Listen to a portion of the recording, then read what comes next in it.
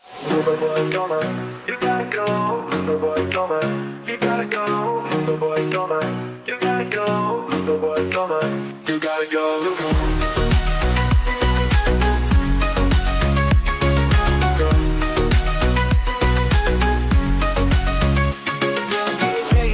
Won't you come follow me? I'll be seeing another movie in the AMC. Later that night we can Star Wars and chill, and I can show you my lightsaber skills. If you show me your toys, I'll show you mine. We can finish last of the summer wine.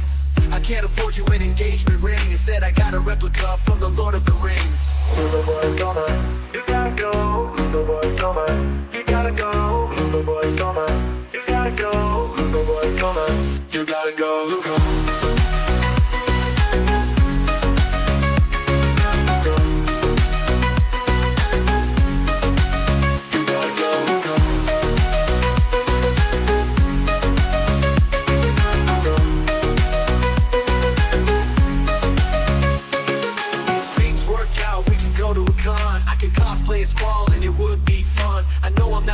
Even though I try, at least I can dress myself and I'm pretty fly. I'm not the baller that you want me to be. We can still play the PS5 and Final Fantasy. My life as a gamer and journalist can be hectic. I still want our relationship to be top tier and epic. If you saw my Instagram and you like what you see, then come and take a trip to Puerto Rico with me. Together we can share a Kingdom Hearts destiny. I can be your Lugo boy if you want me to be, because it's Lugo Boy Summer.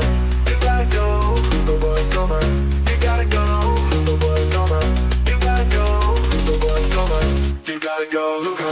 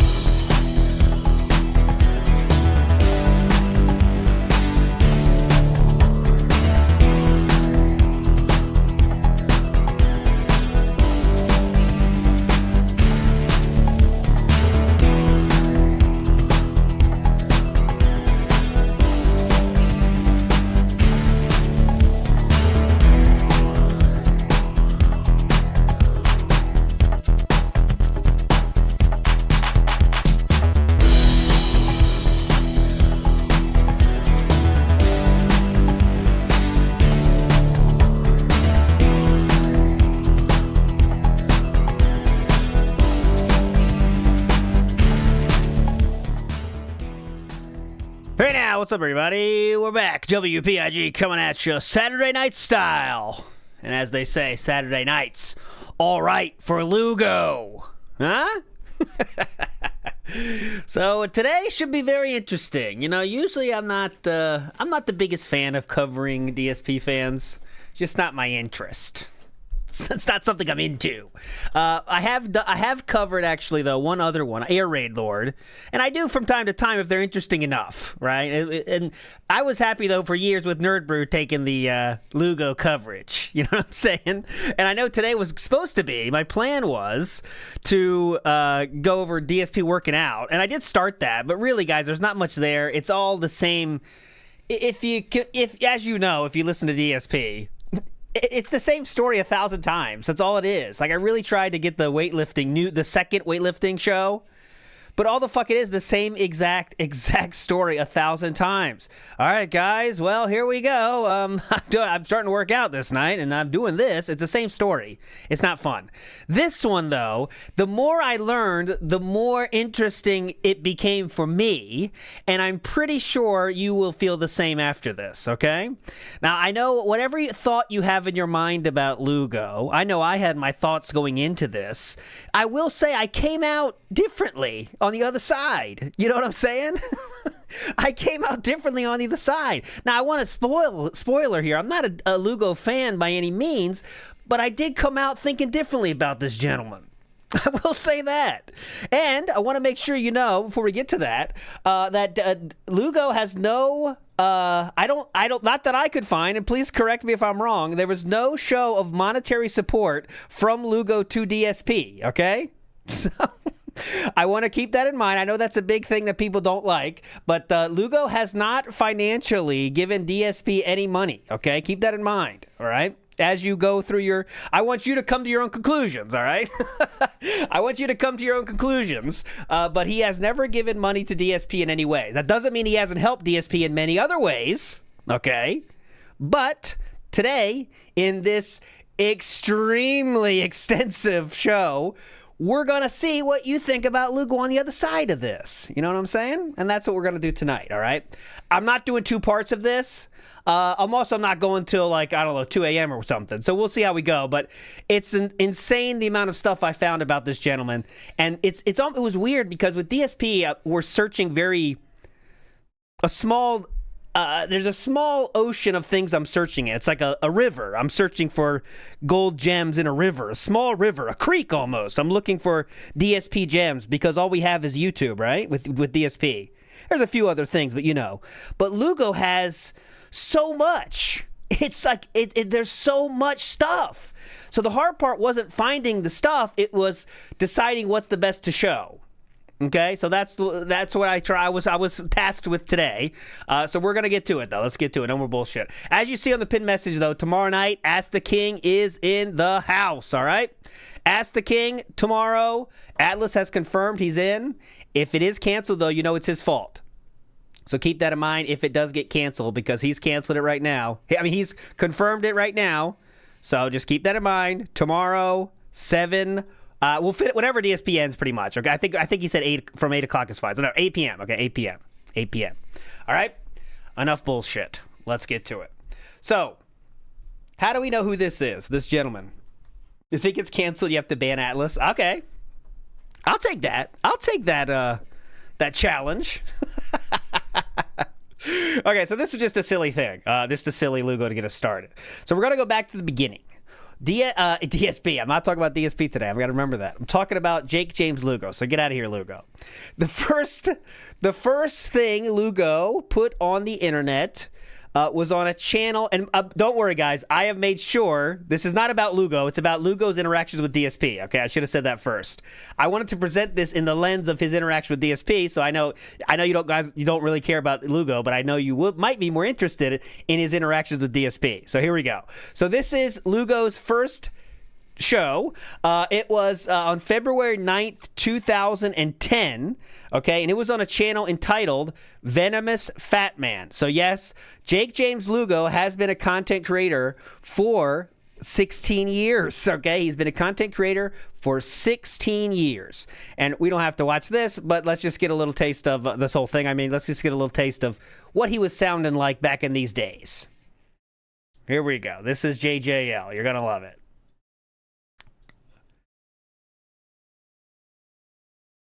Alright, what's going on YouTube? This is Venomous the Fat Man coming at you right now. And now I'm starting up a little segment for my channel now. I'm calling it OTGT. What does that stand for? What does that stand for? Only the goddamn truth. Ooh. There's nothing but the truth about a video game that you're going to get from someone who's actually played it and is giving you... Okay, so this is the first connection we have. He is very, very interested, and this I don't know if he got this from DSP or what, but it's very much like I'm going to show you the real truth. Nothing but the truth, the realest guy on the internet. This is what his first kind of thing was. There's nothing but the truth about a video game that you're going to get from someone who's actually played it and is giving you an honest opinion right now. So right now I'm going to talk about Tatsunoko versus Capcom. Okay, we're not going to hear about his takes, but this is what he did on the internet for like a year, basically. His videos just like this, okay? That's just for your own... So he did videos like this, okay? So the first, this is just a strange thing, I find. Someone made a video, someone getting handed by VenomousFatman. So here we go. This is back in the era where it was very normal for people to record, I guess. Someone recorded their TV, and this is VenomousFatman defeating them in this fighting game. Venomous 01 is VenomousFatman.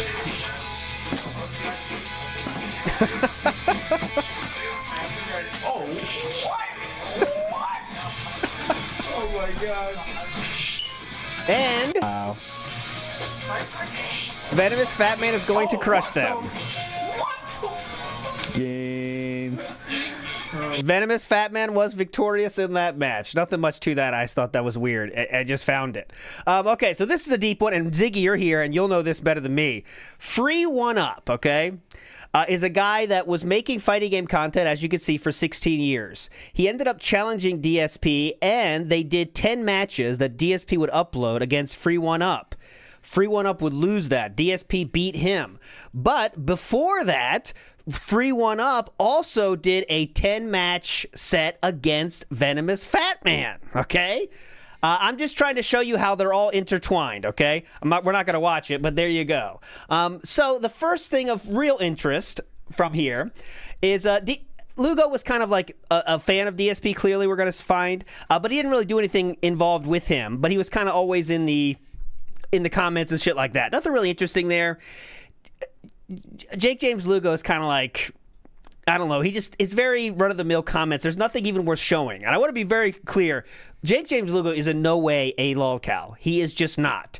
He's just an odd person, okay? He's just an odd person, but he's not a lolcow because he doesn't say anything crazy enough to be lolcow. All his comments are very, very boring. That's his biggest downfall, okay? But the first thing of interest and one of our premiere features for the night is before DSP interviewed DSP, he actually interviewed John Rambo, if you can believe it, okay? So he interviewed John Rambo before he interviewed DSP. And we're going to see a lot of interviews today, do not worry. But let's get to where, for some reason, he interviews John Rambo on his own the channel, which is the BITT, okay? So we're not going to watch all this. We will watch all of the interviews with DSP, of course, but these are kind of not as interesting. But let's get to the start, and also VenomousFatman asks John Rambo how he met Phil, so let's go.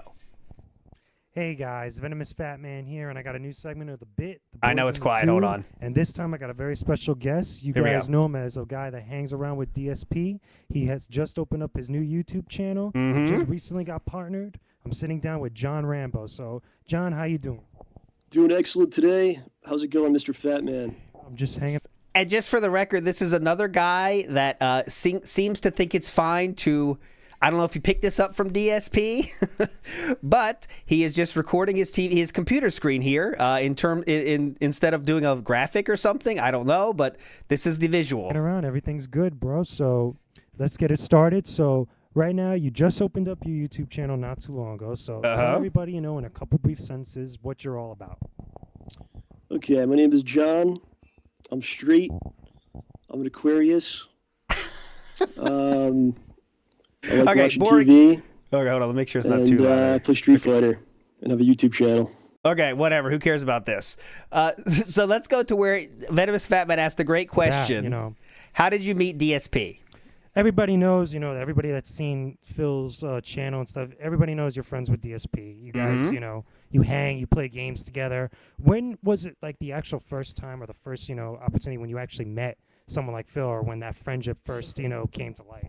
This is something a lot of people want to know, always ask, so I guess I'll dish it. Please. Basically, once I got a car and I got a job, I was able to participate in the Street Fighter community.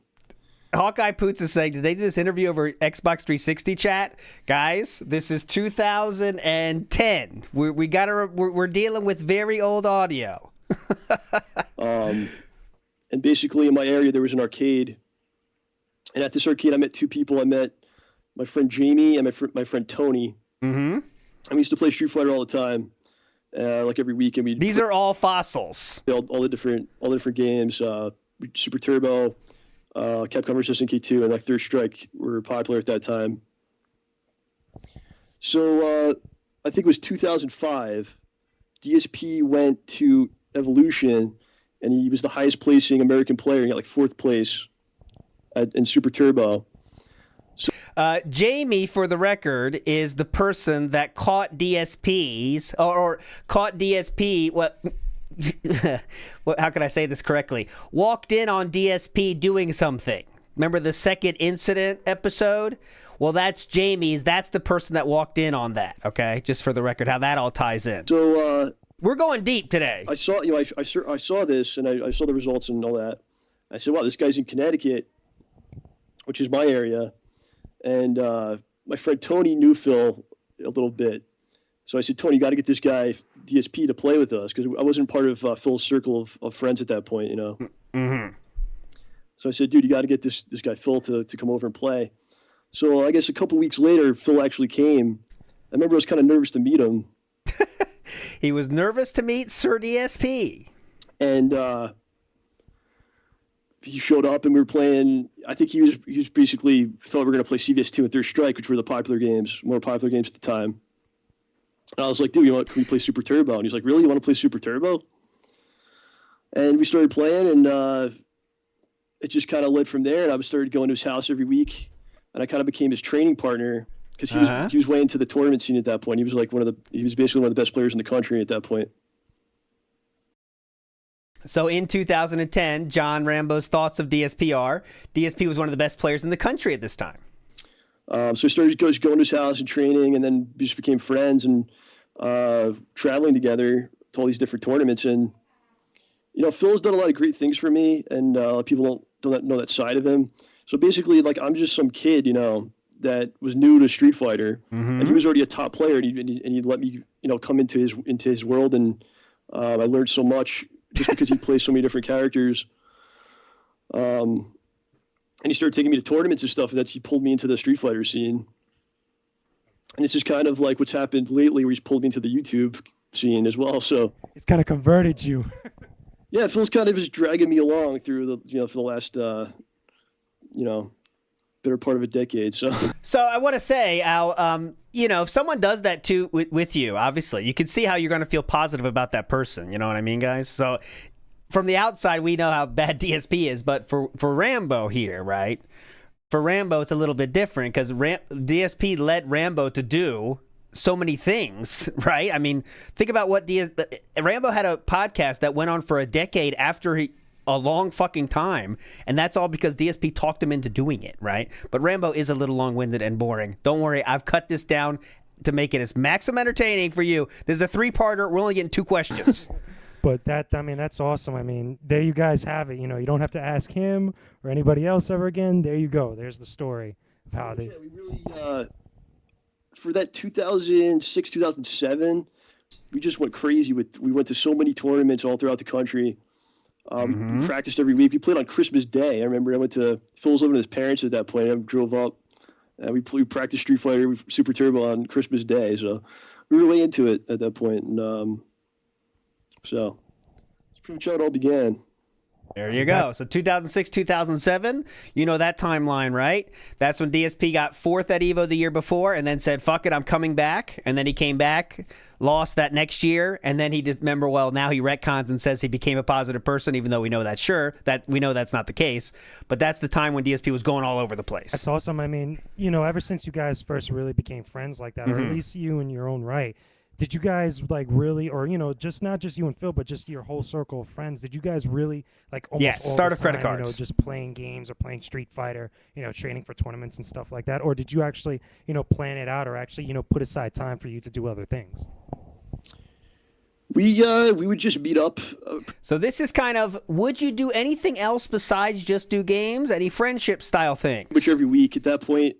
At that point it was Phil, myself, our friend Walter, our friend Tony, and we'd meet up pretty much every week at Phil's, and we'd play games, we'd play Street Fighter, and then we'd usually go do something at night, go get some food or something more social, and then that's how we all kind of became a family, and we all traveled together. There we you took go. these long road trips up to there's this arcade in Massachusetts, which doesn't exist anymore. It's called Tokyo Game Action, and this was an excellent arcade. We go up there once a month. It was like a 3-4 hour drive. Me and Phil went to Atlanta. We went to Chicago. So all throughout the country. So we all kind of just became close through the travel and just became friends like that. So. And that's great. I mean, it sounds like you guys had a lot of fun doing all the things that you guys had done, you know, traveling. And I encourage anyone to get into the scene. It's Okay, I'm moving on. There's 3 parts to this. The second part has nothing interesting, so we're just going to the second part right here. Okay. Besides that, you mentioned a little bit, you know, about how a lot of stuff is being kind of like reshuffled, rehashed, and that new IPs need to be, you know, coming out and stuff like that. You know, what do you think of new ideas like such as like the Connect? I just or skipped Sony over Move, or all this kind of like new. Just for the record, I just skipped over 45 minutes of things you did not just hear. This is part 3. This is very hard, guys. It was very tough. Or a new type of technology that's being pushed for games. Why is he eating the microphone? He hasn't mastered the interviewing style yet. He never does, but he does get better at that aspect at least. You know, you mentioned 3D gaming being another one. I think it's interesting. I mean, I played the Connect with Phil recently, and we sat there for several hours and went through a bunch of games. And it reminds me so much of like any new technology that's new. It's not quite there yet. You know, I remember like back in the day when like basically like, you know, the internet first came out and it was there and you saw like the potential in it, but it wasn't quite there yet. So Fuck, he's boring me. Next one. So, you know, before I close this off, real quick question. Oh damn, I just lost my mind. Oh my god, I can't believe I did that in an interview. Real quick question. You mentioned anime. Favorite anime of all time? I'm not a big anime. So he starts a question and then forgets where it's going as he's asking it. So, you know, before I close this off, real quick question. Oh damn, I just lost my mind. Oh my god, I can't believe I did that in an interview. He's nervous. Real quick question. You mentioned anime. Favorite anime of all time? I'm not a big anime person. He's not a big anime person. Okay, so this is the early interviews that Jakesjames Lugo did in the DSP universe. The BITT, yes, is Boys in the Tube. That's what it stands for. Long-running show. He did many interviews, if you can believe it, guys. His most recent interview he did took place in the last month. He has been doing interviews for 16 years. Okay, that was just one example of them. All right, next we are going to get to, let's see. So next he goes to this part right here. Okay, so he decides to, let's see, hold on one second here. Let me make sure I got my thing right in the timeline here. Okay, so next on the timeline, that was in November of 2010. Well, next, DSP decides to step it up. I keep saying DSP. VenomousFatman decides to step it up and interviews DSP himself now, okay? So this is his interview with DSP, okay? And I still have the highlight questions because we're not going to listen to the whole fucking thing. How's it going, guys? It's VenomousFatman here. I'm here on the bit, the Boys in the Tube, and I got a very special guest today. You know, there's a lot of inspiration for a lot of people, one of the pioneers of YouTube gaming. I'm sitting down with Darkside Phil, DSP, the king of hate himself. So, how you doing? Game. What's going on, man? Doing all right. Hey. Great to have you on the show. I'm really thank you for coming on, agreeing to do this interview. I'm pretty sure a lot of your fans. No, this isn't his interview. Just for this right here, okay? This has been deleted from VenomousFatman's channel. This interview alone, okay, has been deleted from VenomousFatman's channel. He kept Rambo's, he kept OJ's, DSP's has been deleted from his channel. This is saved from Derek Loves Kosovo HD. Big ups. Going to be really happy about it since they've been messaging a lot of people, you know, about you doing your first interview. And I think this is your first interview, if I'm correct. His first this interview. is definitely my first audio interview. I think a couple years back I did a text one for an online article, but besides, since I've been on YouTube, this is definitely my first interview. You know that one, right? That's the one where he says, that's the one I've shown on the show. How do you deal with being an online content creator? It's something I thought. But... So let's make it a good one. So here we go, guys. First question, pretty much, you know, like I do with everybody else that I started off with. Doomer, if you know which one that is. All right, so let's make it a good one. So here we go, guys. First question, pretty much, you know, like I do with everybody else that I started off with, is pretty much tell, you know, for anybody that doesn't know already who you are or hasn't followed any of your channels or is new to YouTube, give kind of like a generalization of who you are, what you're all about. There we go. Well, first and foremost, I really got interested in gaming back in the day, early 90s, with arcades. I remember going to a local arcade and I saw this arcade cabinet and it was Street Fighter 2. This story is very evolving, isn't it? Because what about the fucking grandpa with the Atari and stuff? Well, that's gone. Now he started enjoying gaming with the arcades. I thought that was strange. That's a change, isn't it? and everyone in the arcade crowding around this thing. Uncle, and, yeah, uncle. At that time, I was really young. We were talking teenagers and people in their mid-20s were playing this game, and I remember walking up and playing it and kicking their asses. And ever since then, I've been addicted to video games. Yeah, I walked up there and kicked their asses. Primarily, the games that I focus on professionally are fighting games, and I'm actually known in the fighting game community for being a top-level player in Super Street Fighter 2 Turbo. I was actually also ranked 5th in the nation in Marvel vs. Capcom 1 during the very last tournament that was ever held for that game. But how most people probably know me is starting in 2008, I actually just started fidgeting around with YouTube a little bit, started recording myself as I was playing different video games, and surprisingly it caught on. A lot of people liked what I did because I was doing live running commentary as opposed to some other people who do, as they call them, let's plays, where it's raw footage of a game, but it doesn't necessarily have anything else going on, like commentary or anything like that. And so I started on YouTube in 2008 with my channel Darkside Phil. He's not lying yet. This section right here, he hasn't said any lies yet. Except for the top player part. And then the next year, when Street Fighter 4 came out, I started recording all of my matches as I played online. And I think a lot of people thought it was hilarious when, I would be playing a match and there'd be lag and I would kind of react and say, oh, this is crap, what's going on with the bad connection and all of that. Oh, is that what it was? Oh, this is crap. And what's going on with this online connection? People really reacted to that. They said, wow, here's a guy who's playing a game and it's his honest reactions. This is how we all react, when we play Street Fighter, but we don't record it. So I think a lot of people had a little bit in common there. And that's really when my channel blew up. It was really the Street Fighter 4 footage that made Darkside Phil jump to get millions of page views. And since then, I have started several other channels on YouTube for various reasons. You got DSP Gaming, which is the channel where I do my current video game playthroughs. Yes. We've got DSP Street Fighter, where I'm continuing with fighting game coverage. And I'm sure we're going to get into that a little bit later, but then some future plans this year as the new fighting games come out, I'll be covering. Okay, fuck this. Next question. Going back really to the beginning for kind of like, if you would, Darkside Phil year 1, if you have. But I wanted to know, and I'm pretty sure a lot of other people want to know, like, when you first started out on YouTube. Dude, this is how much I care about your entertainment, okay? This player right here I made for this night. No, I say I made. You know what I mean. My intelligence friends helped. But this is to make it smooth as possible for all of us. This player is for tonight only, custom job. When you first started, I believe, you said it before, I think your first video or first batch of videos as far as a playthrough with commentary was Spider-Man Web of Shadows. And what was it about YouTube itself that really kind of caught your eye and you thought to yourself, like, I could actually put out videos right on here like real easily or whatnot? What was it that really started to get you into actually doing a lot of videos on YouTube? Well, basically, I think I'm trying to remember what game it was, but I remember I was playing, it was a role-playing game. It might have been Lost Odyssey. I'm not positive on that. But I remember I was playing this game, and I was stuck. There was this one part, I just couldn't figure out what I was supposed to do to win this particular boss fight. And so I was flipping out, and at the time, the game was brand new, so there were no facts online. No one had really even pretty much gotten very far in the game yet in the U.S. And I didn't want to go buy the strategy guide. That's the worst thing. Go dropping $20, $25 because you can't figure one silly part of a game out. That was interesting, isn't it? Then why that would change. He didn't want to drop money for the strategy guide, but then very shortly he would buy a strategy guide for everything he fucking could. So I was kind of looking around the internet. I wonder where I can maybe get some tips on this. And actually, someone had done a video walkthrough of the game on YouTube. And I watched it, and after watching it, I figured out, okay, well, the reason I couldn't fight the boss was this particular reason, whatever. And when I watched it, I realized it was just raw footage. There was nothing else going on there. And I said, well, this is great. This is like a kind of like a great walkthrough, but really it's not entertaining. I wouldn't sit there and watch the entire walkthrough from start to finish because there's really no reason to do that. There's nothing gripping about it. It would just be something I would reference if I got stuck. Okay. And I remember in particular, it was the fall of 2008, and I was playing a particular game. This game was actually Star Wars The Force Unleashed 1, the first installment.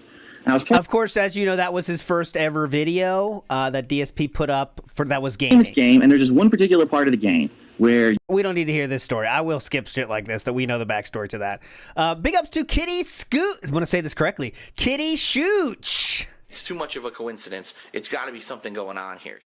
Stupid bitch needs to die. Correct. Big ups, Kitty Scooch.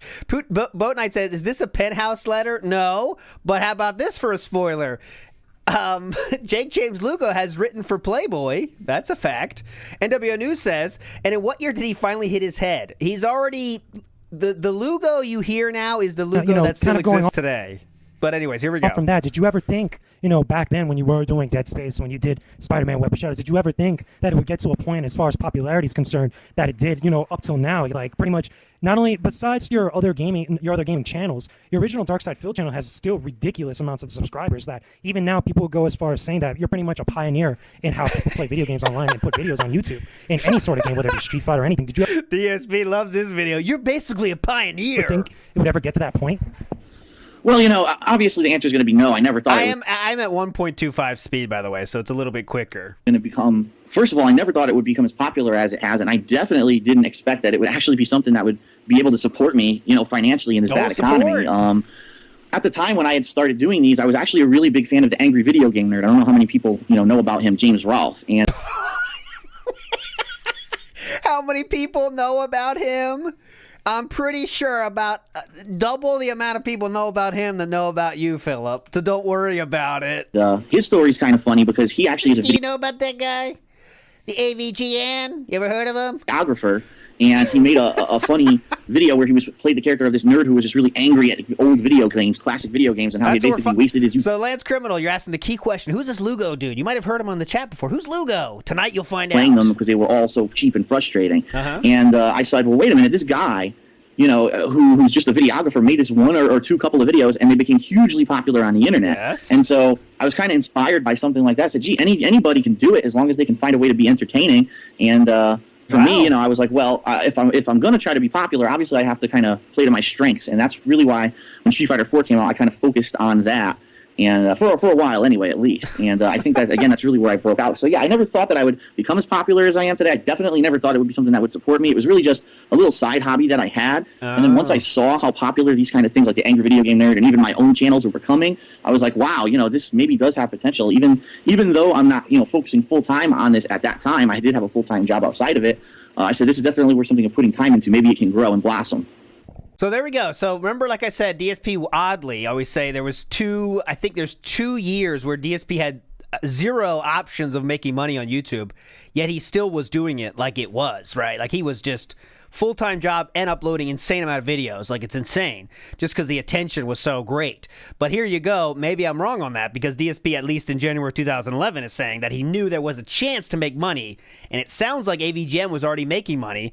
And that might be because, I don't know about this, but he probably was already on Screw Attack, which was a monetized YouTube, monetized website, So maybe he was thinking about shit like that. We'll never know. That's cool. So, one last thing before we go into another video. I know I asked John this when me and him sat down, we did our interview, but I want to get your side of the story, and I'm pretty sure other people want to get your side of the story. Pretty much, how was your meeting pretty much with John Rambo, and what was it like, that first time actually meeting him, and then eventually became this friendship that you guys now have, But there we go. Let's hear right away. How does DSP describe the friendship with John Rambo? On and off YouTube.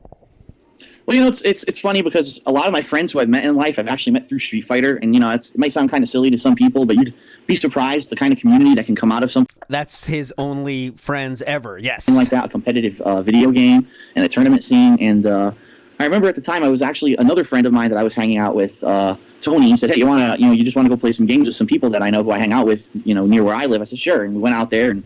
Ended up it was actually John and a friend of John's. We were playing other games, and then they kind of, as like a side thing, say, "Hey, you want to play Super Turbo?" And I said, "Super Turbo? That's actually one of my favorite games. It's one of the games I'm best at." And it just kind of started from there. We started playing a lot, and John really loved Super Turbo. At that point, I was already a tournament competitor in the game. He was just trying to absorb as much as he could. And, I was already a tournament competitor. And it just went from there. We started attending tournaments, and at that point, he was learning. And we would practice together and basically train that way. And it was hard because in Super Turbo, and a lot of people probably don't know this, but there's no competition for Super Turbo. There's very few people who still play the game on a competitive level. And it is a shame, but it's because there's never been an accurate home port of the game. Everyone says the arcade edition has never been... Okay, I don't care about this. This is a 5-part interview, boys. Okay, here we go. Talking about the King of Hate. I wanted to highlight the detractors talk were already happening in 2011. Here's some detractor talk. How about the King of Hate? So, pretty much, if you could give us kind of some insight on the origins of the King of Hate name, or the name the King of Hate. Sure. Well, it's an interesting story. Oh, God. It really originates back from the competitive fighting game scene. And back when I was heavily into going and traveling in tournaments, and I was part of the online community, Shoryuken.com and such. And, you know, I was called Dark Side Phil, but, you know, I didn't have any nickname or anything like that. But I got a reputation for, especially on Shoryuken.com forums, if something was up, if I felt something was unfair or that people were not telling the full truth about something, I would always kind of be the person who would say, all right, well, I'm going to step forward and I'm going to be honest and truthful. And no matter how, you know, how negative or hateful or whatever it is I'm saying is, if it's the truth and it needs to be known. So wait a second. Now, this is much different than what he says now, isn't it? Now he says he does it to create the hype. You know what I'm saying? And he played a character. But now he's saying he only spoke up when something was wrong. And he had to say the truth. And he had to be honest. This is confusing. He'll explain it, I'm sure. And I got a reputation for that, and people started calling, wow, what you know, he's the king of hate. Whenever something needs to be said, he's the one that goes out there. He's not afraid to be Is that what they said? hater on something if it needs to be. And you know, it has positives and negatives because a lot of people. Everyone said that SRK. Definitely. Yeah, Phil's the guy that always says the truth. He's awesome. First of all, looked up to me and said, wow, this guy has balls, you know, that he could go out and say what he feels or says what's the truth while everyone else this guy has balls. Everyone said that. just kind of afraid, or This guy has serious balls. maybe they don't want to, for example, go against the leadership of the Street Fighter community for the sake of saying something that's true or correct, because maybe they're trying to cover something up, and that's happened a couple times. This is the most insane lying I've ever heard. Actually, where I went out and told the truth about something when no one else really wanted anyone to know what really happened. What but the fuck? after a while, you know, people just started saying, "Wow, he's the king of hate," and I kind of just ran with it, and I That's what? It's okay. kind of made it my own. And since then, it So actually he was called the king of hate for saying the truth. has had several different meanings. Actually, at one point, because I became so outspoken in the Street Fighter community, and because I was one of these people who would just say whatever was on his mind or say what he believed was right, people started hating on me. I actually became one of the most flamed people on Shoryuken.com for quite a while. I wonder why.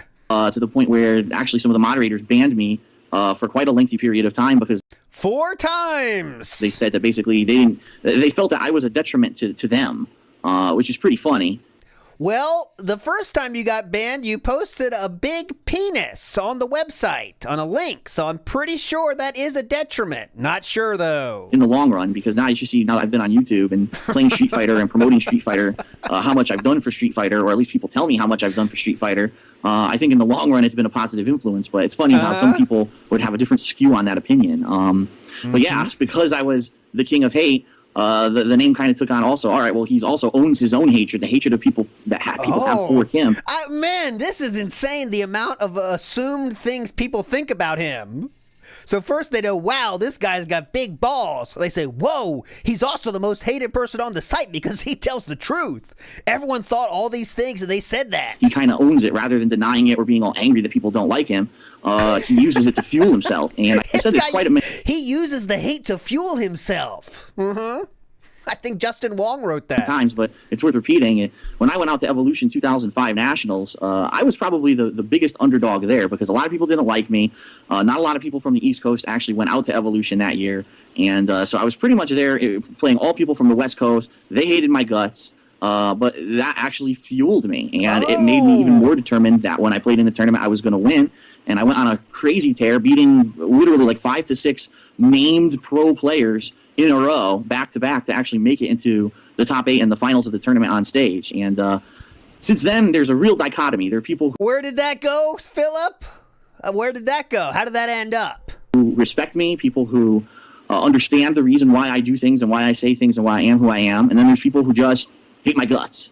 And so really, you know, people that hate his guts in 2011. It's funny because people who just say the king of hate, they say, what the hell does that mean? What is he, a racist or something? Is he, you know, does he hate something? What does he hate? And it's not about me hating anything. It's actually more about me owning the hate that I've experienced in the competitive Street Fighter community. All right, next question. You know, you bring up the Street Fighter community a lot, and I wanted to ask because it's kind of recent. I want to say a couple months ago that not only, you know, besides the flaming on the forums, it really is, isn't it? It is so wild. Like, I didn't listen to all this. I want to compare this to, like, the most recent telling. I bet that would be insane difference. Insane.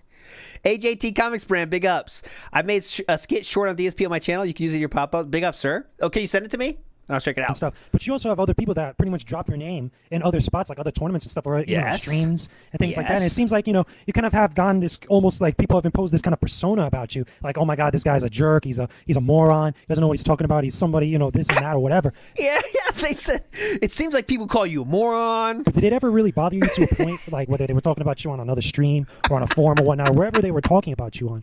Seems like a lot of people think you're a moron. What are your thoughts on that? To the point where the hate got so much that maybe you had to take a step back about something you were going to do on YouTube or something you were going to talk about with other people online. Holy shit, we've been going for 40 minutes. This has to be 2 parts, guys. I'm going to tell you. Did it ever bother you in that way? Well, first of all, it's kind of, to be honest, I never really heard these people talking about me. Now, of course, I get second wind of it later on. People might send me a link to a video or something. But amazing. I hear all the time that people name drop about me. It's hilarious because to be and so that you get the link and watch it. It's funny to say I don't even hear about this. Well, people send me links, of course. It's funny. Completely honest, I really haven't been part of the competitive Street Fighter community for quite a while now. In fact, 2007 was the last year that I attended Evo, and after that, I pretty much fell out of the scene. I saw that, by the way, guys. So I took some time off from. Ooh, must have been a troll, I'm sure. I must have been a troll in the chat, I guess. You hear that? Like, I took care of that, guys, he said real quick. Must have been a troll in the chat, I'm guessing, but who knows? Competitive scene. And that's actually, and then 2008, I started my focus on YouTube. So yeah, I hear all the time. No, I don't negotiate with dance. Unfortunately, Lugo does fit the profile of someone that supports DSP, so it doesn't happen. I don't negotiate. About how, people name drop about me now. Does it affect what I do? Not in the least. I'm going to do what I'm going to do, regardless of what people say. But what was he saying then, Ziggy? He said, I saw that, guys, I got this. It's weird. About me, and I've always been like that. Again, part of the whole king of hate is that I own the hate. And so you can say whatever the hell you want. I mean, I'm going to always be an honest person. I'm going to try to, say and do what I feel is right or needs to be said. And that's what he does. Regardless of if you believe me or not. I mean, go ahead. He's like a superhero almost. Go ahead and talk shit about me. I don't care. Like I said, that fuels me. So yeah, no, it's definitely never affected anything that I was going to do or say. I was getting messages. Oh, Phil's a scrub in Street Fighter 4. The only reason that he complains is it's not really laggy. It's because he sucks. And I read it and I'm like, what a fucking idiot. I'm someone who's been playing Street Fighter 2 since the day it was released in the U.S. in arcades. I think I'm a little bit more qualified to talk about lag and input droppage and that kind of stuff than some random kid who thinks that he's going to try to flame me on a video. So, well, just to be clear, that many people in the SRK said the real players of the SRK hated his Street Fighter videos for that reason. He didn't try to improve. He didn't try to do anything like that. He was just bitching about why he lost. That's it. Or when he won, he'd say, beat that scrub. That was the end. That was his videos, guys. So for kids, they love that shit, right? It's fun. This guy crashes out, or he beats their ass and says, I crushed them. That's it. And he made jokes about boobs and shit. So if you're a young kid, I guess that's fun, right? It could be. Not for me, but for someone. No, I don't let it affect me. I don't let it get to me, and I just say what needs to be said. Clear, straight, and to the point. I love it. So yeah, yeah, Lugo. Good exclamation point on that. Anyway, besides that, on the flip side of that, even though you are technically the king of hate, do you ever get like people that come up to you, whether they're on YouTube and stuff, like people like me or people like other people that have, just been doing their stuff that are similar to what you do on YouTube? Have you ever gotten people that actually come up to you and ask you or tell you even that, you're my inspiration, I love what you do, keep doing what you're doing? Do you get more positive feedback or positive comments like that than you do more of the hate? I would say every single day I get a positive comment, and it's very inspiring. And it's part of the reason why I think I've stuck in there and I keep doing what I'm doing. Even through all the trials and tribulations and all the crap that I've been through in the past 5 months. Really just the people saying, listen, you inspired me. You're funny. You give me a laugh at a time of day when, I might be a bad time in my life, or maybe it's just I'm getting up in the morning and I need to watch a video of yours to get me going. I need to get a video to watch me. I need a video of DSPs to get me going. Yeah, the heavy rain. Yeah. Do the one where he said, take her shirt off before she wakes up. Quick, fuck her. That's the one that helps me every morning. Laugh, gets me moving in the morning or something like that. I mean, I get all kinds of feedback from people. And, I would definitely say... Kick badge deal? No, I definitely am not. That is, it doesn't really matter how much hate you get as long as you know how to take it in stride and understand that regardless if 5 billion people hate you, if one person, if you really touched them and made them feel better or gave them a laugh, then it's all worth it. So I don't let the hate get to me. And the positivity keeps me going. The hate doesn't get to him. That's great to hear. Has there been an overabundance of the positivity, ever since, the whole big thing that's gone down with all your YouTube channels and stuff? Have you gotten a lot of support from the community or the people that, that are your fans and stuff? What? What was this question? Since the channel drama? It's funny because it always takes a time of crisis and a time of uncertainty. That's when you really get to see who's... Oh, interesting. This is 2011, so this would be... I believe this could be around the time we get fired from Sikorsky, or not quite yet. How close are we to that? That's an interesting question. Where's my timeline here?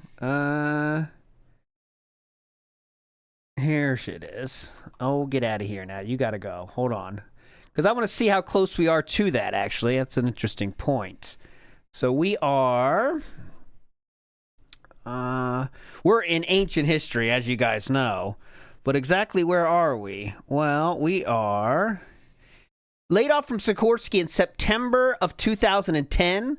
So we are a mere 4 months after being laid off from Sikorsky. We are in ancient history times right here, as you might expect with the audio quality.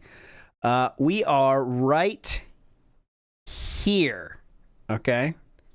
We are right here, where Judy is jumping right here.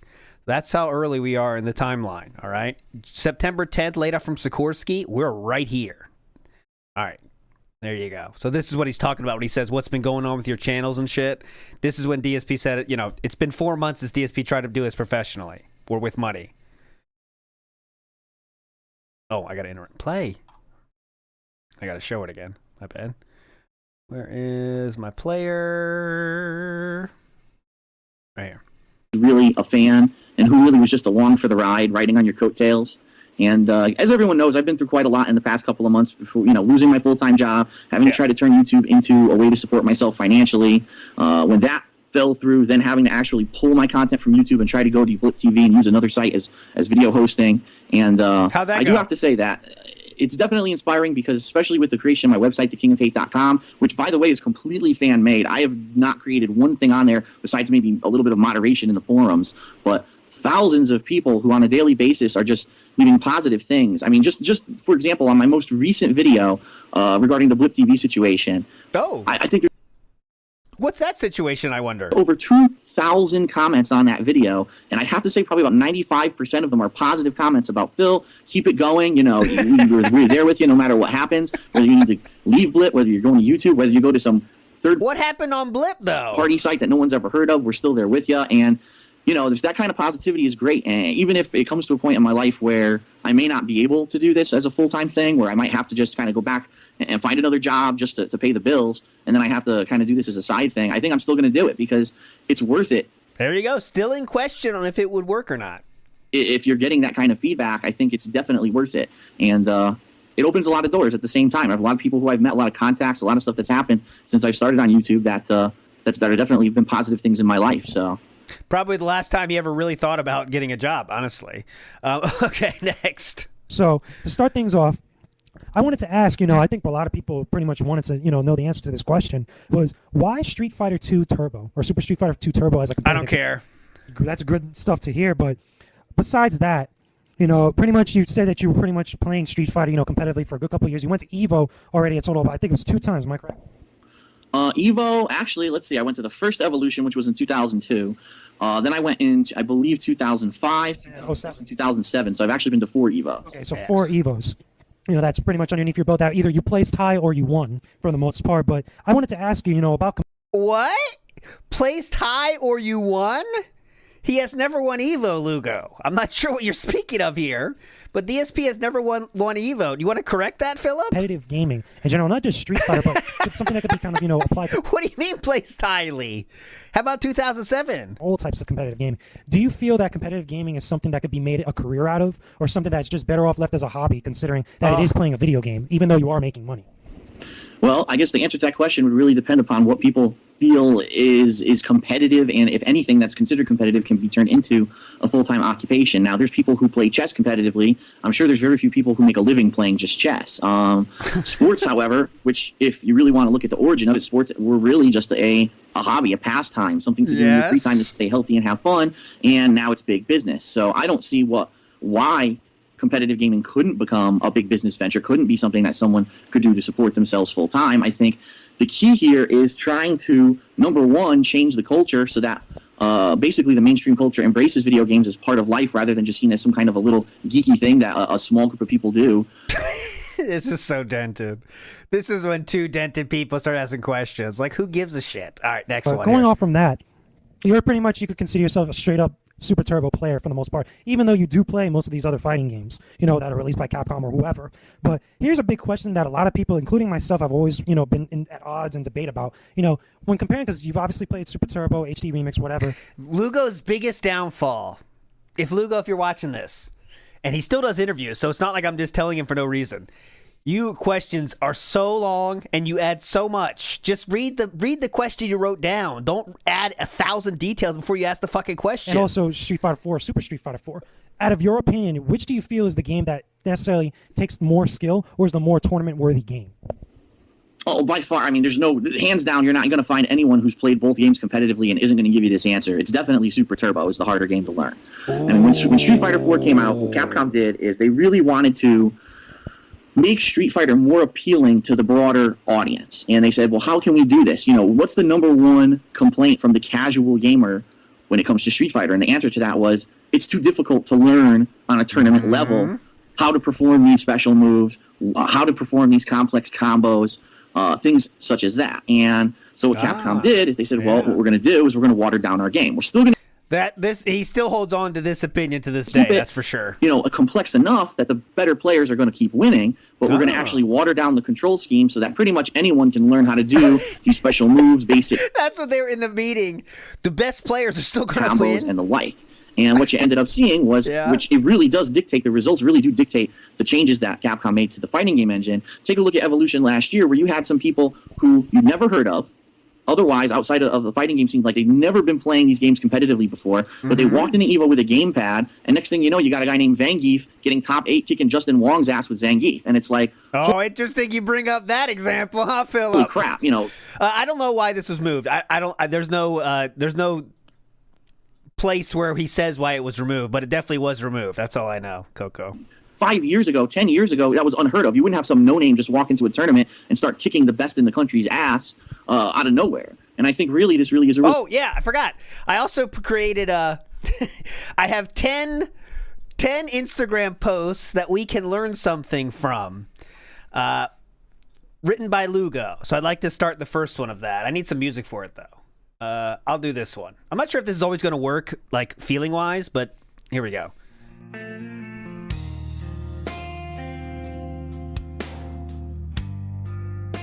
Just a moment. Beautiful. Beautiful. Sometimes we just need a moment. Lugo's right on that. I think we'll far too often, too many of us, forget that sometimes all we need is a moment. Thank you, Lugo. Thank you. Okay, so I have 10 more of those gems. His Instagram is unhinged, but I found 10 life lessons. Okay, that's the first one. Result of Capcom dumbing down the control scheme, making it easier for you to do special moves and these advanced tactics. I'm actually, it's funny because I just filmed an episode of Ask the King today where I talk a little bit more about this, but it really is, it's a mixed bag because in my opinion... I don't care. Do you think there will ever be a time or a point where maybe Capcom or any of the other fighting game companies would ever go back, at least, you know, in Capcom's case, go back to the original way of how, like, Super Turbo was designed? Fuck off, you know, with Lugo! no shortcuts, less of an opportunity to do a reversal Dragon Punch, for example, or any of the sort. I mean, do I think they'll ever go back? As just being someone who's been involved with business, I would say absolutely business-wise. Someone that's been involved in business? What does that mean? You work for a business? Sort. I mean, do I think they'll ever go back? As just being someone who's been involved with business, I would say... Someone who's been involved in business? Absolutely business-wise, that would make absolutely no sense for them. Because they obviously know that the more simple they make these games, the easier they make it to... Someone who's been involved in business. Pull these complex things off, the more casual gamers are going to jump into it and become part of that community. I've been laid off from 4 different businesses, so I've been involved in business. What I actually proposed, which I don't remember when it was, it might have been about a month ago, and asked the king was, there's no reason why they couldn't have a game, for example, Street Fighter 4, and in the options menu, maybe have a dip switch setting where you can turn these kind of easy mode shortcuts on and off. And in a competitive setting like Evo, you could turn it off and say, listen, you really need to understand the game and play hardcore in order to win. How fucking dumb of an idea would that be? In a competitive environment. Okay.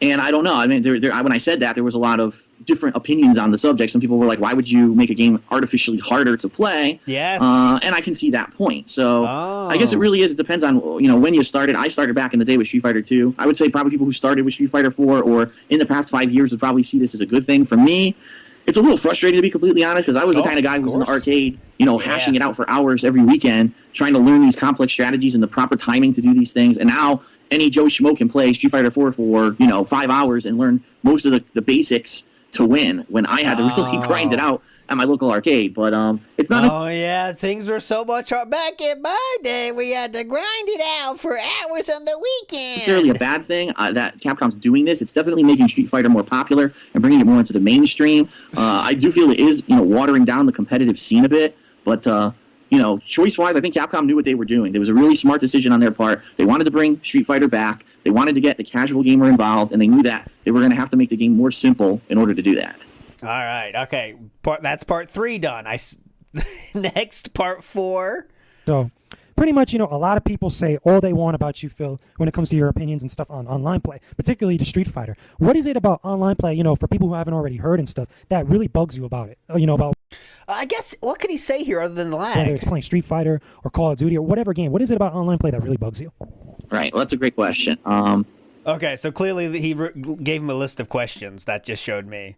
Whenever someone says, oh, all right, okay, I have my answer prepared for this question. Thank you for asking. Pretty much, a lot of people say all they want about you, Phil, when it comes to your opinions and stuff on online play, particularly to Street Fighter. If you're interviewing people, never give them a list of questions. You can give them topics, never give questions, because it results in the worst interviews of all time. What is it about online play, for people who haven't already heard and stuff, that really bugs you about it? I denied so many people from that shit when I was doing the Japan podcast thing. People would say, can I have the list of questions? I don't give lists of questions. And I would lie off my ass and say, well, the company that we do this for some legal reason, I can't give the questions. So it's such bullshit. But I'm not giving you the questions, man. It sucks. About whether it's playing Street Fighter or Call of Duty or whatever game. What is it about online play that really bugs you? Go ahead. Right. Well, that's a great question. It's a great question. Great question. In particular with Street Fighter, let's start with there. Let's start there. Online play is pretty much a joke. And I hate to say that because, I am friends with a lot of people in the Capcom community, people who work on game development, but to play a game like Street Fighter, the whole idea of a competitive fighting game is that you need to have excellent hand-eye coordination, you need to have excellent response time, you need to be able to react, to do crazy reversal moves on the spur of the moment. And online play basically eliminates your ability to do that by adding latency, by adding ping, by adding input delay. A lot of the things that change when you're playing online is, number one, what you're actually inputting on your joystick or your gamepad doesn't necessarily equate to what actually happens in the game. The game is like rolling. We heard this too many times. Pretty much, I've experienced plenty of the things that you talked about, including like the input lag and things like that. I remember there was a video back then in the day, I want to say like a good couple of months ago, I believe when you were still, it was Super Street Fighter 4. Oh my God. Where you were playing again, you got into some random matchup or something against a guy named like Wonder Waffle or something. And Wonder Waffle! You guys remember Wonder Waffle? He's the guy, Wonder Waffle. Wonder Waffle. Let's see how he's going to say it. I'll show the clip after. If you don't know who that is, I'll show you. I remember you talking about in the video that the lag was just so bad that the guy ended up double perfecting you. So, yeah, I remember you talking about that, and like so many people made such a big deal about it in such the wrong way. Now, what I want to ask is that why would that not make that a big?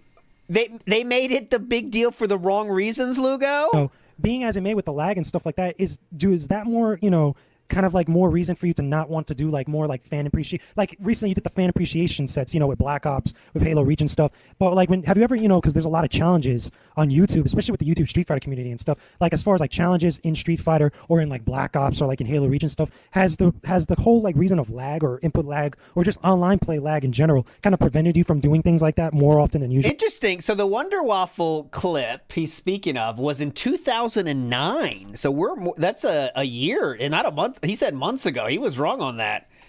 It was in 2009 when this happens, if you can believe it. Let's watch the end of this. Apparently, Lugo thinks that we're making a big deal of this for the wrong reasons. Wow, what a great opponent I have for my final match of this Wonder Waffles. Who will come out on top? Fight! 2009. What the? He crushes him the first time. He's horrible. He is terrible. Absolutely awful. I love it. Online play. Only the shitty may apply. There we go.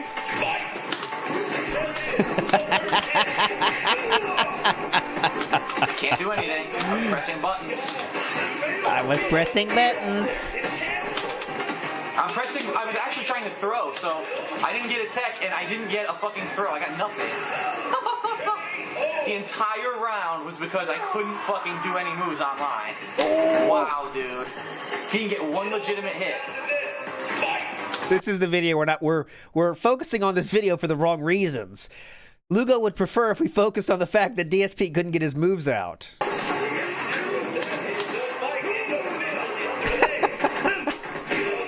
block. Tried to block, he jumped back. Look at this. I can't do anything.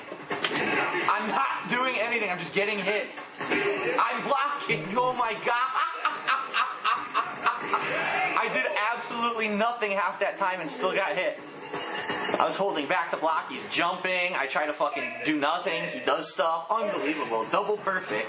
Nice. This is online play. This is what you want to see. This is amazing, the level of quality of this online play. Now, it's funny how the first round I beat his ass, and all of a sudden the second and third rounds, none of my moves happen or work. No blocking, no special attacks. Notice that, right? How that's funny? That's called cheating, and that's what everyone does online, which is why you shouldn't fucking play online. Yet you keep asking for me to do it, so I gotta do Yeah, blame the viewers now. what my fans want, so hope you enjoyed this real shit-fest session I had tonight. He's not salty at all, and it didn't bother him at all. Well, I mean, you mentioned Fan Appreciation Week. I played several games that week, and it's funny. The day that I probably had the least fun was the day that I played Super Street Fighter 4, simply because, you know, I know I'm better than how I played. And oh, shoot, he got his ass beat too much. There was, in particular, one room that I was in on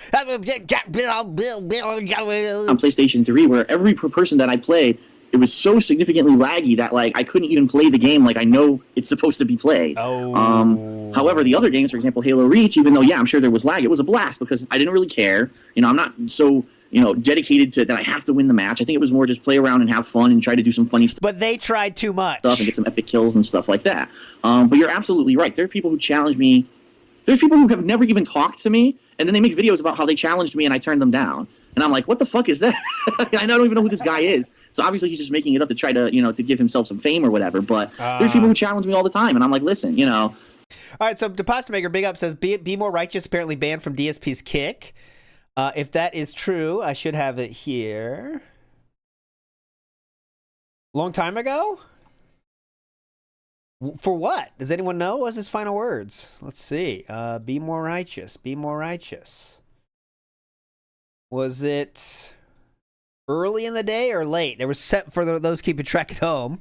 We'll do an epic double recap on Monday, by the way. But I don't see it yet. I can say that 70 people were banned today. Huh. Anyway. Oh, late in the day? Okay, so it should be around here. Was banned. Okay. DSP's Detached Smoke Detector was banned. King Ferb's Reformed was banned. King Ferb's was... I can't see it, but I trust you. I trust you. I trust you. Oh, it just happened. Okay. Jesus, what did he say? Why did he do it? Find out on Monday. There was one or two people who I did it with. I And Kindred. Free one up, and then I played Kindred. Oh, he just said free one up. Remember that? And free one up when we played, the connection sucked, and I happened to win. And the King Kindred when I played, the connection sucked, and I happened to lose. And after yes, and then you're not coping about that? I played the King Kindred, and I saw everyone's reactions. You know, oh my God, he's amazingly good because he beat DSP. And not to talk down to the guy because he is really good, but I was like, how could people actually take online play and actually judge it as like a measure of skill? It just doesn't make any sense to me. There's so many things that could affect the game, like input drops, input lag, a lag spike. There's actually people out there so who because he lost. He's saying he lost. He's like, why do you guys take this as skill? Lag switches. They turn on artificial lag to lag the Artificial lag switches now he is claiming people do. Game up so that they can beat you online. I mean, it's ridiculous. And I don't understand how people could take that as a measuring stick of skill. For me, like I said, I grew up in arcades. I've been here since the first Street Fighter 2 was there. You want to play me, and you really want to measure your skill level, come find me offline and play me in an offline environment where there's no lag and there's no lag abuse. And if you beat me, then fine. You can say you're better than me.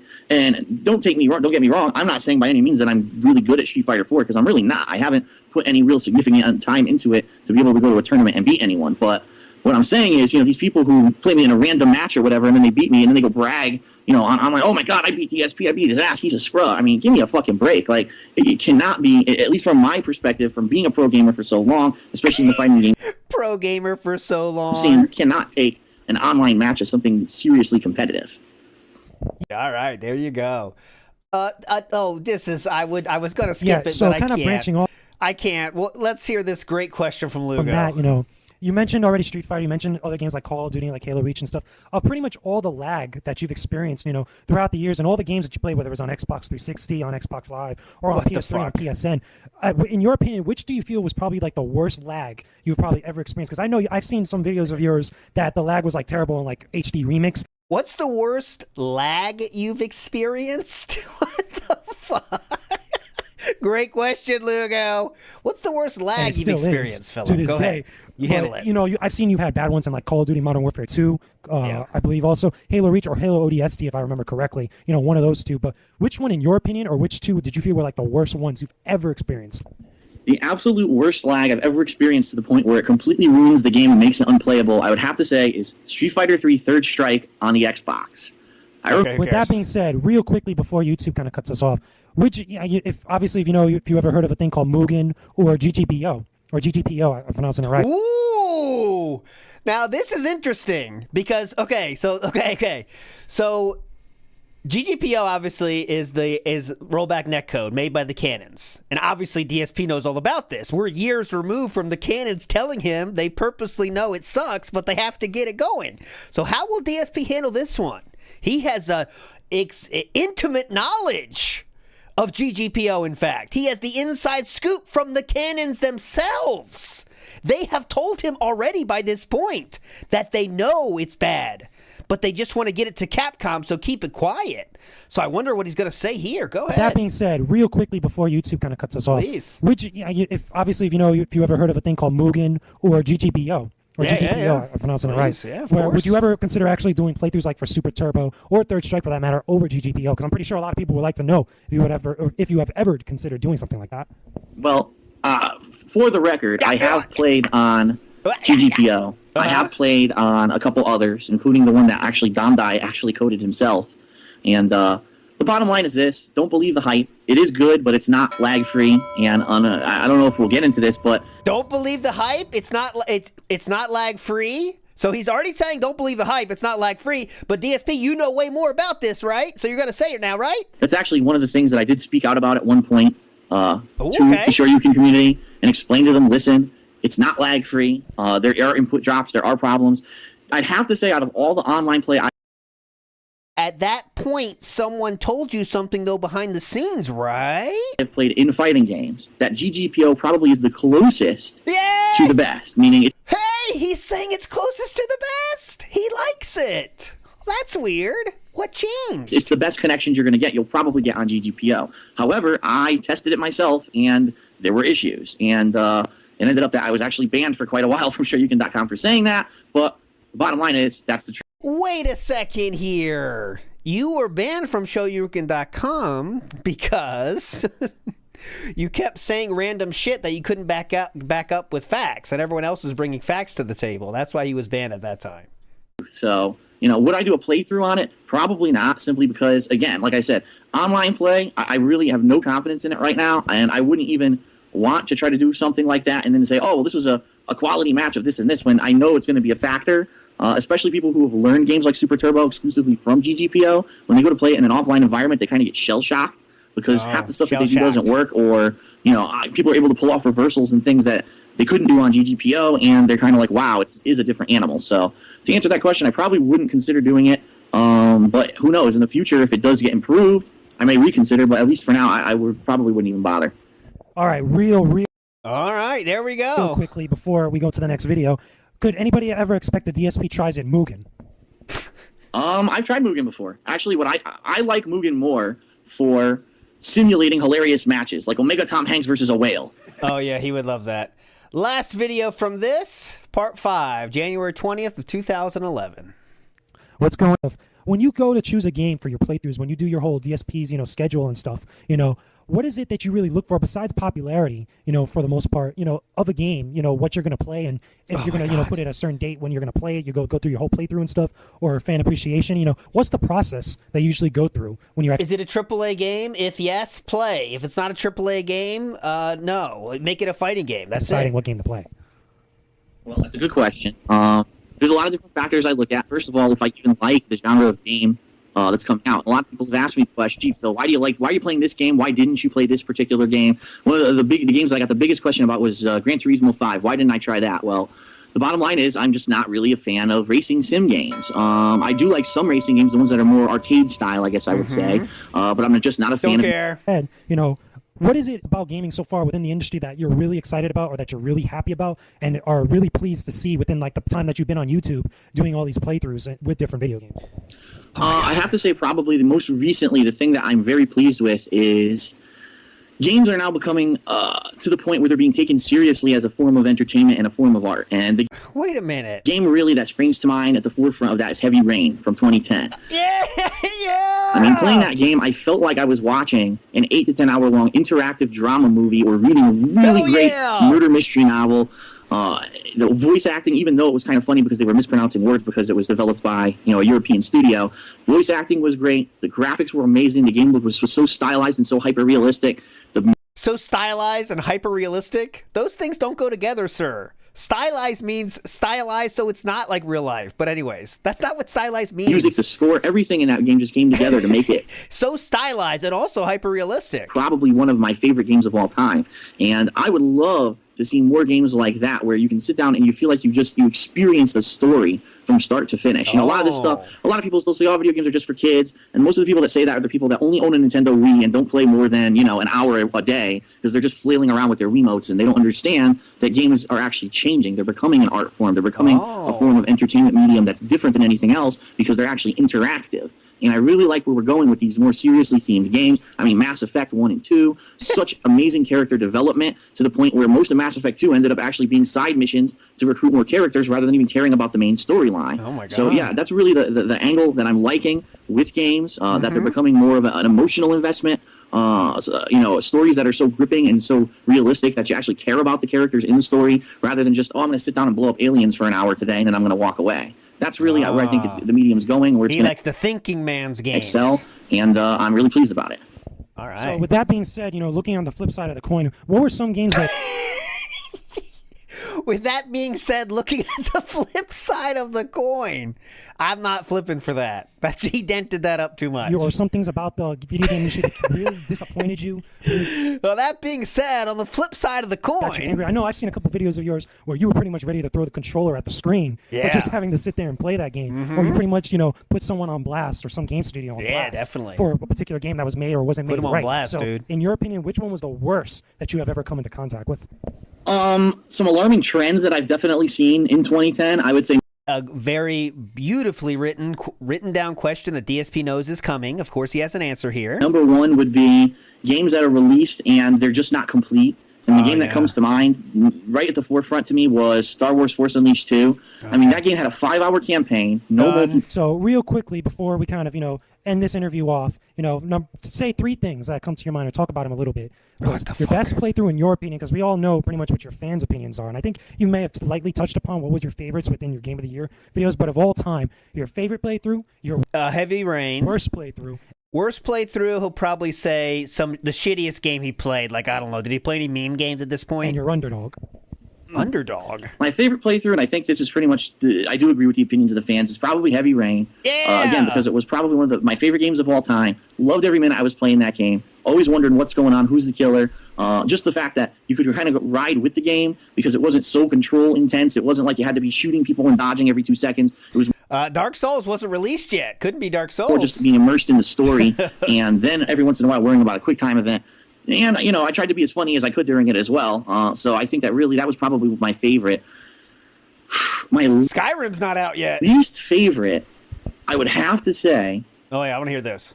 would probably be something like, it would be a tie between maybe Skate 2 and maybe something like Kane and Lynch 2. And here's why. I thought it was Epic Mickey, honestly. Well, Skate 2 is not a bad game. Skate 2 is actually a really good game. Oh. But the problem is, Skate 2 is the kind of game that they want you to invest a significant amount of time into the game to learn all these advanced controls. And Too hard. But hang on a second, Philip. Did you say the same thing about Street Fighter 2? Huh? it's actually not possible to beat the campaign of Skate 2 until you master these really complex controls. Me as a casual person just walking into that kind of genre, because I'd never been playing skate games before. I'd actually never played Tony Hawk or any of that stuff. Okay, I don't care. Last question from this interview. Any shout outs? Oh, no. I want to hear the underdog. I got to hear the underdog. I That's was a really weird disappointed one. because the game looks like a lot of fun, and from people who I've talked to, they Get say, to the yeah, the game is underdog. really great. Once, you know, trying to do a playthrough of it, Get I to the didn't already underdog. sucked. The online play sucked. It was Okay. a complete waste of time. How often can you say that Get to the underdog. the first installment of a series was bad, and then when they went to make the sequel to improve it, it actually got worse? I can't even think of many games where I can Who say can that. think? Kane and Lynch 2 is one of them. That game really, Okay, really underdog, sucked. please. Underdog playthrough. There's a couple games that I played last year that I think a lot of people didn't really like per se, like maybe Bayonetta, Low views. maybe Transformers War for Cybertron, or maybe even Singularity. You know, these were games that when they were released, they were really solid releases. Don't care. He's just talking about low views. Last question of this Anybody that you interview. want to give a shout out to or ran out to before we close it? Well, two quick things. First of all, I definitely want to plug don'tblowthis.com, the Super Turbo Revolution, a group of Super Turbo players who basically have gotten together and said, listen, This is a shout out he is doing for Rambo and Howard exclusively. That was their thing. Don'tBlowThis.com was Howard and Rambo's thing where they would show some like local tournaments and shit and Street Fighter shit. refuse to play these Yeah, Don't Blow This was specifically Howard's, yes. shitty console versions of the game. And we got our heads I didn't make this. This is made by the channel Derek Loves Kosovo. This is because again, this was deleted from Lugo's channel. together and basically hooked up two Super Turbo cabinets head to head. And every couple of weeks we do a live stream. We get some of the best players on the East Coast to come to Connecticut here and play with us. There's going to be a live stream this Sunday, January 23rd at There 2 you go. p.m. Eastern Standard Time. And we at least try to do it once a month. We're going to try to do it every other week as long as we can, but obviously things might change. If we do, we'll let everyone know. So be sure to check that out. There's going to be a lot more information coming up about that this year, especially the fact that we're trying to revive Arcade Super Turbo and we're trying to get it at Evolution. Yes, he but did we'll talk delete more this. about that as it comes. Yeah, we're running low on time now. We got like 30 seconds.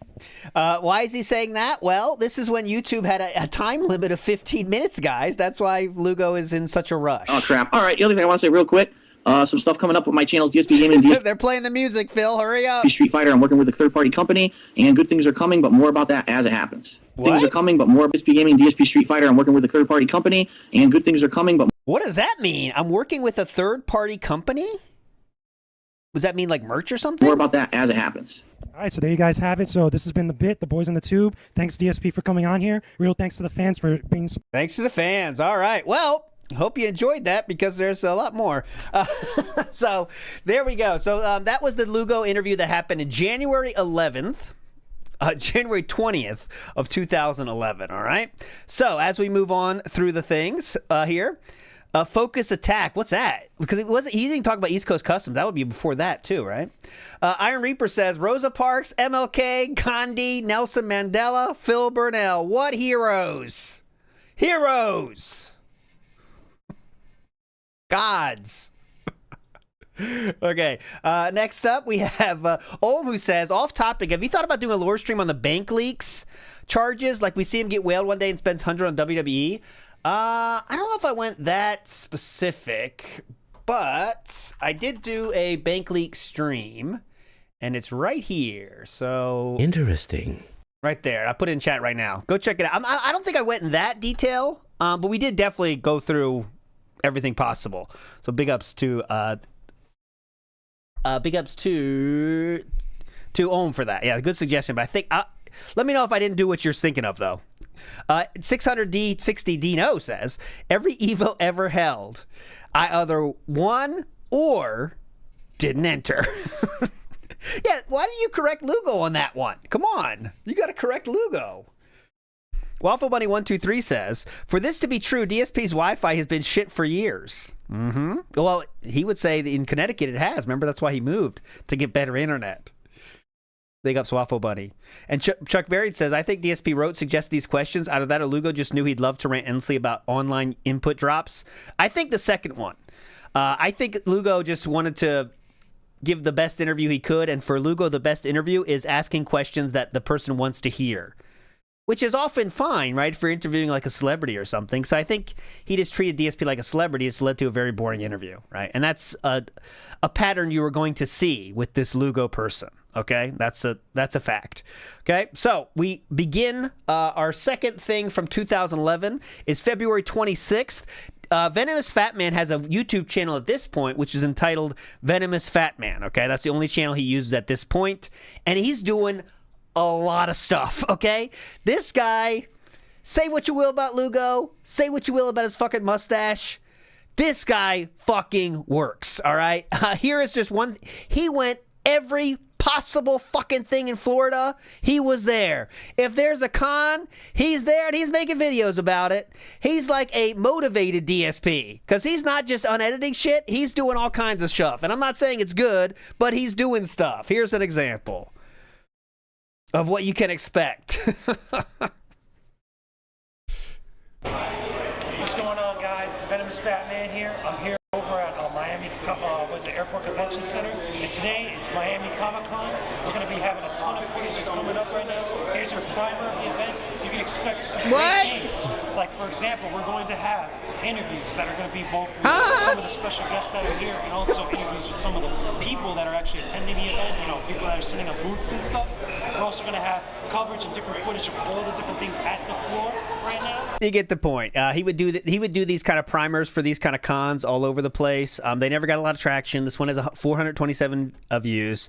They didn't take off. But I'm not kidding when I'm telling you, like he made this video about Comic-Cons. He would have 30 videos about the Comic-Cons, and he's not like DSP where he's putting out 30 in one day. He would spread them out, talk about all the people. Here's him interviewing Tori Wilson. This guy has lived 10 lifetimes more than DSP has.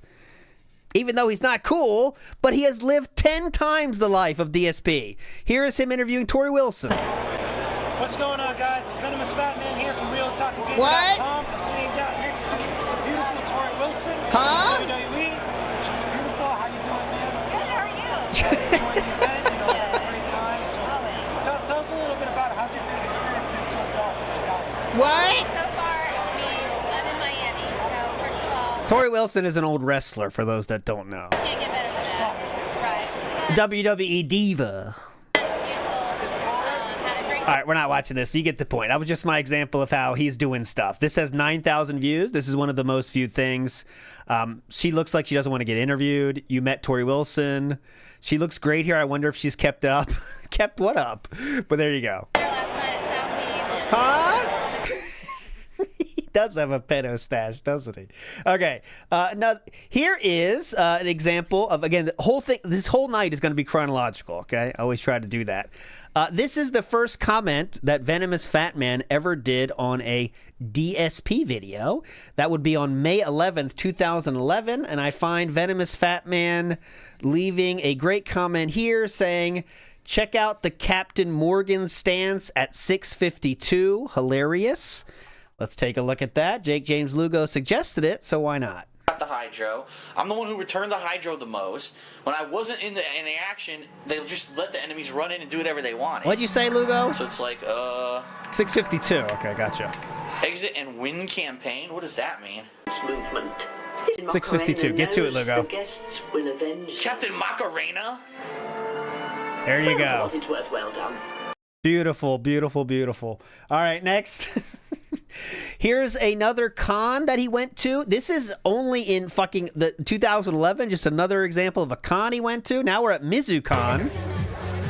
Give me a countdown.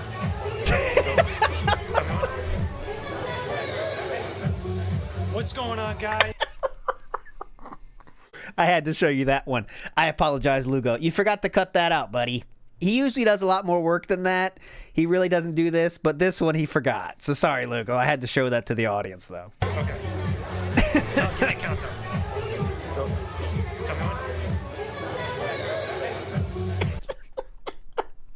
So what they said was, give me a countdown. tell me when. And the guy says, go. And then he's like, oh, we're on. That's the order of events here. He says, give me a countdown. Tell me when. Go. And then he's like, oh, shit. Okay. Give me a countdown. Go. Tell me when. What's going on, guys? What's going on, guys? This is not DSP, VenomousFatman. That con. What's going on, guys? This is VenomousFatman here from RealTacoGamer.com. I'm at the MizuCon Tea Party event right now, and we've been here pretty much all day since about almost 10, 11 o'clock this morning. Okay, right now it's probably about almost close to 5 o'clock. Things are starting to die down a little bit. And right now I'm standing right next to all pretty much the people that pretty much organize the entire thing. They bust their butts, the hot sun. This is the MizuCon Tea Party event. I'm Ringston, tied in on this event. He's the Generalissimo. Yes. Forgot to mention. Yes, let's speak the Generalissimo. I am Jan.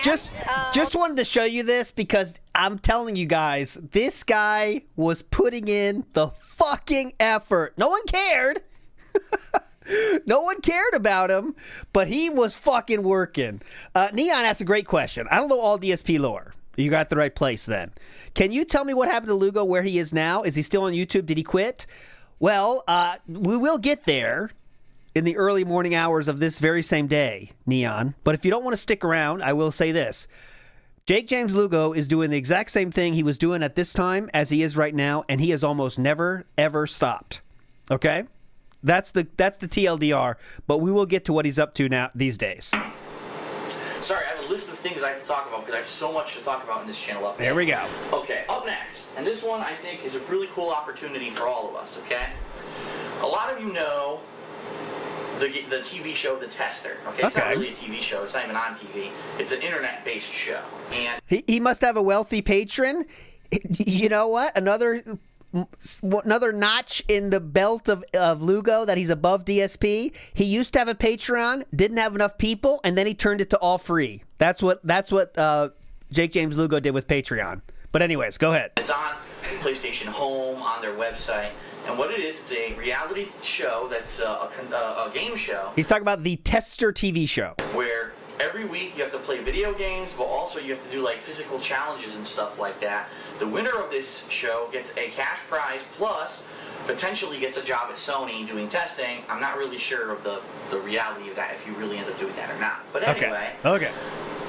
A fan of mine who's also an avid YouTube user and has a following on YouTube and also works for a website called RealTacoGamer.com. His name is VenomousFatman. Now, if you don't know who he is, he actually interviewed me way earlier in the year. I think it was like January or February, and that was his series. It's called OTGT, Only the Goddamn Truth, and I thought it was probably one of the best interviews that anyone's ever done with me. We've already heard that one. Because he asked a lot of the questions that a lot of people wanted to know about. So, first of all, if you don't know about him, go check out his channel, VenomousFatman, here on YouTube.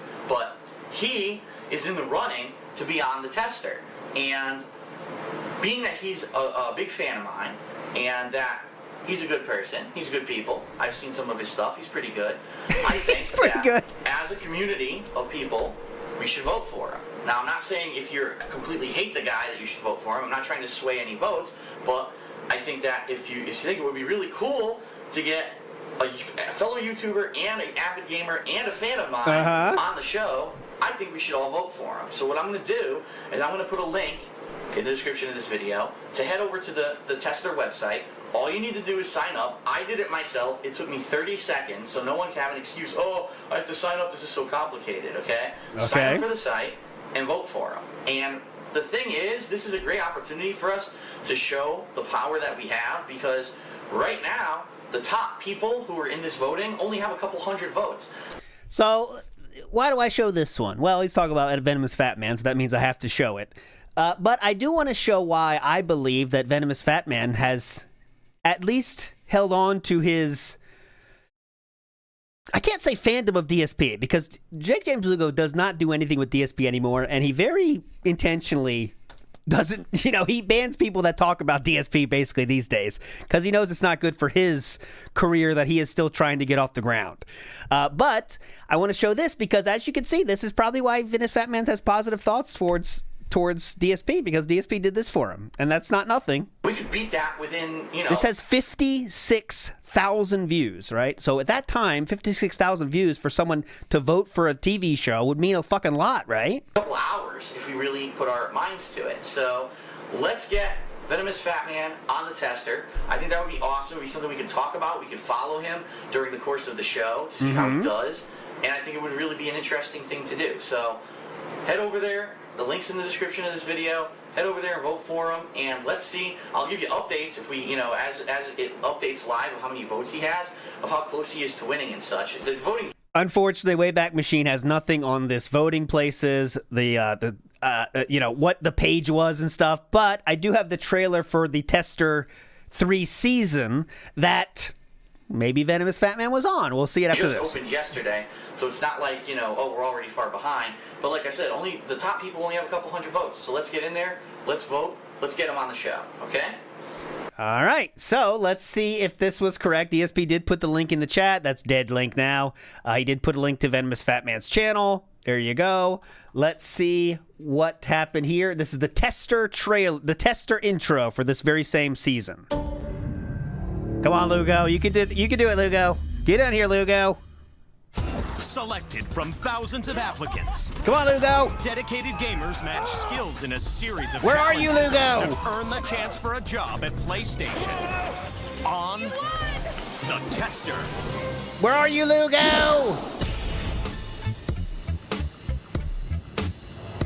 All right, $1,000. Here we go. He should be in this truck. I'm riding in the van and the energy is just exploding out of me. It just blows my mind. Gosh, out of thousands of applicants, your boy J Tight made it. Oh my gosh, my life is changing before Well, J Tight made it. my eyes. So I just really excited. I'm not losing. I'm not leaving. I'm number one. Or they think I'm Christy Pride. or I have tattoos, or I don't. You can see why even if Jakesjames Lugo won the vote, I don't think the show would accept him.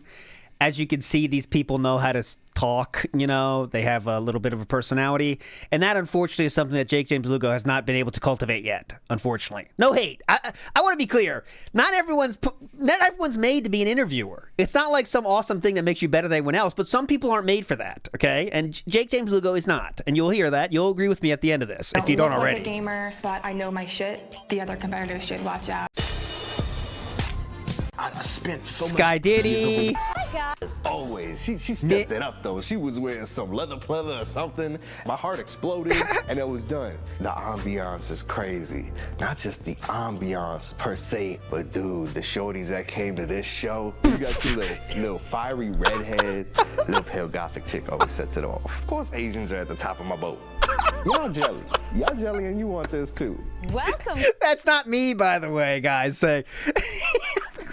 Not just the ambiance per se, but dude, the shorties that came to this show. You got your little fiery redhead, little pale gothic chick always sets it off. Of course, Asians are at the top of my boat. I might have said the same lines, but not little gothic chick to set it off. Of course, Asians at the top of my boat. That's when I was in Japan, fat ass in Japan, yeah. Little pale gothic chick always sets it off. Of course, Asians are at the top of my boat. I love this guy. I love who this guy is, but he's the best. Redhead, little pale gothic chick always sets it off. Of course, Asians are at the top of my boat. Y'all jelly. Y'all jelly and you want this too. This guy's the best. All right, well, spoiler, Jakesjames Lugo didn't make it. All right, unfortunately, he didn't make it. He did not make it. Okay, moving on. We have DSP would often do co-op with Jakesjames Lugo, and I believe, and Doomer Ziggy, you please correct me if I'm wrong, I don't think DSP has... You want more tester stuff?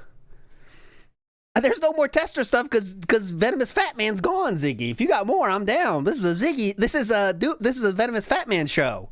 But anyways, I think that no one else has done more co-op with DSP than VenomousFatman. It's just a fact. Here's an example of that. It's VenomousFatman. There you go. Yeah. He wanted us to vote for him for something. Ooh. That's the Air Raid Lord talking about he wanted us to vote for something. Never. It is? Yeah. He wanted us to vote for him for something. Oosh. Oh. Oh, you got me! You fucking asshole! Oh! No ammo. Hey, I got it. Whoa, whoa, whoa, whoa! Ziggy says DSP's call to action gets him removed? Oh my god, this is breaking news. How did I miss this? Oh my god, I'm so embarrassed. Hold on. I thought this was my most well-researched thing I've ever fucking done. I missed that? Oh, please, Doomer Ziggy. Tell me what to search for. That happened? He fucked it up? Hold on. I'm on it. I'm on this. He gets mad at people running it. Because you can't do call-outs like that? Well, you know what? You know what they probably said? It was because, as you know, let's call a spade here, guys, all right? VenomousFatman would not be a good mix for the show. He would not be a good fit for that show, okay? Let's be real. So, let me see if I can find DSP talking about the tester. The tester. Okay. So, to be on the tester, VenomousFatman on the tester. Get back history. When did they say? Ultimate Gamer. There was the tester. About the tester. Okay, here's talking about the tester. I'm not sure if this is the one, but he's talking about that very same show. No promises here. We're sailing without a captain right now. Back in the day, there was the Ultimate Gamer and there was the tester. Okay, and I was contacted by Ultimate Gamer. They wanted me on the show. We know that one. They said, we think that you're, really, a guy who has a big following. Okay, you're a guy who has a big following, and we think that you'd be a. We know this one. I said, I don't want to be a part of that. I don't want to be a part of some stupid, over dramatic show where you're gonna first of all, it's not gonna be legit. Philip, you are lying. You said you couldn't do it because of the physical challenges, Philip. I said no. Because of the physical challenges? Don't try to change this now. I don't want to be a part of that. I don't want to be a part of some stupid, no, over dramatic show. We're going to lie now, aren't we? First of all, it's not gonna be legit. Because reality TV is not reality. It's all fucking scripted anyway. Oh, and I don't want mama. to be a part of your scripted show where it's But not you lied. legit, and you'll probably spin it to portray me in a bad light, And this is all retcon. Unfortunately, earlier he said he couldn't join it because his back. And I'm sure, it would be one of the stupidest things I would ever do if I did it. And I actually remember... Yeah. That instead of me, they got Justin Wong. And Justin Wong ended up being on that season of Ultimate Gamer instead of me. And I never watched it. I don't even know what happened. I don't even know how he did. I don't watch reality. Well, this is not the right link, but it's worth listening to. TV, besides like Gordon Ramsay stuff. Mm-hmm. So I have no idea how that went at all. He does love his Gordon Ramsay, doesn't he? All right, that wasn't the link. Lemtex is putting his lifetime contract on the line for this link, though. And I will revoke a contract. I've done it. Oh, mama. Lemtex wants to push this. I'll push play. We're getting off track, though, boys, but it's fine. Ninja! Ninjanomics? Yo, you can just call me Ninja. Ninja! They spoke transparent. Is he dead? Phrases to looking glass women. And they took the detours that scattered the way. Ninja! They departed from summer. Oh, he got kicked off the show. Okay. Like two ragged soldiers dragging their heels. There we go. His comment was funniest, though. Of course, we got a gothic chick to start it off, and Asians at the top of my boat. That was the best. I gotta find that guy. Okay. Obviously, we're still looking for the proof of that, but just keep it in your mind. We will find it. I'll keep looking and while I have a few seconds here. Because I can't find anything about the tester. I'm looking. I see when he says get him on the tester, but I can't see anything else about that. History of the testers? Yeah, I can't tell. But we back to the VenomousFatman train. This is in the same year of 2011. Not DSP. Jakesjames Lugo doing more stuff out in the wild. Hey, what's happening, people? It's VenomousFatman here, and right now I'm going over to a game party, kind of like a game event here at Game Dojo. This is a new spot that I found right near where I actually live here in Pembroke Pines, Florida, and it's pretty cool. You know, it's kind of, I'm going to show you guys where it's at. You know, it's going to be a little dark, but it's kind of in the middle of nowhere. Like, I thought it was going to be in a mall complex, but like, when you actually get here, there's like a whole bunch of trees and stuff. It's really isolated. You know, it's like its own little hangout spot, little secret back cave and stuff. Cool. But you know, I found it out. You know, my friend Fernando, B-Boy Tips, told me about it. If you haven't checked it out. Yes, VenomousFatman is Jakesjames Lugo. That's not a secret. Out his streams, go check it out. But I'm going to walk in here. We're going to do a Call of Duty Black Ops 3v3 tournament. And they also he would change handles in the future. We're not there yet. But we have 2 more years of VenomousFatman to enjoy before we change to Jakesjames Lugo. Free-for-all and other games going on. But we're going to take a walk in here, right? All right, let's go. So, this is an example of his videos. This stuff. is all straight one take, no edits. You guys will know exactly what I'm talking about in a second. See? Wave hi to the camera, guys. Wave hi. Say hi to YouTube. He's like, huh? What? Say hi to this guy for telling me about it. So, anyway, let's walk in here. See all these dudes about to get shot up in Black Ops. Wave hi to the camera, people. Wave hi to the camera, people. Say hi to YouTube. Look, they're all depressed because they're going to play Black Ops. This is why they're depressed. They're about to play Black Ops. It's all the sourpuss faces. All right, too cringe. All right, moving on. Okay, next, if you can believe it, well, Fatman, VenomousFatman, would go on John Rambo's show, my friends. So he was a guest on John Rambo's show now, okay? Can you believe that? All right, so before he gets on, OJ talks about starting his own YouTube channel at this point, okay? So real quick, want to show you this. So my channel is a spin-off of the DSP channel, and you will in fact be a spin-off of my channel, so spin-off of a spin-off. Yeah, like we're not even, like, so basically if DSP's channel is Cheers, you're Frasier, and I don't even know what I would be. You would be the Niles? Niles. The Niles show. Yeah, I'm Niles.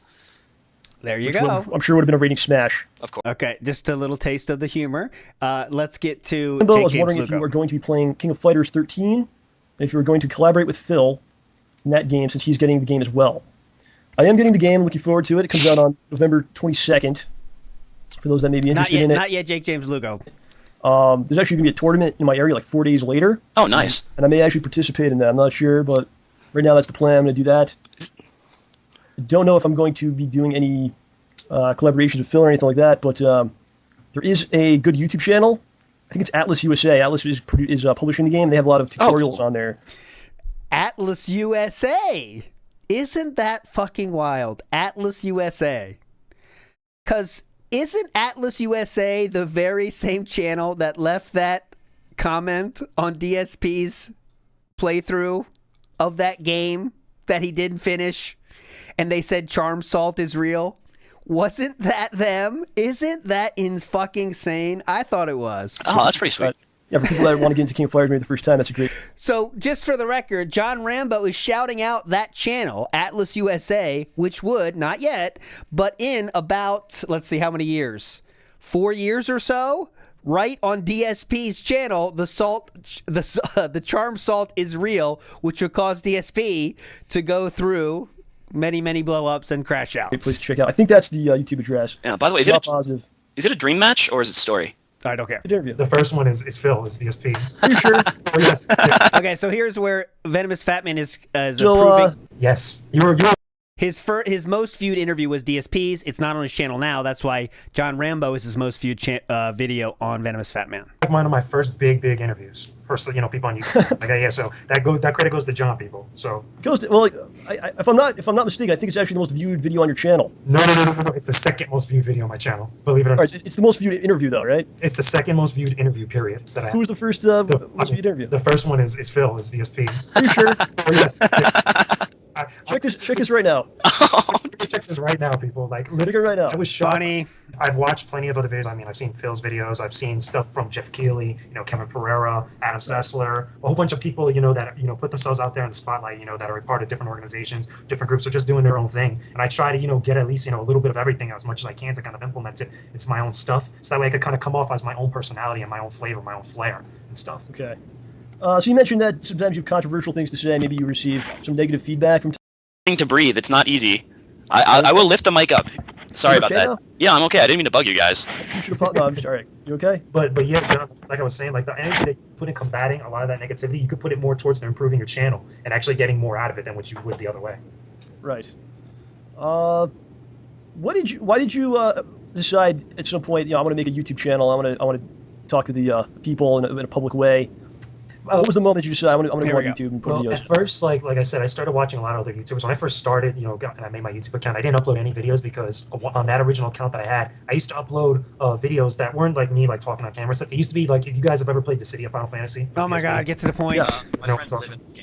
Okay, when the first one came out, they gave you a feature that you were able to convert videos of your fights and stuff, and you could upload them to places like YouTube and stuff. He talks about DSP here. I'm just waiting for in the process of doing all that, I used to watch guys. I used to watch Phil's videos, like his earlier videos. There you go. And I used to watch guys like the King Kindred, Free One Up, and guys like that. And I saw that they would put themselves on camera and they would talk about different things involving gaming. So I said to myself, you know what? I got something to say about gaming. I love video games probably just as much, if not more, than these guys. And I've been part of video games. Video games have been part of my life, pretty much my entire life. There you go. So Phil, King Kindred, and Free One Up inspired VenomousFatman to start his channel. Last one from this. I'm saving you a full hour. Conventions. Yep. We may be going to a convention soon and doing a panel. Oh, nice. So I know that you just recently did a panel at a convention. I did 3 of them. Yes, he did do panels, and I saved the best one to show you. If you can believe it, Jakesjames Lugo has done multiple panels to multiple conventions on multiple different topics. But DSP has not yet done his panel with John Rambo, so John Rambo's asking VenomousFatman for advice. Okay, so what advice do you have for me? I never did one of these before, so what kind of advice would you give? Basically, from what I learned... Don't worry, DSP won't let you talk. With the Chibi Pot is that one, okay, people love free stuff. That's just I know originally I was going to go to all 3 of my panels. I was originally going to get a bunch of stuff from Bandai and a bunch of stuff from Funimation, but unfortunately some stuff happened and I wasn't able to. But I also, at the same time, went out and got my own little assortment of free stuff to give to the people out there. Like I gave them free manga and posters and stuff like that. So people love free stuff. That's just a gift. Give free stuff. The second stuff. thing is that, when you come out on a stage and stuff, you have to make it interesting. You have to make people have a good time when they're going there. Because keep in mind, people go into these conventions, they're paying like $45, $50 for the weekend or for that day even. And they don't want to go to like a boring panel. Because I've been to panels where the people... Keep this in mind when I show you the panel that he does. Are like these crazy stars, either movie stars or voice actors that are really popular, and their panels are just god-awful boring. And I see people walk out on them. It's the funniest thing. I mean, it sucks when you're hosting a panel and people walk out on you, but that also tells you that you're not doing something right, that you're not doing something interesting enough to make them want to stay on the edge of their seats watching. So the best thing to do is to try as hard as you can to find anything and everything that can make your panel interesting enough, so that way people could stay in their seats, and also people that are in the back that are just walking by the panel room will want to come inside and actually see what's up. Free money and nudity, I think will work. There you go. That's a plan. Make it happen. Hilarious. Okay, well, this is actually the day Skyrim came out, if you can believe it. This was on November 11th, 2011. And for timeline help, this is the biggest YouTube month in the history of DSP gaming, was this very same month we're in right now, okay, in terms of views, just so you know where we are in the timeline, all right? Now, next, we're going to go to when... actually, next in the timeline, only, let's see, 6 months after this, okay? The next thing I want to show you, VenomousFatman would interview OJ next. And don't worry, I'm going to save you for most of this. Here is just 3 points from this interview. VenomousFatman interviews OJ now. Later. So let's start off though, at the very beginning, how did you and Phil and you and John meet up? How did things kind of, come from a beginning like that, and then, lead into everything else? There we go. All right. Well, a long time ago in a small town not that far away, I started talking about video games with a friend of mine on the school bus. This was about middle school for me, like 7th or 8th grade. And I said something about video games, and this dude who's sitting a couple seats over says, "Huh, what was that?" And it was John. We just started talking about stuff because he lived in the same neighborhood we did, and he liked games too. So from that, we all just started, John, myself, and a couple other friends, we just started hanging out every Friday. John would drive us around, take us to local arcades where he would destroy everyone at Capcom versus SNK2, and I would lose horribly. And And from there, our friendship just kind of grew and There you go. continued on after I went away to school, only getting to see him, on holidays and during the. So John and OJ are real friends, like just real friends. OJ also has been to Japan, and I thought this question from Jakesjames Lugo was funny. Wandered around to some other places. I don't remember if Biron came with us to Harajuku, but I know John and I went there, which is where they have all the. With John Rambo, by the way. Him and John together went to Japan. Yeah. Strangely, the really ridiculously dressed people and yeah. strange stores. Did you guys go to a maid cafe? Gosh, no, we didn't. Though we saw plenty of people advertising for them. It was fun explaining the concept. Wow. Yeah. Jakesjames Lugo wants to go to the maid cafes. Big ups. Okay, so this is Jakesjames Lugo. This is part 2. I'm saving you again from multiple horrible questions.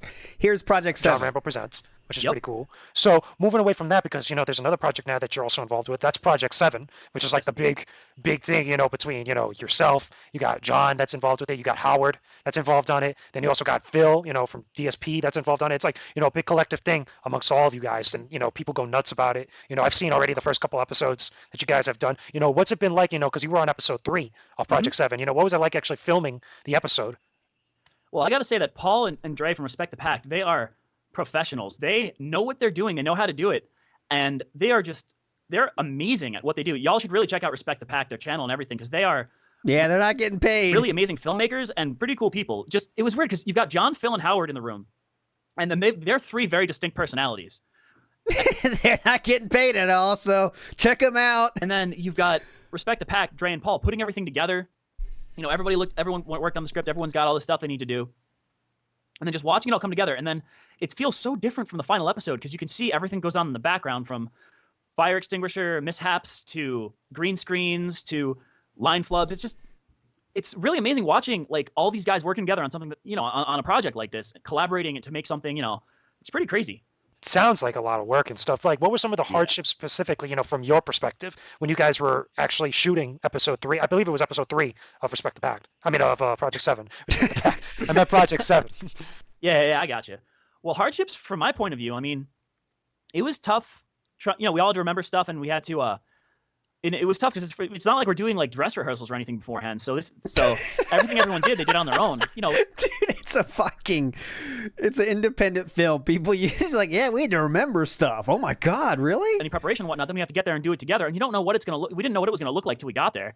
I'm sure Dre and Paula had some ideas in their head on how to frame everything along with everyone else. Whoa, that must be tough. But getting that up there, the hardest thing for me personally though was trying not to break my back being killed 7 to 9 times. I played the generic Metal Gear guard.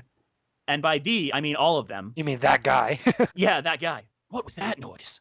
I mean, like, there were so many death scenes for me. It was hard, too, because when someone's shooting you with a prop gun, there's no clicking noise. There's nothing to let you know that a bullet's coming out. Oh, it's super tough. It's tough, especially being what a hero. Knifed, because they have to knife either near your head or accidentally hurt you. So you have to know when to fall down. It was hard to get that right. That, and I'm like throwing myself downstairs, throwing myself off of chairs, diving to the floor. Do I hit the violin music? And every time a take gets messed up for any reason, I'd have to kill myself again. Oh, man. So personally, that was tough. My neck and back were aching for a while. I am no stuntman. That's I am no stuntman. Crazy, but I mean, it ended up coming out good in the long run because it was a good episode. A lot of people saw it. Do you think maybe we could expect to see you in episode 4 down the line, or episode 5, or any other future episodes? I would hope that's the case. I mean, it's a lot of fun working with these guys, and they're all pretty cool people. So I would love to do more with them. I really would. So far, like when you guys were actually coming up or actually shooting Project 7, did they include you on like the actual creation process of like what the story, how the story was going to play out, or putting any sort of input on how the story was going to play out?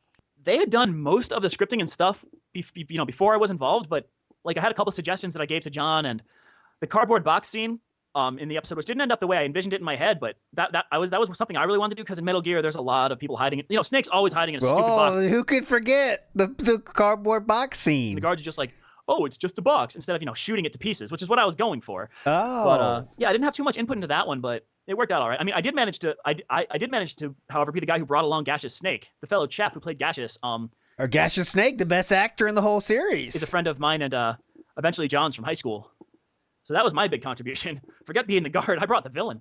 There you go. He is the best actor. That's pretty cool. So pretty much, you guys obviously down the line, Project 7, episode 3 is, it's already in the bag. I'm pretty sure way down the line you'll be able to get to episode 4. That sounds like it'd be cool to have you in it. Sounds like it'd be a lot of fun. and stuff. I'd love to. But anyway, we're coming up towards the end of this interview, guys. So any like specific people you want to shout out, OJ, or any like last minute messages you want to give out to all the fans or anybody Will he shout out DSP out there? Yeah, well, I mean, first off, again, everyone please watch Nozman and Hole Punch this Saturday, May the 12th, around noon at John Rambo. Nozman and Hole Punch. Again, that would feature, obviously, John Rambo and OJ, but also Brian, former friend of DSP's, let's say. But That's there you YouTube go. channel. But I also want to say, hey. It all comes together somehow. My friend Pete's got this pretty sweet idea for something he calls the Global Manga Initiative. Check it out at gmimanga.com.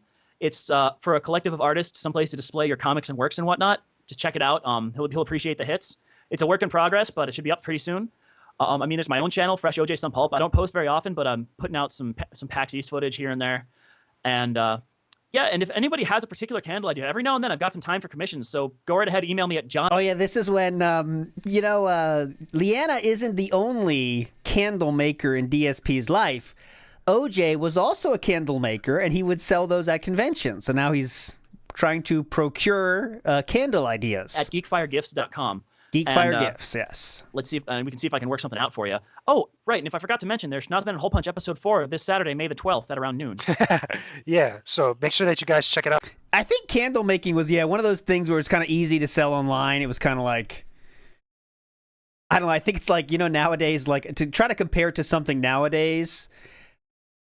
It's like an easy way to do a side hustle, but like a t-shirt shop or something. There's been through waves of that on the internet where like making t-shirts was something easy to do to make a side hustle, A coffee has been one now, Oh, did you see the news about the quartering showing the labels or something? That was funny. But also, don't forget to send in those emails for John. Okay, whatever. We're done with this. I'm too bored myself of OJ.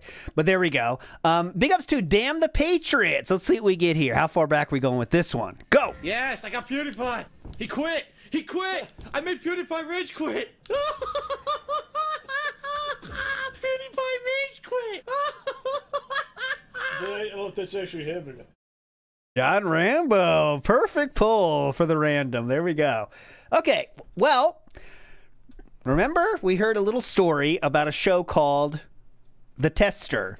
And DSP very nicely shouted out VenomousFatman to get on The Tester. Well, Doomer Ziggy let me know that because of that, VenomousFatman could not make it on the show. Well, we now have the video of DSP explaining the situation about that. Big ups Doomer Ziggy for this. Here we go. This is September 10th, 2011, which would put that a single day before the time when Jakesjames Lugo was on Rambo's show himself. Here we go. Just want to keep you in the timeline. Well, as many of you know, about a week, 2 weeks ago, I showed that one. I was talking about The Tester, which is a reality show for PlayStation where a bunch of gamers go online. There's a contest where you sign up for their website and you get people to vote for you online. And after you get through several rounds, you actually make it onto this reality TV show. Correct. Which is about gaming, but also about gaming trivia, but also about physical challenges. And basically the winner of the show gets to be a tester for Sony, which could lead to bigger and better things, which actually has led to bigger and better things for a couple of people who have won the show. Okay? So I was talking about The Tester Season 3 and how a fan and an avid YouTube user of mine, VenomousFatman, was interested in being on the show, and I campaigned for people to vote for him. Yes. And over that period of time when I was talking about that, which was only a couple days, he jumped from like last place to the number 2 spot on that contest, okay? And unfortunately, he backed out of the contest, but there's legitimate reasons why, and I'm not gonna, I thought about doing like an, oh no, The Tester exposed video, and, going nuts on it and everything, and then I realized... I realized what? It wouldn't be a lot of views? There's really no reason to go too crazy, because most of these reality shows honestly are like this. So here's the bottom line, and I'm gonna put it in a nutshell without going into crazy detail. Here's the bottom line, and it's going to be inside of a nutshell. Okay, go ahead. This is the bottom line in a nutshell. The show is probably rigged. Okay? Meaning shoot. The voting online is not legit. what happens is they use their website as a way to get a pool of people to pick from. Yes. As casting directors of who they specifically want on their show, okay? And so what happened, here's factually what happened. After one day of me having my video up saying vote for VenomousFatman for the show, the website locked people in who had gotten 1,000 votes, and they were unable to get any more votes. Their actual pages that show their profiles and allow you to vote for them errored out, so you couldn't even see their profiles anymore. And so what was happening was there was one person ahead of VenomousFatman, and there were people who were just behind him, but VenomousFatman and the guy ahead of him were not able to get any more. He got sidetracked by something on his fingers. More votes. The whole website was locked up. And other people were getting artificial votes because people were going and saying, well, I can't see the guy in number 1 and number 2's profile, so I might as well look at everyone else, and then they would pick who they want for number 3 and vote for them, okay? And it was bullshit. It really was. It's not a legitimate contest. And the casting directors were contacted, to which they responded and said, well, we hired a third-party company to run the website, so it's not our responsibility. Too bad. That's the response they gave VenomousFatman. That's absolutely fucking ridiculous. It proves that it's not a legitimate thing, and it's a shame because... What? I don't even get the whole story. I can't even understand what he said. So I mean, it seems like they might lock it, right? Because they don't like get bombarded with too many votes, and then like, I don't know, maybe someone's cheating. They want to have a cap, right? So their page was locked. VenomousFatman sends an email, and then they tell him, we have a third party? Okay, I'm still on board with this so far. TV show, or not TV show, because it's not on TV, I keep saying that. It's a reality show on the internet. And it tries to portray itself as a legitimate thing, a legitimate contest, and say that anyone has a chance to win. The truth is, it's not legitimate. What? No, it's not like anyone has a chance to win. Okay. Basically, they control... It sounds like he really knows what he's talking about here. He's very sure of himself. Contest. And I get the feeling, my opinion, now this is just my opinion, this isn't fact, but I think the reason that they do it is because if people just won based off of votes, they're afraid, oh, those won't be interesting people, or the show won't be as good. Yes. You know, if we just let the votes determine. They always say that in TV shows because of that reason. We're smarter than everyone. We're casting directors, and we know about television and this kind of thing. So we're going to pick the interesting personalities. That is exactly what they will do. That'll make this show better. And because if you have, for example, what if you get a VenomousFatman style person to win, and then you got a nightmare show? They would never do that by just votes. Because if that's and again, it's all just speculation, by the way. Then portray your show as being that. Don't lie to the public and say that it's a legitimate contest. And I knew that reality shows do this, but I had no idea that this particular show did this until I got involved in this. And then following along with it every day and seeing how badly they've handled themselves with their fucked up website. I don't blame VenomousFatman for backing out. After seeing all this, he just got so disgusted with it. He's a guy who's like 100% gung-ho about supporting the gaming community, helping gamers, bringing gaming to the forefront of mainstream culture. And once he saw that the website was fucked up and that the casting directors didn't even give a fuck, that they were like, oh, it's not our job. He knew there was something fishy, and he said, I just don't want to be a part of this anymore. This is ridiculous. This is not legitimate. And I fully support So that's why he backed out? Decision to back out of that contest. It's bullshit. And it's a shame because there are some really good people who are involved in that contest trying to get voted in, and they are getting screwed. And they don't realize that they're going to be treated like pieces of meat on that fucking show, and they're not going to be treated with the respect that they deserve because that's the TV business, honestly. So there you go. I would never be on a reality show like that. Because your back hurt too much? You already said that one.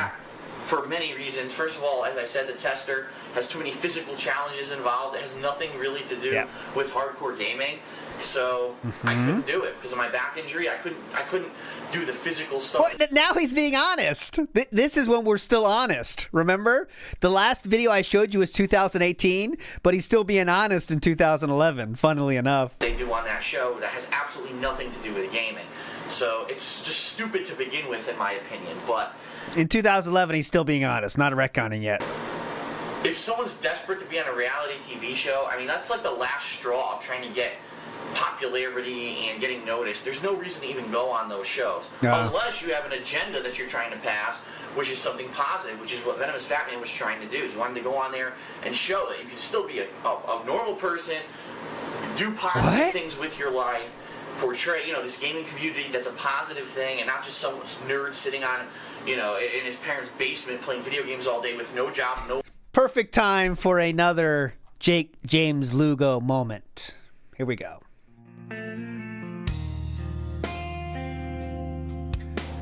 Our next lesson to be learned from Jakesjames Lugo.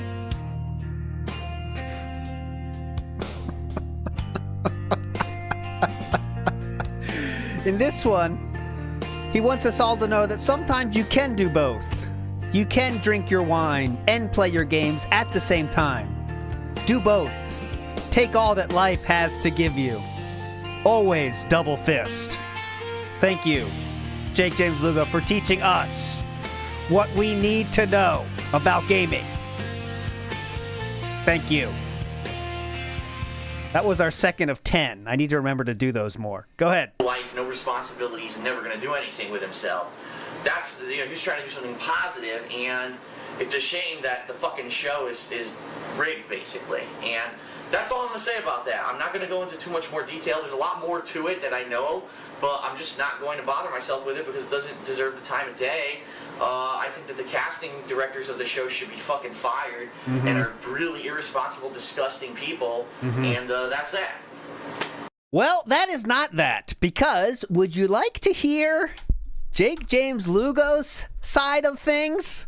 We got it. Big ups to David for sending this. Let's hear what Jakesjames Lugo has to say about that exact situation. Let's hear his side of the tale.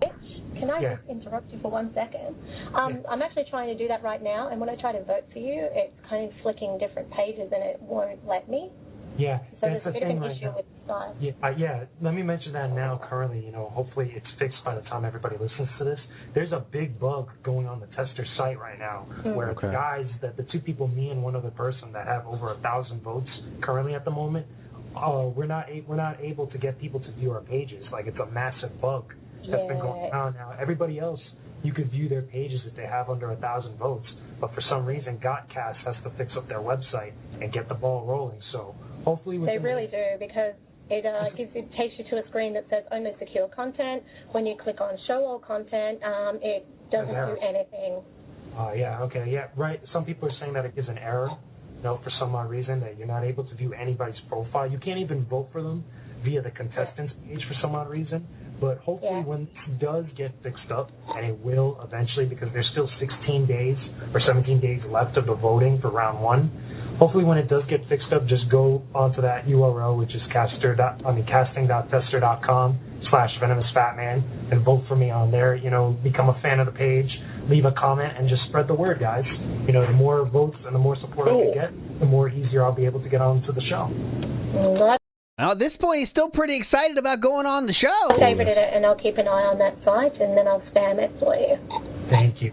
Awesome. This is a show from Mischievous in August 30th of 2011. There we go. It seemed like he was still down for the show at that time. I mean, that's what it seemed like to me. Oh, Jesus, look at that name. Tyro... I'm not reading that one. Adult with a business degree says, Ego Raptor from Gamer Grumps was on that show. He's in the van. Oh, big up. See, I don't know Gamer Grumps. Be honest, I don't know Gamer Grumps, but I do know of them. I just never watched it. I wouldn't know them from sight. Let's go to 2012. We're only in 2012. How did that happen? It's almost 9:30. Great. Okay. Just another example of Jakesjames Lugo doing Jakesjames Lugo things, but at this time it was still VenomousFatman. This is what he would do. This was his normal grind. Go ahead, Lugo. Hit it. Okay. Hey, everybody. It's VenomousFatman here, and right now it's early. It's annoyingly early. I'm over here at the Miami Airport Convention Center for Florida SuperCon. First time I'm going, and the crazy part is today's my B-Day. First day of the convention, if you could believe it. What a coincidence. So it's Today's my B-Day. Pretty awesome. And I'm just hanging out here with everybody, just waiting. These are all the pre-registered people, just hanging around. You see that? Everybody's so excited. It's mad early in the morning, like almost 9 or well, it's not 9 o'clock's not mad early, but it's mad early at 9 a.m. Lugo. No need to watch this. So you can see this has 557 views. You know, just a modest viewership, but he's still doing his thing, which he has been doing now for 2 years. Okay, 2 years. Next up, we have from DSP's channel himself. PS All-Stars Battle Royale fan multiplayer on December 26th of 2012. All right, so my last set of PS All-Stars fan appreciation matches. As you can see, we've got special guest VenomousFatman, who, as you know, over the years has been a good friend to me in a couple different ways. Oh, and, what are all the ways? Let me count the ways. Actually, the first time I'm ever doing gameplay with him. It's funny. He has tried to get into other ones, but unfortunately... I showed you proof of that not being the case earlier if you were with us. He has played with him one other time, and I showed it. I never got to get him in there, but today I did, so cool. And I'm sticking with Fat Princess. Fight! There we go. Let's see who wins. I just want to see who wins. This Jake, he has so many kills. There you go. So, Jupe Tile won. VenomousFatman got second. DSP got third. And Two Blood got fourth. There we go. Next, God damn it. Jakesjames Lugo was hired for a website in 2012. When I say hired, you know, it's a very ambiguous term. He's doing work for a website now that was entitled The Coalition. Here is him being interviewed for that when he first got that job at Coalition, which was freelance writing. Hey guys, it's me, Zach, and I'm with VenomousFatman. VenomousFatman? Okay, so I wanted to interview you for like so long. I found you on YouTube just one day when I was going to go to MizuCon. You know, I found your videos, and they were pretty good. You got like 1,000 subscribers. I'm actually, right now, I'm going on about 1,700 to almost 1,800. There you go. So I need to get more subscribing. You guys gotta subscribe to this guy. Now, what can you tell my viewers to want to subscribe to you? Okay, everybody wants to subscribe to me. Not only am I the most epic man on YouTube, the most epic man in the industry, okay? But I get some of the best convention coverage, especially from the cons down here in South Florida, as well as I also got If you didn't know what we're doing tonight, you would think Jakesjames Lugo is the most happening dude. Like, if you didn't know the numbers, right? If you didn't know any of the numbers of viewership or anything, like, he just seems like a very successful person. I mean, come on, this guy's like acting like he's a badass, man. Reviews, movie reviews, opinion pieces about what's going on in the industry, anime reviews, all kinds of stuff, interviews with special guests, celebrities, and YouTube personalities, all kinds of stuff. So check it out. There's a little something for everybody. Oh my gosh, wait, I remember you. You were at the other cons that I went to, but I didn't see you. Yes, you see what I'm saying? So, you said you look at him! He's a fucking king! Chicks noticing him? Didn't I blow you behind that? Didn't I blow you after that panel? Yeah. I have no favorite, but I know my first real big one that I had was obviously Darkside Phil. Yes. When I got to talk to Adam West. Oh, hey. The big one that I had was obviously Darkside Phil. Obviously Darkside Phil, yeah. And I wouldn't be surprised this guy on the right didn't like DSP either, if you know what I'm saying. Yes. When I got to talk to Adam West. Look, he lights up. Was obviously Darkside Phil. Yes. When I got to talk to yeah. I went to your panel yesterday. You said something pretty funny about the Adam West thing. What did you say again? I went to his panel. Yeah, so I'm cutting out. I'm not going to show all the panels he did, but he's already done a panel at this point, guys. I don't know how. How did Lugo get panels with a 1,000 subscribed YouTube channel, and his most viewed video at this point had like 2,000? But he would put on a panel. Like, I don't know if you got to like go low with the con, right? Like Chibi Pa Future Con is pretty low level, I would guess. I don't want to, no disrespect, I don't know. But I think you have to go like far enough down, and then maybe you could find a con that'll take you. I don't know. But let's move on. Let's go to 2013, okay? And this is a show you've definitely seen on this channel before, probably with Atlas the Bookkeeper, who will be here tomorrow. But we get a question from someone that you might know. Let's see what they have to say.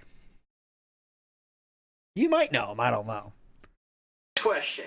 I'd like to know more. Oh, you know what? This one is from VenomousFatman. And he wants to know, more about my overall feelings about gaming media outside of mainstream outlets. Okay. Since I myself, as you know, am trying to become part of the gaming media through my content on my YouTube channel, Mhm. and the website that I'm editor-in-chief of now, shiftedtoyou.com. Is your animosity against... Oh, excuse me. Now he's the editor-in-chief of Coalition. The website that I'm editor-in-chief of now, shiftedtoyou.com.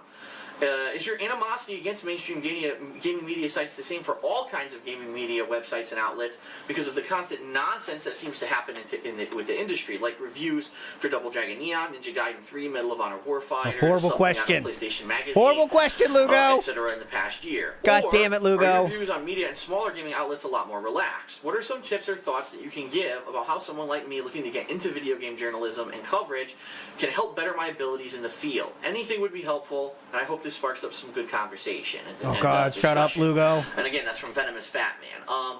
The bottom line is this: I do have a gripe with mainstream gaming media, but there's a very specific reason why.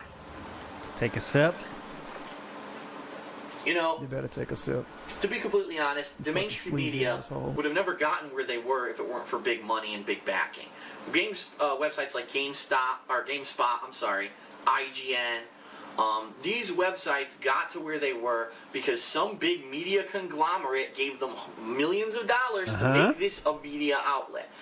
So as usual, no one has any talent at all. It's all about who has the most money. And because of that, IGN, look, it's the biggest thing in gaming. We cover every game. We do this, we do that. We're at E3. And because of that, the website becomes a respected website. Unfortunately, the majority of people literally take what these websites say as gospel truth on games. And those are called idiots. That's very unfortunate, especially when you get a very opinionated review of a game that really doesn't... it's wrong. It doesn't understand what the game's going for. This one right here, Double Dragon Neon. Yeah, please. IGN had a very unprofessional reviewer, who I've had many issues with over the past 2 years, review Double Dragon Neon. Double Dragon Neon was a game that was designed to be a retro game. It was supposed to play like the original Double Dragons from the 1980s with a couple modernization twists. This is so stupid if you've never heard it before. So if you were a fan of the Double Dragon games and of everything that was going on during the 1980s when Double Dragon was popular, that game was fucking great. If you're not a fan of that stuff, you're not going to get it. It's obviously the reviewer who reviewed the game for IGN didn't get it. He wasn't a fan of that stuff. He gave his opinion. Keep iJustine in your mind, Jack. He even literally said in his review, it plays too much like a game from the 1980s, and games have advanced since then. But that's the point of the game. It's supposed to be a nostalgic throwback to the 1980s. And he actually gave the game a 3 out of 10 because of that. So let me give you my reasoning on why I disagree with mainstream gaming sites so much. They have a responsibility. I'm not sweeping for IGN. I can't think of anything in this world I give less fuck about than what other people think about a video game. That's where I'm at. Being that they are so, they become the voice. People take their shit that they say as gospel truth. They have a responsibility to put out responsible information and responsible game reviews. So when you put out a game review, you have to be both objective as well as subjective about what you put out there. And that's my main focus of what I can give as advice to people who are trying to get into journalism. Thank you. Please. Understand that, yes, you might have your own subjective take on something, but just because you do, that's not a reason to not objectively view something. So for you to say that a game is bad just because you didn't get it, or because, it's not like a previous game in the series like they did with Resident Evil 6 this year. It's completely unprofessional, and it will create a gang mentality on the internet that people will not like this game. Resident Evil 6 sold well, but probably would have done a hell of a lot better if there wasn't this gang mentality on the internet that the game sucks. The game doesn't suck. So what should we do then? Say everything's good? If you look at it objectively, it has a massive amount of content, high production values, an interesting and fun story, great graphics, fun gameplay. That's the bottom line. It's a great game, and it's hours of content. It's bang for your buck as well. If you view it objectively, you can see that. Now, you can combine your subjectives. Well, I liked the older style gameplay better. Okay, but as long as you acknowledge that all of that good stuff is there... I've heard this too many times on this channel. I don't give a shit. Next up, that was VenomousFatman getting a question asked. There you go. Now we're still in 2013. Lugo at another convention somehow. What up, guys? The Epic VFM here. I'm doing a little... This is when he begins this epic thing. You know, Nerdbrew always adds epic. He starts saying it now. He's saying him self-proclaimed epic VFM now. What up, guys? The Epic VFM here. I'm doing Now we've morphed into VFM. Walkthrough over here at Chitty Pot Sampler now. Doing a walkthrough of the dealer's room. We're gonna go check out the rest of the con in a minute. Gonna go see how everybody's doing over here. Everybody, you know, people hiding, creeping, doing all kinds of crazy stuff. Whatnot, but it's pretty cool. I love Chitty. Damn, see, Lugo trying to get he got the giggle. Hold on. Little storyline here. Someone runs to get out of the camera. Lugo acknowledges, then gets the giggle. Does he go back? Gonna go see how everybody's doing over here. Everybody, you know, people hiding, creeping, doing all kinds of crazy stuff. Whatnot. I wonder if Lugo spun back around. He might have a chance. Anyways, moving on. This is an example of the panel size at these things. So when he says panel, this is not Lugo's panel yet, but this is a panel. This counts as a panel. And this is why I showed this one. This is the very last video that was ever posted to VenomousFatman's channel. It would take place on August 4th, 2013. This is the creator-owned expo convention panel.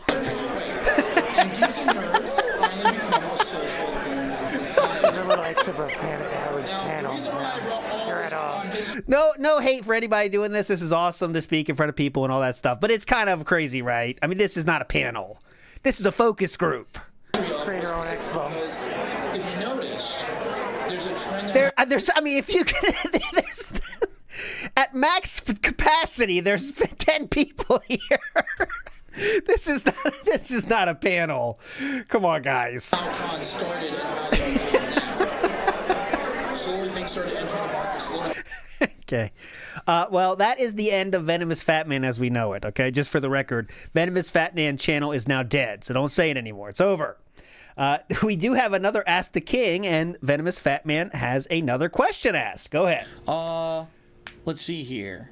From VenomousFatman. Yes, VenomousFatman asked me a pretty interesting question. Oh, please. He says, with all the great games still around for last-gen consoles, do you feel that the next-gen consoles were needed right now? What? The question really is, are next-gen consoles... What the fuck was that? Oh, sorry. Let's see here. He says, be big support for the previous gen when they come out. Remember when the Xbox 360 and the PlayStation 3 came out, they both had horrible launch lineups, while the existing consoles of PS2 and Xbox One were still getting great releases. Okay. So it's pretty much the same situation now as it always is. Right now they're really weak. They will have better games and must-buy games now. Is there a reason right now definitively for you to drop the last gen and go to the next? Not really, but that might change in a few months. There you go, Fat Man. Hope you enjoy it. We're all the way up to 2014 now. This is an example of the work that he would do for the Coalition. This website. He was busy. So far, I mean, we are on year what of the we are on year. JJ shaking his head. Oh, seriously, I'm about to go in on my top 5. We are in year 4 of Jakesjames Lugo doing this extremely hardcore. Alright, so JJ's about to name drop a bunch of Japanese games that we never heard of. So, my God, JJ, Ed, you were tripping, man. Okay, anyway, enough of this. 2 honorable mentions. Just 3DS. Everybody should own or check it out. You see right to the right of him nunchucks. They'll play a part later. Next, we're gonna go to more future. This is the first video ever on the channel known as Jakesjames Lugo. This is the first video he put out. What can we learn from this? Here we go. Hey everybody, what's going on? Welcome to Gamers with Gainz. I'm the epic Jakesjames Lugo. Here's another helpful video for you guys. This time I'm going to be talking about stretching to help improve your gaming skills and help your gaming sessions out a little bit. Now, if you're like me, and again, you're like every other gamer out there, Every time that you hold your controller, you're always like this in this type Yeah. of position. Uh-huh. You're moving around with your thumbs, your fingers, hitting all the different types of buttons on here. I'm using a PlayStation controller just for the sake of example. Thank Pretty you. sure some of you guys probably have an Xbox controller, if not a Wii U Pro controller, or any other system that you're playing with most of the time. But Yes, his channel used to be called Gamers with Gainz. It started as the channel Gamers with Gainz, but then he got it changed to Jakesjames Lugo. He also somehow would get his Twitter name changed from VenomousFatman to Jakesjames Lugo. But anyways. moving your hands around, you're hitting all... I don't know why he rebranded. I guess the VenomousFatman thing, he didn't think it was going anywhere. Oh, by the way, we need another moment. My fault. I'm not doing this enough. Our next lesson from Jakesjames Lugo.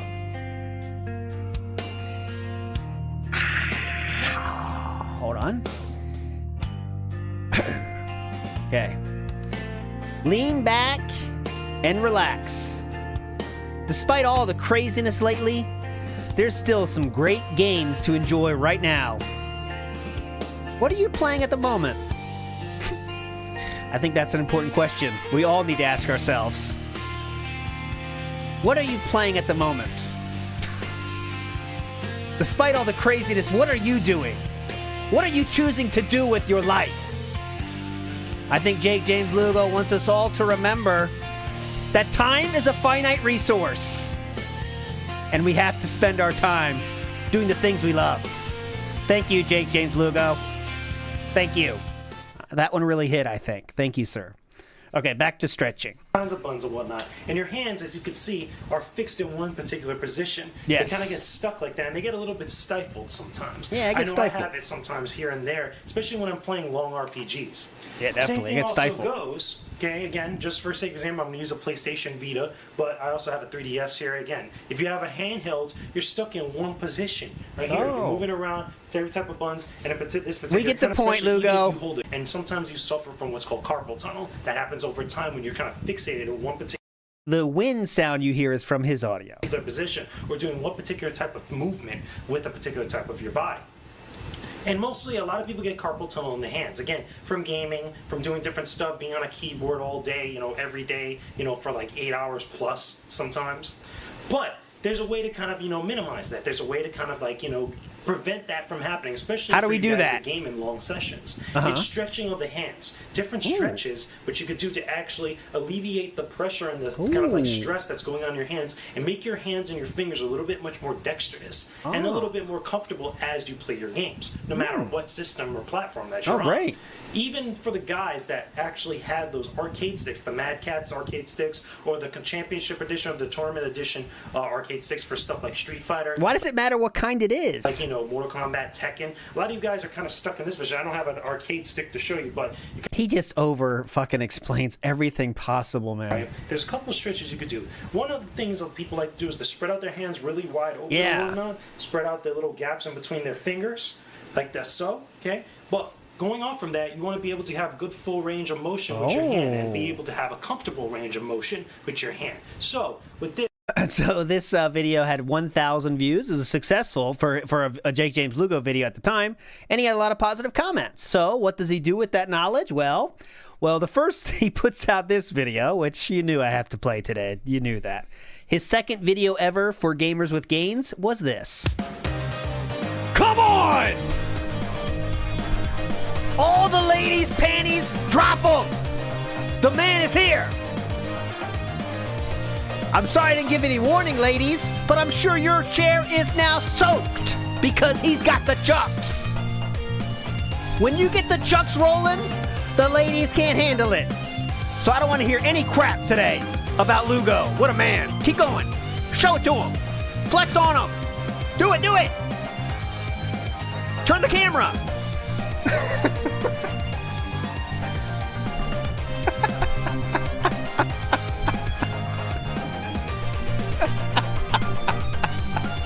Yeah, your wife is here? Lotion Me Up says, well, you're fucking welcome. You're fucking welcome. You better walk her away from the screen, because if she sees this face for much longer, you're not going to have a wife anymore, Lotion Me Up. All right? So that was his second video. No comments and 448 videos. Next, we go to his third video on the channel, which is Breathe Deep and complete games. Hey, what's going on, guys? Welcome to Gamers with Gainz. Hope you guys are doing well. Let's talk about something that's going to help you guys out. Very, very much so. Let's talk about breathing. Let's talk about oxygen. Pretty much one of the other basic elements that we need to go about our daily lives, and probably one of the most important ones that we need to do most of our activities within our daily lives. Particularly when we're playing video games, we're just sitting there in front of a TV. Okay, I'm skipping. He just talks so long. Here's the breathing. In a game, whether we're not, whether we're just walking around, whether we're sleeping, we're always breathing. No. Oxygen is super, super important for us.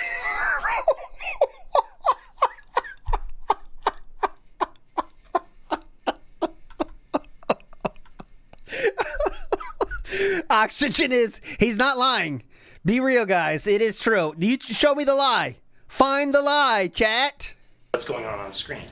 But whether we're playing a game, whether we're not, whether we're just walking around, whether we're sleeping, we're always breathing. Oxygen is super, super important for our bodies. So, let me set up a scenario for you. Oh shit, I just forgot to breathe. Thank God. Let's say you're going to a tournament, you know, Street Fighter tournament, just for sake of example, but it could be any sort of tournament. Yeah. You want to make top 8. You want to kind of get out there, destroy the competition, make yourself some money by actually placing really high in the tournament. Yeah. So, over the course of the time, when you're dealing with all the stress, all the anxiety, all the What do we pressure, do? whether you're playing or dealing with the environment there, dealing with most of the good game players, you might be intimidated or you might not be. You might be getting into beefs, all kinds of stuff. Yeah, we're getting into beefs. Throughout all that, you're breathing. Now, what happens is with most people, usually when they get under severe amounts of stress, or even when they're just Yeah, this is. Let's go to improving breathing. breath. So, in order to get a better, stronger body, in order to live stronger overall and live a healthier lifestyle, and in order for us to be better at our video game playing, we have to be able to have oxygen go into our bodies, go throughout our bodies, and exhale out the carbon dioxide easily. Be able to take those deep breaths in order to be able to exhale. True. And feel stronger, feel more focused. He has not said a single lie. I'm just wondering the importance of saying this, but he's not saying anything wrong yet. Feel healthier, feel more energetic. Now, there's a couple different ways of what you can do to actually help yourself actually improve this. There's, you could look up on YouTube, you could look up on different health websites and actually find out different exercises and different things you could go about to actually better your breathing overall. A lot of it usually kind of stems back to just lightly sleeping on your back. When you go to sleep at night, instead of sleeping on the side or on your stomach or, in any sort of weird position that you find yourself in sometimes, instead just lay flat on your bed with your head up on your pillow and actually breathe out while you're sleeping. It's not only breathe out when you're sleeping, going to keep everything back and put less stress on the rest of your body as you're sleeping, and it's actually going to lay yourself flat. You're going to feel a lot more energized when you get up in the morning, but it's going to promote your head and your chest being opened up, allowing you to breathe a lot more easier, which is what you want. You want to be able to have all that oxygen go into your body and enter into your bloodstream and go throughout your body. So that way you could be a lot more energetic, you could feel much better and feel stronger. But Lugo, I hate to say this, it doesn't matter how I start my sleep. I always end up in a different position, sir. I don't know if it'll help so much. Couple other things. Please. One of my inspirations and one of my kind of influences in how I do these videos and go how I ahead. talk about different stuff is Elliot Hulse. If you guys have ever watched some of the videos on YouTube from him or from Strength Camp, that's his whole what's thing. that? He talks about this thing called the bow. He talks about improving your breathing. Actually allowing you to become a little bit stronger for when you do different physical activities. You got the point. So I think this was him trying to keep the Gamers with Gainz ideas going. This one didn't take off as much as the other one. This one only had 196 views, but he's doing his best. Okay, as you can see. Next, this is a Nerdbrew style video, and this is Learn to Breathe with Jakesjames Lugo. Let's see. Directly for your feedback. Today when I play Street Fighter 6, I'm going to play 2 to 3 matches in a row against 2 to 3 people, right? And then I take a break, like a 5-minute break, where I literally just sit here and we talk about what just happened to those matches, what you guys thought about them. I do shout outs and things like that. It's going to end up being a more social experience. I didn't really do that. It was just me playing, and just playing non-stop. Basically makes it so that I get full of adrenaline, okay? I never really catch my breath. My blood pressure goes all the way up, okay? And when that happens, I tend to keep just re-queuing, and I make a lot of mistakes. and I make a lot of mistakes. I know that's why I'm getting so angry about like a loss that I jump right into the next match, and now I play poorly because I'm already heated about that last loss. And I start having worse execution, don't block on command. You know what I mean? Yeah. So if I just step back every 2 to 3 matches and I say, okay, let's just see. This is where the guy said, "Look in the corners of the rooms." That was one of the best fucking comments anyone ever said in chat as a LARPer. Was getting DSP to look in the corner of the room. Amazing. And chill for 5 minutes, everyone. Let's talk. Number 1, it's going to be a more social stream for you guys who are here live. More social experience. Number 2, for those watching on demand, it's going to be a better experience instead of just me getting tilted and losing half the matches. There'll be more to it. Okay. And number 3, I think overall, it's going to be better for my experience actually like playing better. I think rather than gaining a whole bunch of points because I start off strong, but then getting a loss, getting tilted, and losing all those points, if I just step back and break for 5 minutes, I think it's actually going to interrupt that and allow me to get my head back on straight, right? We're going to try this today. This is an experiment for sure. I've never done this before. The entire year that I've been playing Street Fighter 6 is pretty much just non-stop me grind, play. So let's see if this new strategy works or not. Yeah! That's the intro we're looking for. Hey there, Phil. I heard you had some trouble breathing during your Street Fighter streams. Yes. So I thought to make this video for you to help you with your breathing. Just follow these simple steps and you'll become a breathing pro. Step 1. Make sure to remember to breathe, which is the most important when you are gaming. If you don't, you could pass out and die. If that happens, the trolls win, and you don't want the trolls to win. Step 2. Do some stretching to give yourself enough airflow. So good. Big ups, Annie Angel. I know you got a bad back and all, but this is an important step. Stretching your back will give you more airflow through your throat. That's good. And will help calm you down after a session of Street Fighter. That is good. Step 3. Less red meat. Red meat is very bad for gout, and we all know that you got gout. Yes. Eat less shellfish and drink less alcohol. Drinking too much can also prevent airflow through your lungs, as you have to stop breathing while you drink. Step 4. Make sure to take a break every few sessions. You said this yourself, so that's a great idea. You can calm yourself during this break. Read the chat and interact with them. You can also use this time to do an impromptu Q&A or guilt trip your audience to give you tips for WWE champions. And step 5. This one can be very important depending on your stress levels. When you have some time, try and relax and meditate. Breathe in through your gouty nose and out of your mouth. I will send you over a relaxation tape that you can try on stream, and it always works. Okay. Oh, here we go. Hello, everyone. Phil here. And today I'm going to try something a bit different. My good friend Jakesjames Lugo sent me something special. Cool. Again, I'm going to try it on the podcast. He sent me a meditation tape. Yeah, that's right. It's crazy, but it should be fun to try out with you all. Cool. Today on the Level 1 podcast. Jakesjames Lugo here, and I'm going to help you relax and chill with this meditation session. Breathe in through your gouty nose and out of your mouth. You are a very successful businessman. You have a successul business. Oh, it's working. The trolls are jealous of you. They wish they have what you have. You never did anything wrong in your life. You have a perfect family. It's okay to call your cat Jasper your son. It's okay to eat DoorDash every day.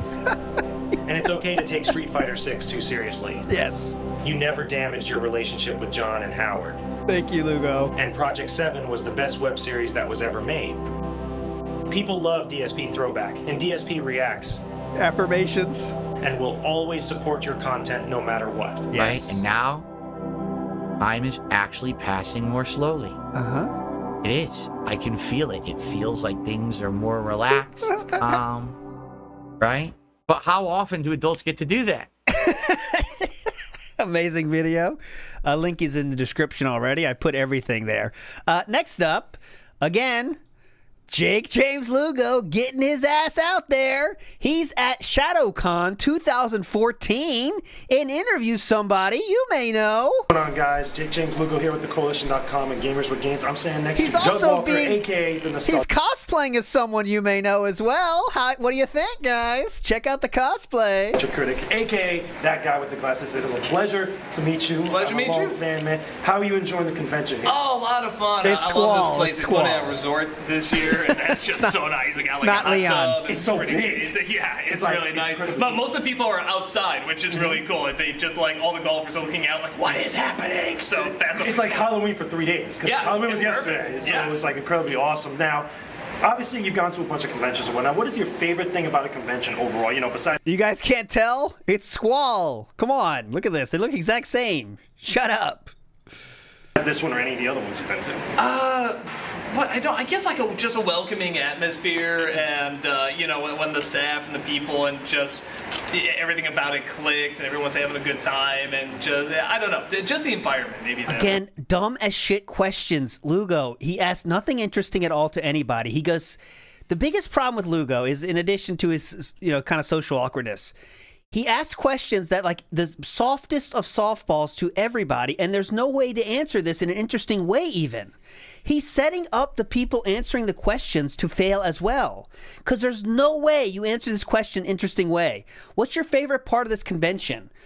The people, you know what I mean? Like, what the fuck are you supposed to say to that? Very, very cool. Now, if anything, you know, any sort of like crazy story that's ever happened to you at a convention, you know, that you've been Not one. Isn't that strange? Every fan I've come across is 100% normal and nothing weird about it. No, most of the fans have been really nice, but yes, there's always been like one or two. The strangest one that's popping to mind right now is that somebody actually offered a staff member once $1,000 to get something personal. What? Whether it be like a sock or a lock of hair or something like that. That is And they did go creepy. through with it, but at the same time, it's like, I could use $1,000. I mean, it's $1,000, but I mean, seriously, I mean, Yeah, who it's still creepy. Yeah, if suddenly, like, I'm just sitting at the table, my hand's going like this all of a sudden, like, what the hell? You know, I'll know why. That is crazy, man. Now, finally, you know, if there's one thing you could tell all your fans, you know, besides myself and everybody else out there that's watching, that's followed your work throughout. Not to make this an interview critique, but again, also when people say like this, all right, that's crazy. Anyways, next question. You shouldn't do that.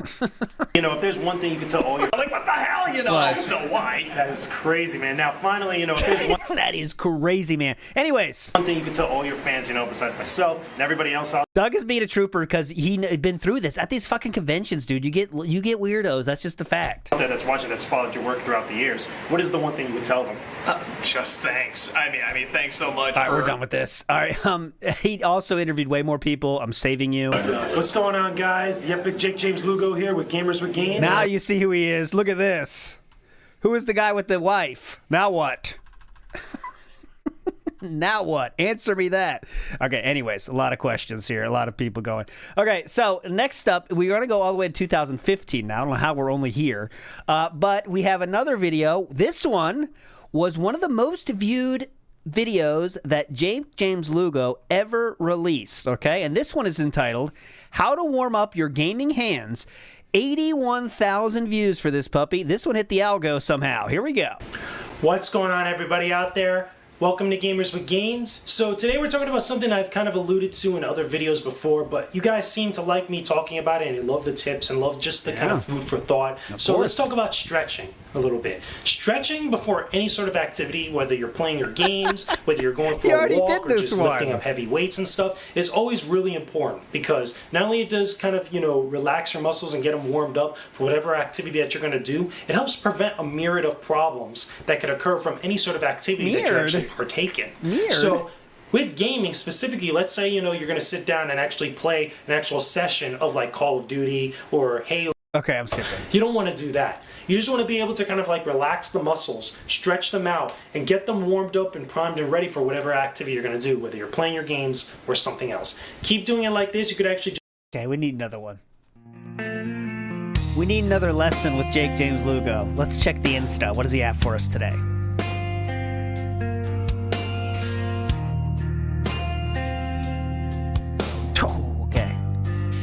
Being a tried and true king of games, I have many lives and thrones to sit on. Why settle for just one when you can have as many as you want? Thank you, JJL, for telling us that we should never be satisfied. We should always look for more. Always look for our next achievement. Thank you so much, Jakesjames Lugo. We have 6 left. Okay. Just do this type of stretch for a little bit. Take about like, maybe 5 minutes, less than that even. Just go like that. You could do it like about maybe 10 or so times, whatever feels right to you. By doing this constantly, this type of like stretch or these kind of like clenching of your hands, you'll get your hands in a good enough state to actually be able to go through your gaming marathon sessions with some ease and not have to worry about any other problems that'll show up later on in life. So hopefully that's helpful for you guys. If you guys want any more sort of like tips. Oh, please we do. Okay, whatever. Do this all the time. Okay, so this one's a special announcement. He is putting on a panel. This is the one I wanted to show because there's so many options of this. But this is a Kingdom Hearts fan panel, and he's going to run it. What's going on, guys? Welcome to Gamers with Gainz. So in this video, I got a special announcement, kind of like a little bit of a reminder. I've talked about it in some of my previous videos. Please? But I'm going to be going to Chibi Pie Sampler on July 26th here in Florida at Deerfield Beach, Boca Raton at the Doubletree Hotel. It's going to be a one-day event where... Okay, he's just getting you hyped for it. And it happened. So let's just see. I got 2 parts of this one. Here is Jakesjames Lugo running a panel. And again, guys, at this point, his channel, that video we just saw had less than 100 views. But he has panels somehow. I guess if you put in the work, you can get a fucking panel. I don't know. But here we go. Here's this panel. Some focus. Okay, yeah, cool. Okay, here we go. All right, let's get everyone started. Here we go. Come on. All right, so look at look at the belt clip. Look at him. There we go. Is that better? Everybody hear me? It's good? Yeah. Okay, listen. When you come to one of my panels, whenever I ask you guys a question, it always has to be answered with yays, nays, boos. No raising your hand, no nods of like, self-consideration and stuff. No, I want you guys to cheer. So you guys ready? Yeah! Okay, there we go. Okay, so cool. Again, welcome. You know what's weird here is like, that's totally fine things to say, all right? Those lines are totally cool. But it's like his heart isn't quite in it. You know what I mean? He can't do the action part, but he knows the words.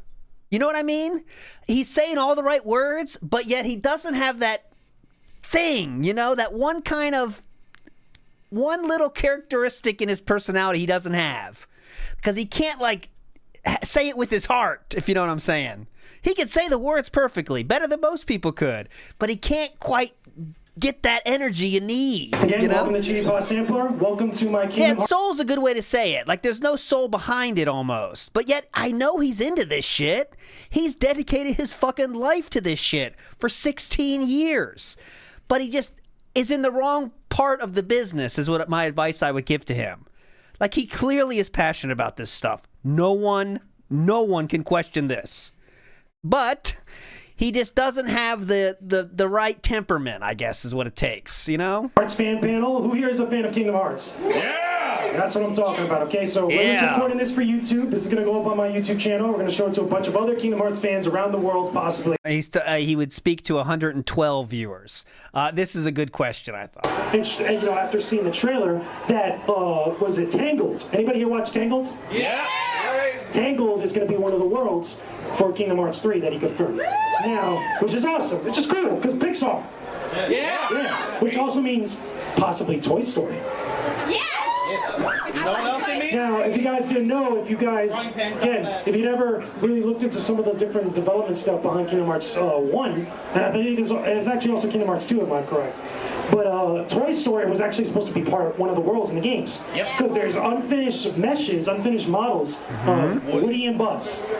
That have shown up in one of the games in the data that, again, you can't really access them. You only access them through hacking. They were supposed to summon data. Something like that, yeah. They were supposed to show up in the game. But, like, at some point now, I guess between talking to some of the head guys at Disney now and some of the head dudes at Square Enix, we're going to finally get more Disney Pixar stuff in there, which I'm hoping it's Toy Story.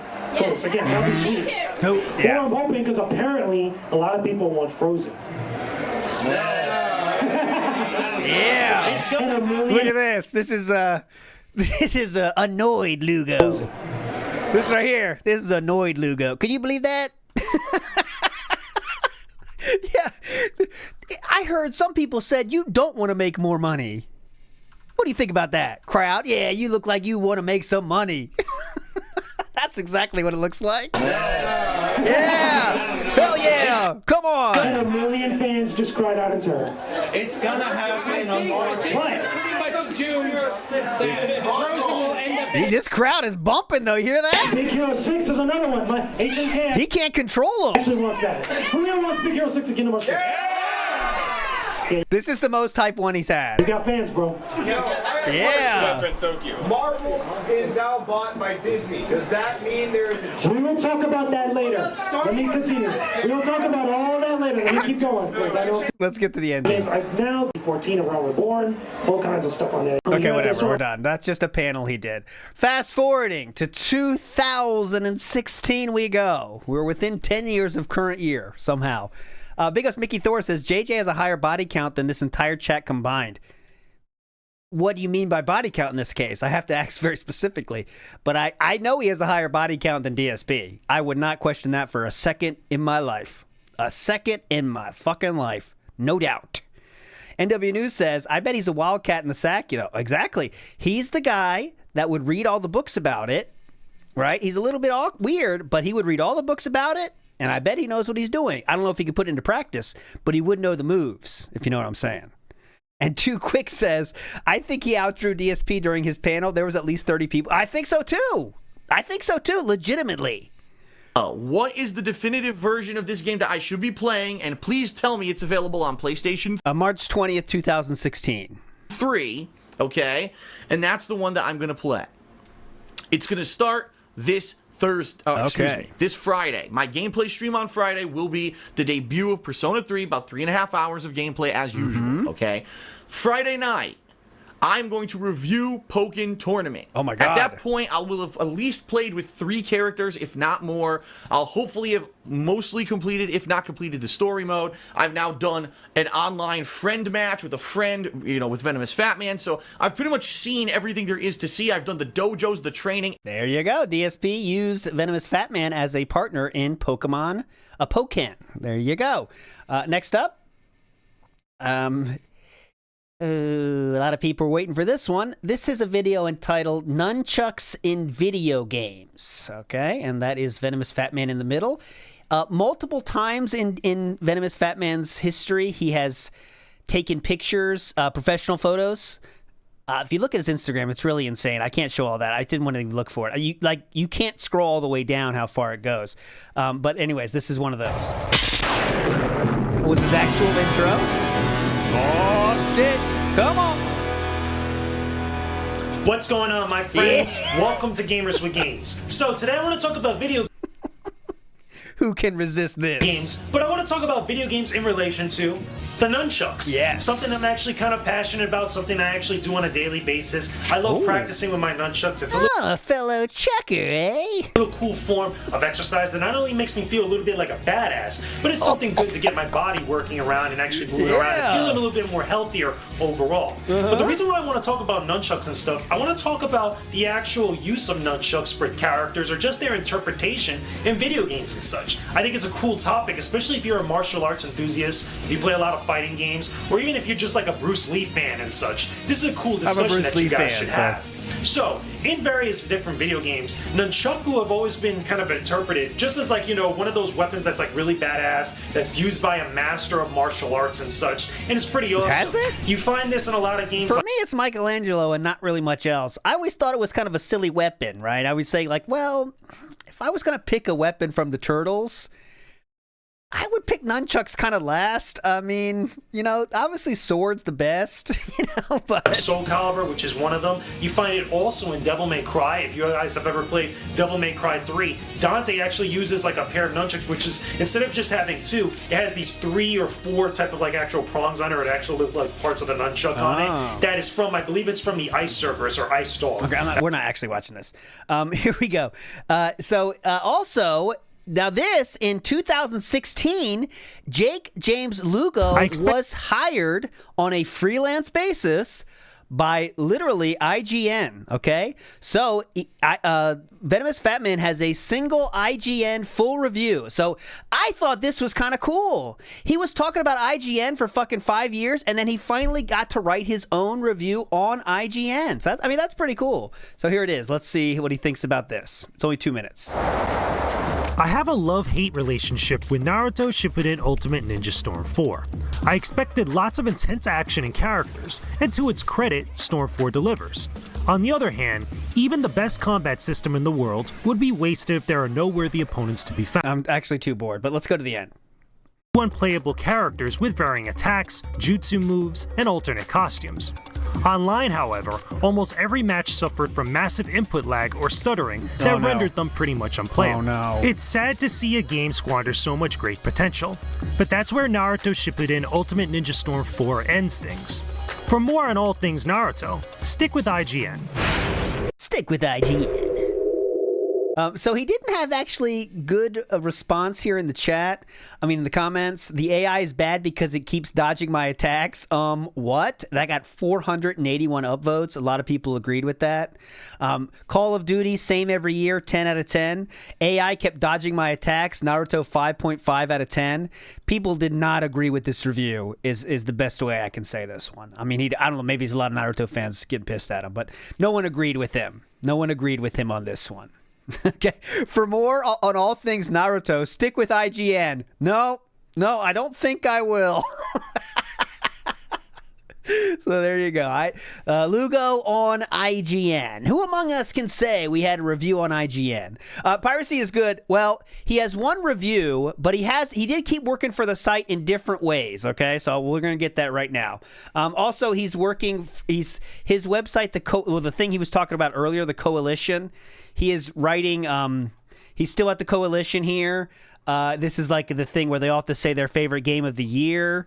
Jakesjames Lugo, senior editor for Coalition now. He is Mirzed's Catalyst was his favorite game. Okay, most anticipated game of 2016 was that. Okay, now we go to the Twitter side of things. So in 2016, Jakesjames Lugo is his new account. VenomousFatman is no more. As you can see, some people still put it here. Right, VenomousFatman 1, but he's not. It doesn't exist anymore because it's deleted. So there we go. But what is your problem, dude? Do you hate DSP that much to fling mud at other people? So in 2016, it already to the point where Jakesjames Lugo would talk on Twitter. People would make fun of Jakesjames Lugo just because he was talking up to DSP. Jakesjames Lugo here makes his own post saying, "Not tolerating any nonsense of garbage flung my way, using that block button. They call me DSP. Hate is not my concern. Hashtag stop hating." And Princess Luna, which is just weird. You know, one of those weird coincidences that happen, because I don't think it's the same one. But this Princess Luna says, "It's not a matter of hate. It's a matter of credibility. Associating with DSP is a good way to destroy your credibility." Jakesjames Lugo responds and says, "For what? Whatever all of your beef with him is, that's with him, not me. We just talk Street Fighter V." There we go. I want to make sure I didn't miss the... okay, because there is another review he does with DSP, but that's not yet. I want to make sure I didn't miss it yet. Okay. Okay, and then March... Okay, right here. Coming up. Okay, so then we have DSP's pre-stream here. Also later tonight, I'm going to be uploading some more Pokken tournament videos. If you weren't around on Sunday, you missed out. There was a great stream I did of Pokken tournament. I actually played against a longtime fan of mine and a friend, VenomousFatman. He is a gaming journalist. He is a gaming journalist. And at this point, he really is, to be fair. He's on IGN. And you could say that statement unironically if you're on IGN making a review. You're a gaming journalist. Has had an advanced copy of Pokken Tournament for a couple weeks. He's been playing the hell out of the game so that he could cover it. And he knows way more about the game than I do. I played him on Sunday, and he whooped my ass 7 ways from Sunday. So I he beat think him. the final score when we were done was he won 25 matches, and I won 4. Something like that. But he played with a wide variety of characters, and he showed me stuff with all of them for the very first time. I was like, holy shit, this is some overpowered stuff. Well, I am going to... Anyways, I'm not going to show that because just whatever. But anyways, here we go. Jakesjames Lugo here says on Twitter, "I just had the funniest rage quit against someone on Pokken Tournament Ranked. Look out for one and only online. He's a rage quieter." Okay.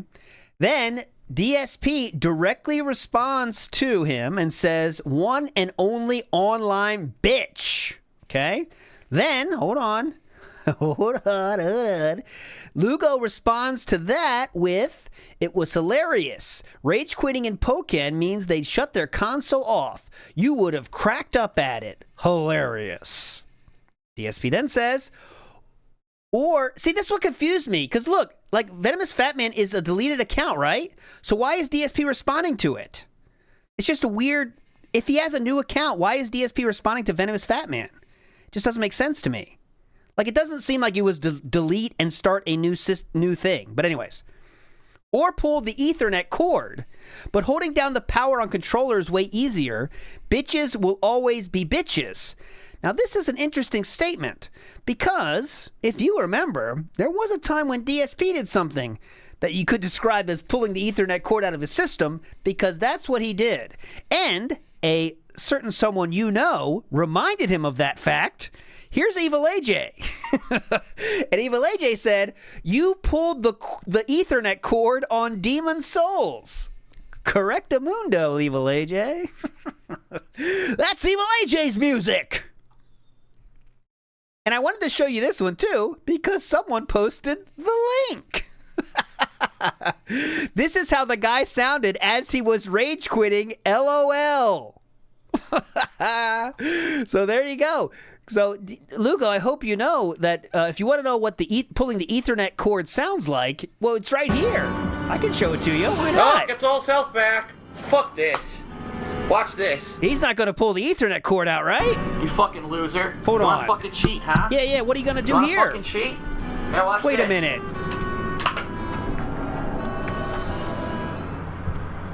Fuck that. An Ethernet cable is not connected? Wait a second. Did DSP rage quit and pull the Ethernet cord out? Oh, no. That's the very same thing you said would have been hilarious for DSP to see, VenomousFatman. Anyways, we'll try to move on. Somehow VenomousFatman got the ear of what's some good ones here? Perturbed Pablo. Joe Vargas, otherwise known as Angry Joe Show, is responding directly to VenomousFatman. Nothing else above that, though. I can't see the tweet anymore, but there you go. Wanted to show you that one here. He's a game journalist after all, guys. Next, we have this one. And I sent a direct message to many people about this because this is just strange to me. And maybe watch Doomer Ziggy's going to know exactly, right? Doomer Ziggy's going to know exactly the answer to this. But Jakesjames Lugo on June 10th, 2016 says, "Gamers with Gainz." Okay? Gamers with Gainz. "My stream is lit right now. Help me make it epic by spreading word, retweet." Okay? And he did these random people. Okay? But if you click on this site, okay? I'm going to click on this site, and I'm going to go to Gamers with Gainz. And the same logo is shown, right? Maybe that's because Twitter keeps the same logo or whatever. But it's not Jakesjames Lugo anymore. It's someone else. That's not Jakesjames Lugo. Did someone else get the account? Or can you start the same account with a different name? Maybe if you got it from Jakesjames Lugo? But that's not him anymore. This is Gamers with Gainz. That's not Jakesjames Lugo. I don't know what happened. But anyways, this is the new Gamers with Gainz. Thought that was interesting. Moving on. We have I have to show you this one. Now, this is another wild thing, okay? So this is, Jakesjames Lugo himself made a playlist entitled Collab Videos, All YouTuber Collabs. This was all the times where he collabed with other YouTubers. Now, when I say collab with other YouTubers, you think interviews, you went on their show for something, you did co-op together. That's what I think when you say collab videos, right? And 99% of these examples are all that. But the very first video, the oldest video in this playlist is this, okay? and Jakesjames Lugo considered this a collab, okay? We're going to watch this, let's see, we'll start at the minute mark. And we're going to see what kind of collab this means, okay? Let's check it out. Introduce the last guardian. It's been a long journey getting here, but today, on behalf of everyone at Guerrilla Games, I am delighted to finally unveil our newest franchise.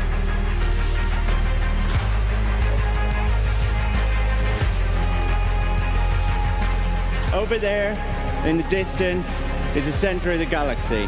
That's where we're all trying to get to. Just wait. You'll know I'm when you proud see and it. excited to be here today to tell you what we've been working on in Media Molecule. We I have call to it start it Dreams. earlier or it's not hype, so we'll get there. So we're building a place where you go to play and explore the dreams of others, and then you can create and share your own. I don't think this game went anywhere, did it? Proud to announce that Final Fantasy VII Remake is coming. Did you see it? It just happened. I'll go back. The collab just took place. Do you want to see it again? And also, there was another character, you know, in the same shot. Here you go. Proud to announce that Final Fantasy VII Remake is... So, I don't know if you knew, but Vikes was at this. Vikes is there on the front. There's Vikes. And behind him, collabing with PlayStation, as you can see, is Jakesjames Lugo jumping up and down.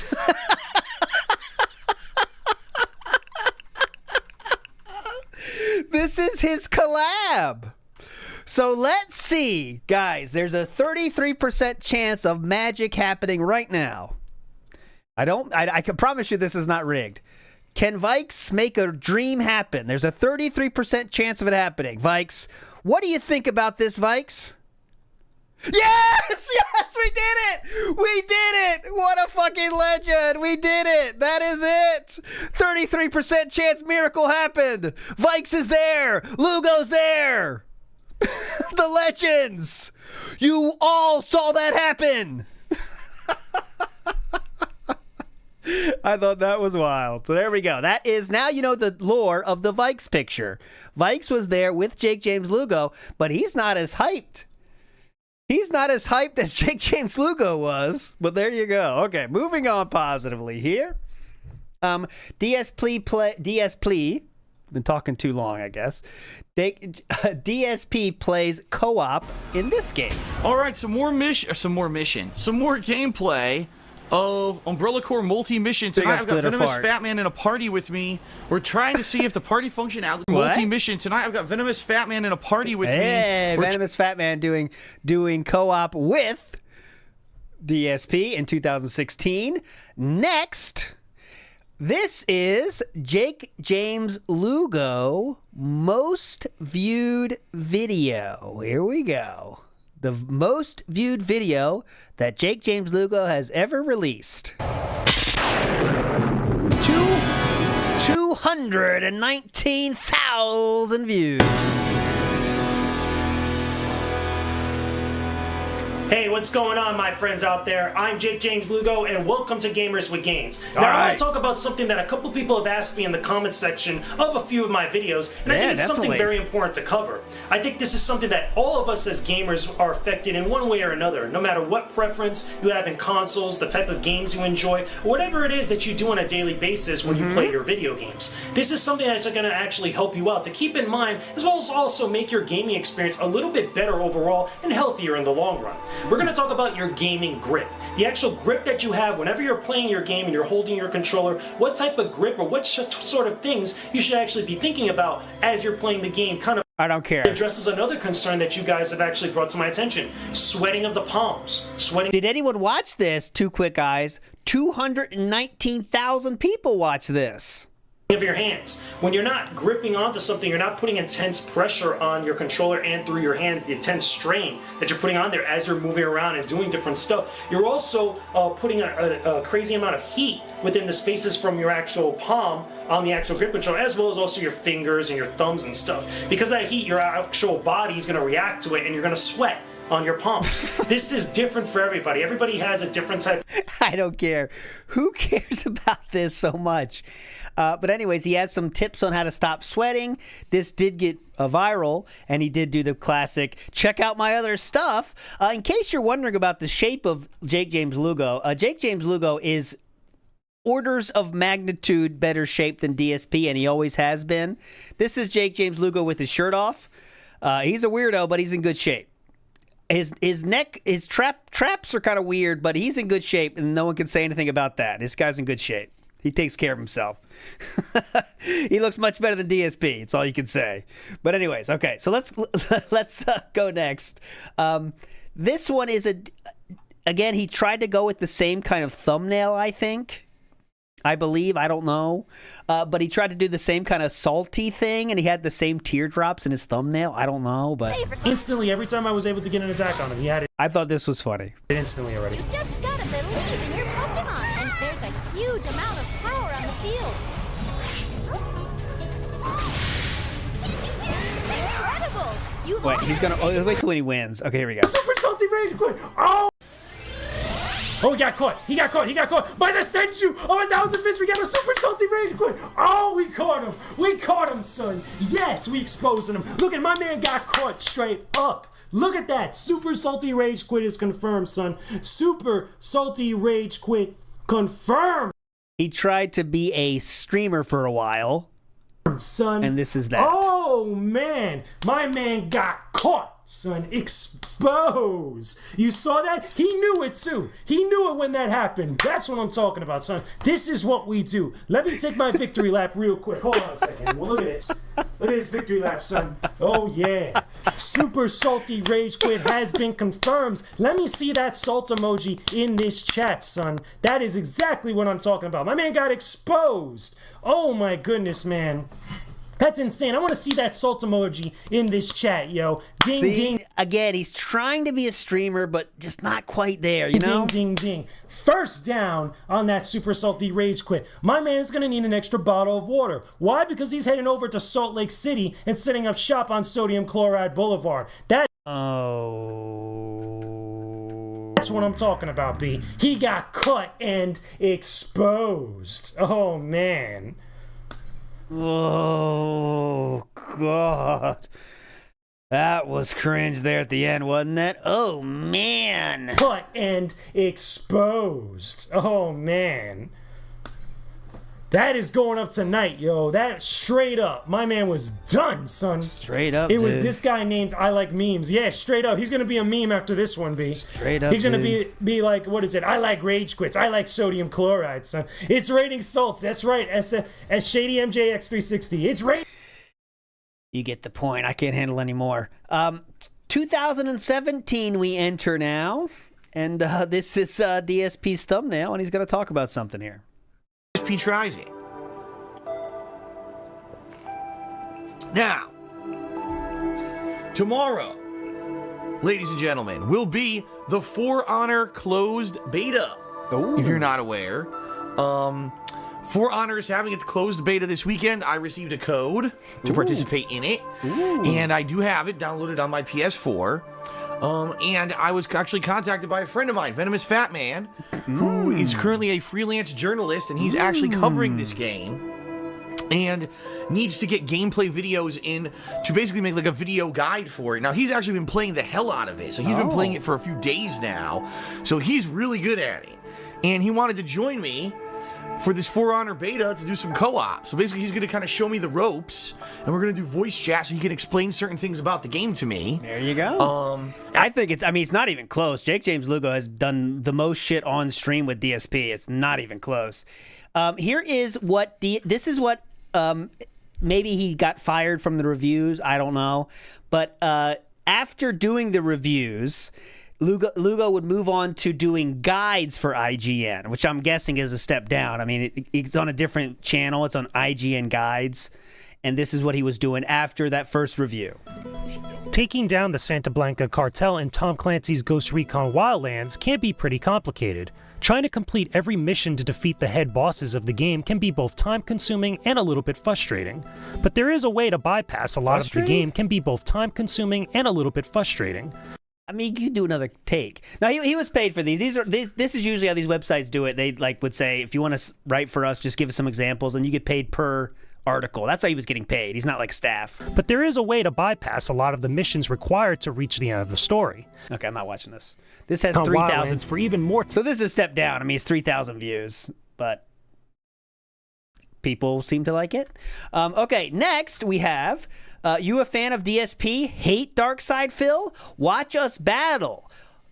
Watch us battle Twitch. Place your bets. Who's getting whooped in Tekken? This is a challenge between Jakesjames Lugo and DSP. And as you can see, Jakesjames Lugo is trying to dig into that kind of detractor world, saying, do you hate him? Well, let's see if I can take him down. So there we go. This was in 2017. This thumbnail was made. Listen, DSP says, how's this for hype? Thanks to VenomousFatman for making this sweet poster. See you all in 2 hours. Like, isn't VenomousFatman account gone by now? I can't keep up. But anyways, let's go to the first response, huh? This will be fun for everybody. I'm sure there won't be anyone weird in the... I guess we're up to 5 bands. But I'm sure there won't be anyone weird in the responses, right? There won't be. Oh, no. Derek loves WWE? Who's that? He says, I love you, VenomousFatman, and they call me DSP. Both awesome people. Hell yeah. Come on. Well, VenomousFatman is loved. That's all I can say about that one. He is loved by a certain Derek. Hell yeah. Come on. Derek loves Lugo. So DSP did do that. Here's just one example of that. We're not watching this. Forewarning, I'm going to be playing with a bunch of goofy outfits, so if they do look random, if they do look ridiculous, I apologize in advance, chat, or I take full credit for the awesome part of this. All right. Where do you see my Bob outfit? I haven't even played with this outfit yet. Yeah, I like that they do more so than the last few. Hold on. This is wrong. This is wrong. This should not have fired. Hey.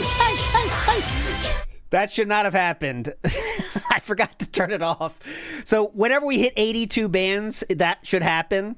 And it just happened, but I didn't. But normally we're not on at this time. But there we go. So that was the 82nd ban of the day. If you know what that 82 means, you're a real WPIG fan. You're a legend. But 82... when that happens, that song is automatically played. So that's the 82nd ban of the day. But there we go. Anyways, moving on. That was an accident. Yeah, that's one of the things that they do well with the Tekken franchise is the customization options. There's so many of them. Just thank you to Purio Niku, who did a 100-bit cheer. Says, good luck, Phil. I've been impressed with your Lily so far. Okay. That you guys are saying, hey, what's up? Don't worry, I can see everything that you're saying. Yeah, I can see everything that y'all saying. I don't care. Next, I want to show you an image. I've been saying that Jakesjames Lugo has lived many times. Compared to DSP, Jakesjames Lugo has lived many lives. And here's an interesting one I found from 2017. Jakesjames Lugo has met iJustine. Now, you might be asking, when did this picture take place? That took place in 2017. What did DSP say about iJustine in 2017? Let's find out. Okay. Now, that was awesome, so let's immediately follow that awesome part with a groanable part that's going to make everyone groan. Get ready. You ready? What? Who's the most possibly pertinent person on planet Earth to present a 30-minute gameplay segment of Star Wars Battlefront 2? Oh, would it be maybe an actor from the Star Wars universe who can maybe add some experiences? Maybe it would be, I don't know, a well-known gamer who maybe, I don't know, who to be... Of course it's iJustine. Why wouldn't we get iJustine to be the host of this fucking gameplay segment of Battlefront 2? Oh, shoot.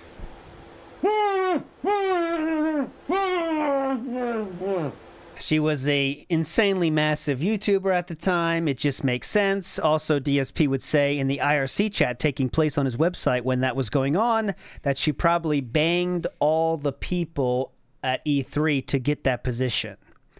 But anyways, moving on. They would keep playing more. All right, I'm fighting a law, which is bad news because I fought VenomousFatman's Law the other day and found out that most of Law's moves are so fast that it's very hard for King to really do much about them. So he learned from VenomousFatman. There you go. Big ups, BR Joe. Thank you, sir. Let's see how long we go. See, it's fun that when we're going back in time to see how close the random DSP is to our current time. So now we're in 2017. Big ups, BR Joe. Here we go. I really need the help this coming month. I'm very afraid, so... Ooh, that could be this year. That could be a 2017 pull there. Big ups, BR Joe. Two quick ones says, does 2017 DSP know his future wife would be a doppelganger for that fan art for Overwatch? I don't think so, because, let's see, June 12th. Ooh, we are very close to Leanna leaving, right? Pretty soon, Leanna's out. I think this month or the next month. This is Lugo. This is not Lugo, but this is just Lugo was found looking for ice cream with these jabronis. Lugo has friends. Just wanted to show that. Lugo has friends and has fun out in the world. Next up. Cheer for the others as well. I don't know VenomousFatman's channel, and it won't let me cheer for Brian. So he's playing co-op with top tier Brian and Jakesjames Lugo at the same time. Same. Just follow me on Twitter. I'm on Twitter. Yeah. Say hi. Follow on Twitch, YouTube, or Twitter either. There you go. All right, so there you go. All three of those friends. Here we go. Now this is Jakesjames Lugo channel 8 years ago. He's got less than 100 views on this puppy, but he's talking about demonetized. So who does he bring up as an example? Yo, what is happening, everybody out there? This is Jakesjames Lugo. Welcome to the channel, and welcome to a brand new JJ Brings It. I know I've been away for a little bit. I've actually been doing a whole bunch of really big projects with some new content that hopefully you guys will enjoy. There'll be links in the description box below for you guys to check out all the crazy things I've been doing. A lot of big stuff you guys are going to get a real kick out of. But I'm back with new JJ Brings It videos. They're going to resume every single day. Don't worry. I got a whole bunch of cool stuff for you guys that you're definitely going to enjoy. We're kind of, getting the rug pulled from underneath us every single time. I've even seen other channels, again, like DSP Gaming, or at least his KO Gaming channel, have to completely change up his stuff back to like a really basic, really kind of ground roots format where there's no gameplay involved and it's just him sitting on a... Don't you love the ground the ground roots format? Like really kind of ground roots format. Ground roots format where there's no gameplay involved and it's just him sitting on a couch talking, which I find funny because even in a couple instances here and there, he still got demonetized in some of his videos. So it kind of doesn't make sense with all this stuff that's going around. So hopefully, eventually at some point, there's some stuff that gets changed up. There you go. Oh, yeah, I heard it. So a lot of people are sending me DSPs crashing out right now. I promise on Monday we'll cover it all. I always treat these videos like these are like the topic is the topic, so we shouldn't get too much into live time, because people are going to watch this in the future, Silas Sama says, weird. DSP seems salty about iJustine, like he's on his way to Salt Lake City, going to those mines. Yeah, I recommend it, Gout. I'd recommend it. If he's crashing out, go. Well, you can always watch this back. Live crash out only happens once. Managed to get in contact with VenomousFatman, who... Oh, hold on. So I was busy as hell, okay? But while all that was going down, I managed to get in contact with VenomousFatman, who actually I had planned on doing co-op with VenomousFatman in Destiny 2, like from the get-go. Like that was one of the people who I wanted to do stuff with in Destiny 2 because I knew he was going to be covering the game, being that he's a gaming journalist. And... it didn't work out because he lives in Florida, and as you know, Hurricane Irma decimated, the whole Caribbean, and then slammed against Florida. And first of all, I have to say this: thank God Hurricane Irma wasn't as bad as they thought it was going to be. Like they thought. Don't care. Okay. Lots of stuff been going on recently. This past weekend I had the pleasure of covering the Dragon Ball FighterZ beta. Code of which was provided to me by VenomousFatman, my friend and longtime viewer who has become a part of the gaming media for IGN, and he was actually covering it for them. There you and had go. an extra code and gave it to me, which was awesome of him. So code received from VenomousFatman. So VenomousFatman definitely has not given money to DSP, but he has supported him in other ways, let's say. I don't know how this fucking happened. I don't know what takes place to make this happen. Jakesjames Lugo gave a speech at a college. I want to remind you that Jakesjames Lugo at this time has less than 2,000 subscribers. Both his channels, no one's watching him. I know he had those 2 big hits, I guess, but is that enough to teach something to college kids? We'll find out. It's already recording? Yeah. All right, cool. So, hey everybody, like Frank said before, nice to meet you all. I'm Jakesjames Lugo. I'm a games journalist. I do stuff for thecoalition.com. I'm the senior editor over there. I freelance for IGN. I freelance there you go. For Playboy. I freelance for Zelda Universe, Pixelkin, and a number of other places. I also so you just heard it there. He's freelance for Playboy. I could not find this. I know it's true though. I mean, you know, he did it because they had like Playboy Gaming or something, you know. But yeah, he did do that too. Stuff on YouTube as well, like my little vlogs. It was all gaming stuff. Different interviews that I do. And also today I get to announce to you guys, I actually got a podcast now on iTunes. I actually do a show called TK Spotlight, which is both on the Coalition here, which is the website that I do content for. TK but also Spotlight. I put the podcast over on iTunes for everybody. Again, just different formats and such. So this is a 30-minute thing we are not watching. This is the end, though. Checked out a lot of gaming personalities on there. Believe it or not, this is going to make a couple people cringe. One of my biggest influences when I started out was Dark Side Phil. I will play that one more time. Listen to the talk up he gives DSP. Watch his videos on YouTube, right? I'm pretty sure you've checked out a lot of gaming personalities on there. Believe it or not, this is going to make a couple people cringe. One of my biggest influences when I started out was Dark Side Phil. This is going to make a lot of you cringe. As far as like putting videos on, as far as the frequency of that. I used to watch a lot of his videos back in the day because YouTube was young back then. There was a lot of people.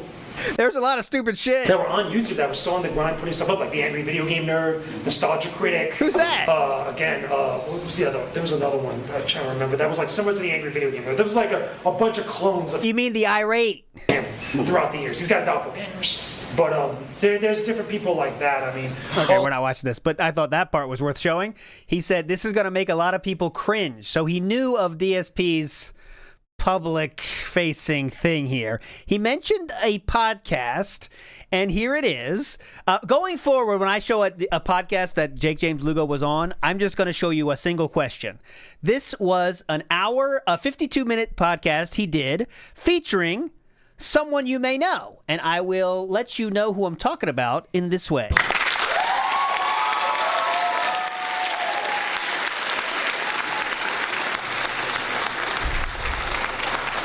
Any more hint necessary? Let's hear what Rich has to say. People to work with and everybody wins. Do you think that's also part of like maybe the scarcity model that a lot of YouTubers and content creators put themselves in when they're on the platform?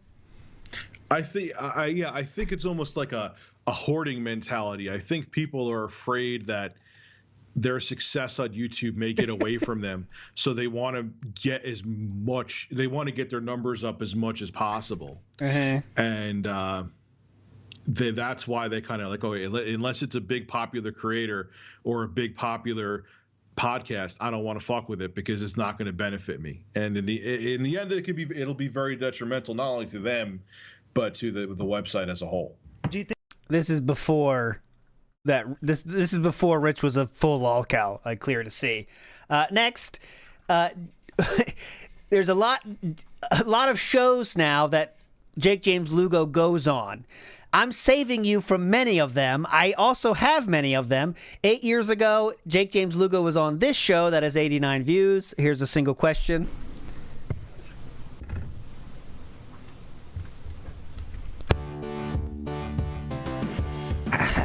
Here we go. Hold on. Folks, to a very special edition of RSF Radio. I'm your host, Joe Monday, and we actually are calling this one a special. IGN. He's a writer. He's a vlogger. That's right, folks. It's Jakesjames Lugo. How you doing, man? Hey, what's happening, my dude? I'm doing good. Appreciate the cool welcoming, the cool intro stuff. It was pretty pristine, it's pretty phenomenal. Yeah, there you go. We're only going to hear the good ones, folks. We don't let the dozen other ones that didn't get a pass. We don't. Hilarious. No mention of DSP. No mention of anything interesting there. Now he starts doing reviews for his own channel. This is when he breaks up this kind of thumbnail, let's say. He still does thumbnails just like this to this day. Oh, you know exactly what time it is. I've been waiting a while to talk about this game in a video review, and now I finally get the chance to do so. Somebody is clearly getting their ass kicked in this video review. It might be you, hell, it might actually be you. But without any further delays... See what I mean? See what I mean? See what I mean? He just can't quite get there, right? Oh, you know exactly what time it is. I've been waiting a while to talk about this game in a video review, and now I finally get the chance to do so. Somebody is clearly getting their ass kicked in this video review. It might be you, hell, it might... It's just not, there's like, you know what I mean? There's like 2% off or something, and it's so not there, just not the vibe. Okay, next up we have, I'm saying this with, I have gained respect for Jakesjames Lugo after this research I did today. But nonetheless, I'm not saying that he's a great creator. I'm just saying he's trying his fucking best, and that's for sure. Come on, give us something. Give us, not that. Damage. Give us something inspirational. Here we go. Here's something inspirational. Tonight, I did something I thought I'd never do again. For me, it was a moment in time, a point to an era far removed from what we have now. Hell's Jerome. Radically different and fleeting. Tonight, I did so for the last time.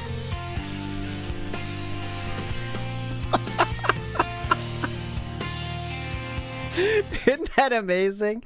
And it looks like he's playing guitar, but no, it's a rock band guitar. Okay. Now, I've never done the soulful playing guitar face while playing rock band, but maybe that's just me. It's not a real guitar, guys. It's a rock band guitar.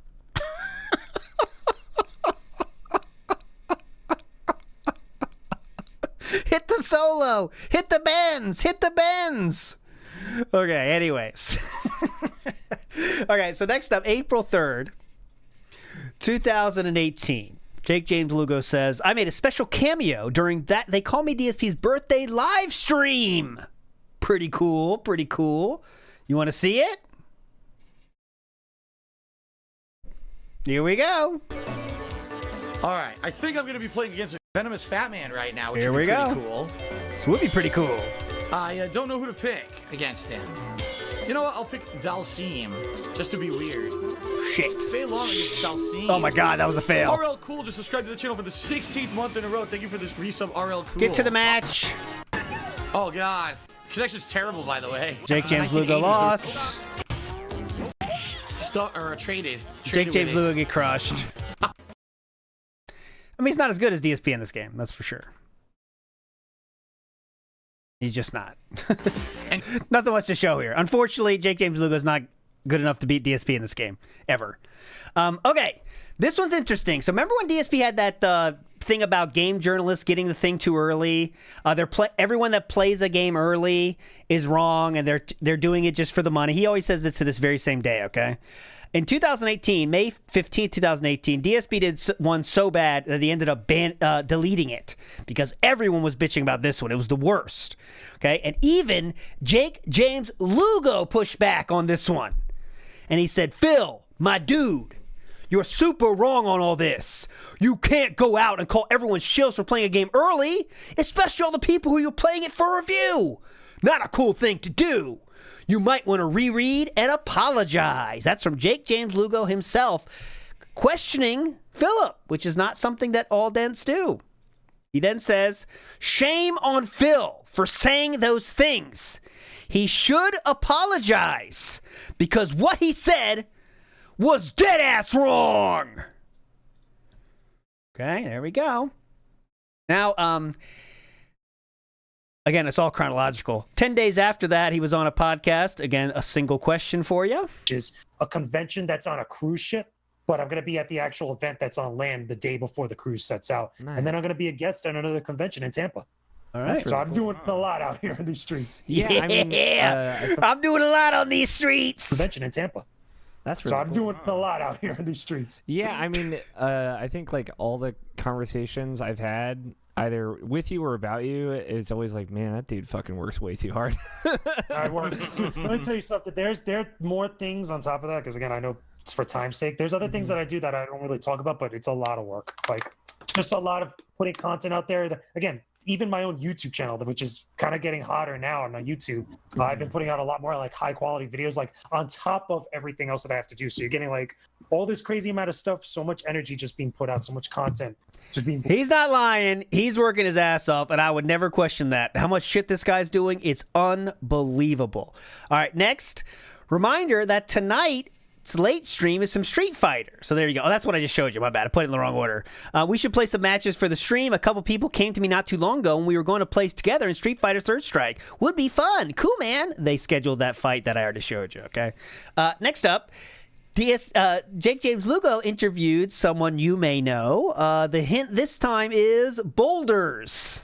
And also of course, the visual on stream. But here we go. Here's a great segue into another aspect of all this, when it comes to audience interaction, because that's just one thing. That's like someone that's part of a company that's interacting with the public, somewhat of a public figure. But then you mentioned also earlier, obviously, your audience with YouTube. And then there's a lot of other YouTubers that have massively huge audiences. And obviously, every once in a while, they'll do something or interact with someone that'll show up on Drama Alert. Like, it's just one of those things where there's a lot of different levels and kind of nuances to this idea of like having some sort of relationship. Ken, these questions, man, make it short. Some sort of interaction with your viewers, your audience. No, he's not making any money on YouTube. He doesn't have enough views. I mean, those two huge videos were sure, but it's this video right here, this interview with Matt, which you'd think would be kind of hype, has 209 views. And stuff. Do you feel like it's a little bit more tougher, or at least the consequences, good or bad? God, these questions. For YouTubers or people that are content creators that are not really associated with a company or an entity like that, because obviously you're your own boss. This is what I'm saying, dude. You gotta shorten these fucking questions, man. In that regard, you're kind of responsible for what you do. All on you at that point. What you the put in fuck? is what you get out of it. Oh yeah, 100%. So it's like if anyone's gonna kill my business, it's gonna be me. Well, well, some people in the chat probably know more than me. But next up, we have the legend. I cannot believe how far he's taking himself. The legend of Jakesjames Lugo making a career in games. Want to remind everyone, he's not a full-time content creator at this point. But nonetheless, here we go. He is the making a career in games panel. Here we go. My name is Jakesjames Lugo. I'm one of the industry guests this year for LumiCon, but I'm also someone that works in the games industry. I'm a pro. Basically, I've been doing this for about 7 years and change, going on 8. And I've done work for IGN, I've done work for the Coalition, Playboy, Pixelkin, now recently Influencer Update. I'm on YouTube, I'm on all social media, Instagram, Facebook, Twitter, etc. So basically, I love talking about video games.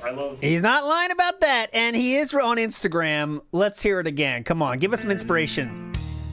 Give us some inspiration.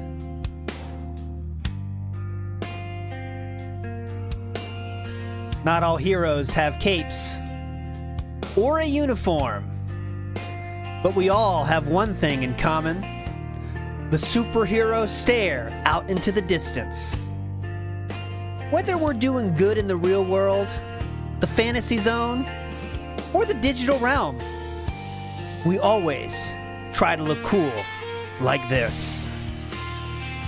Thank you, Lugo. It's important to remember our outward appearance, the appearance we show to the world.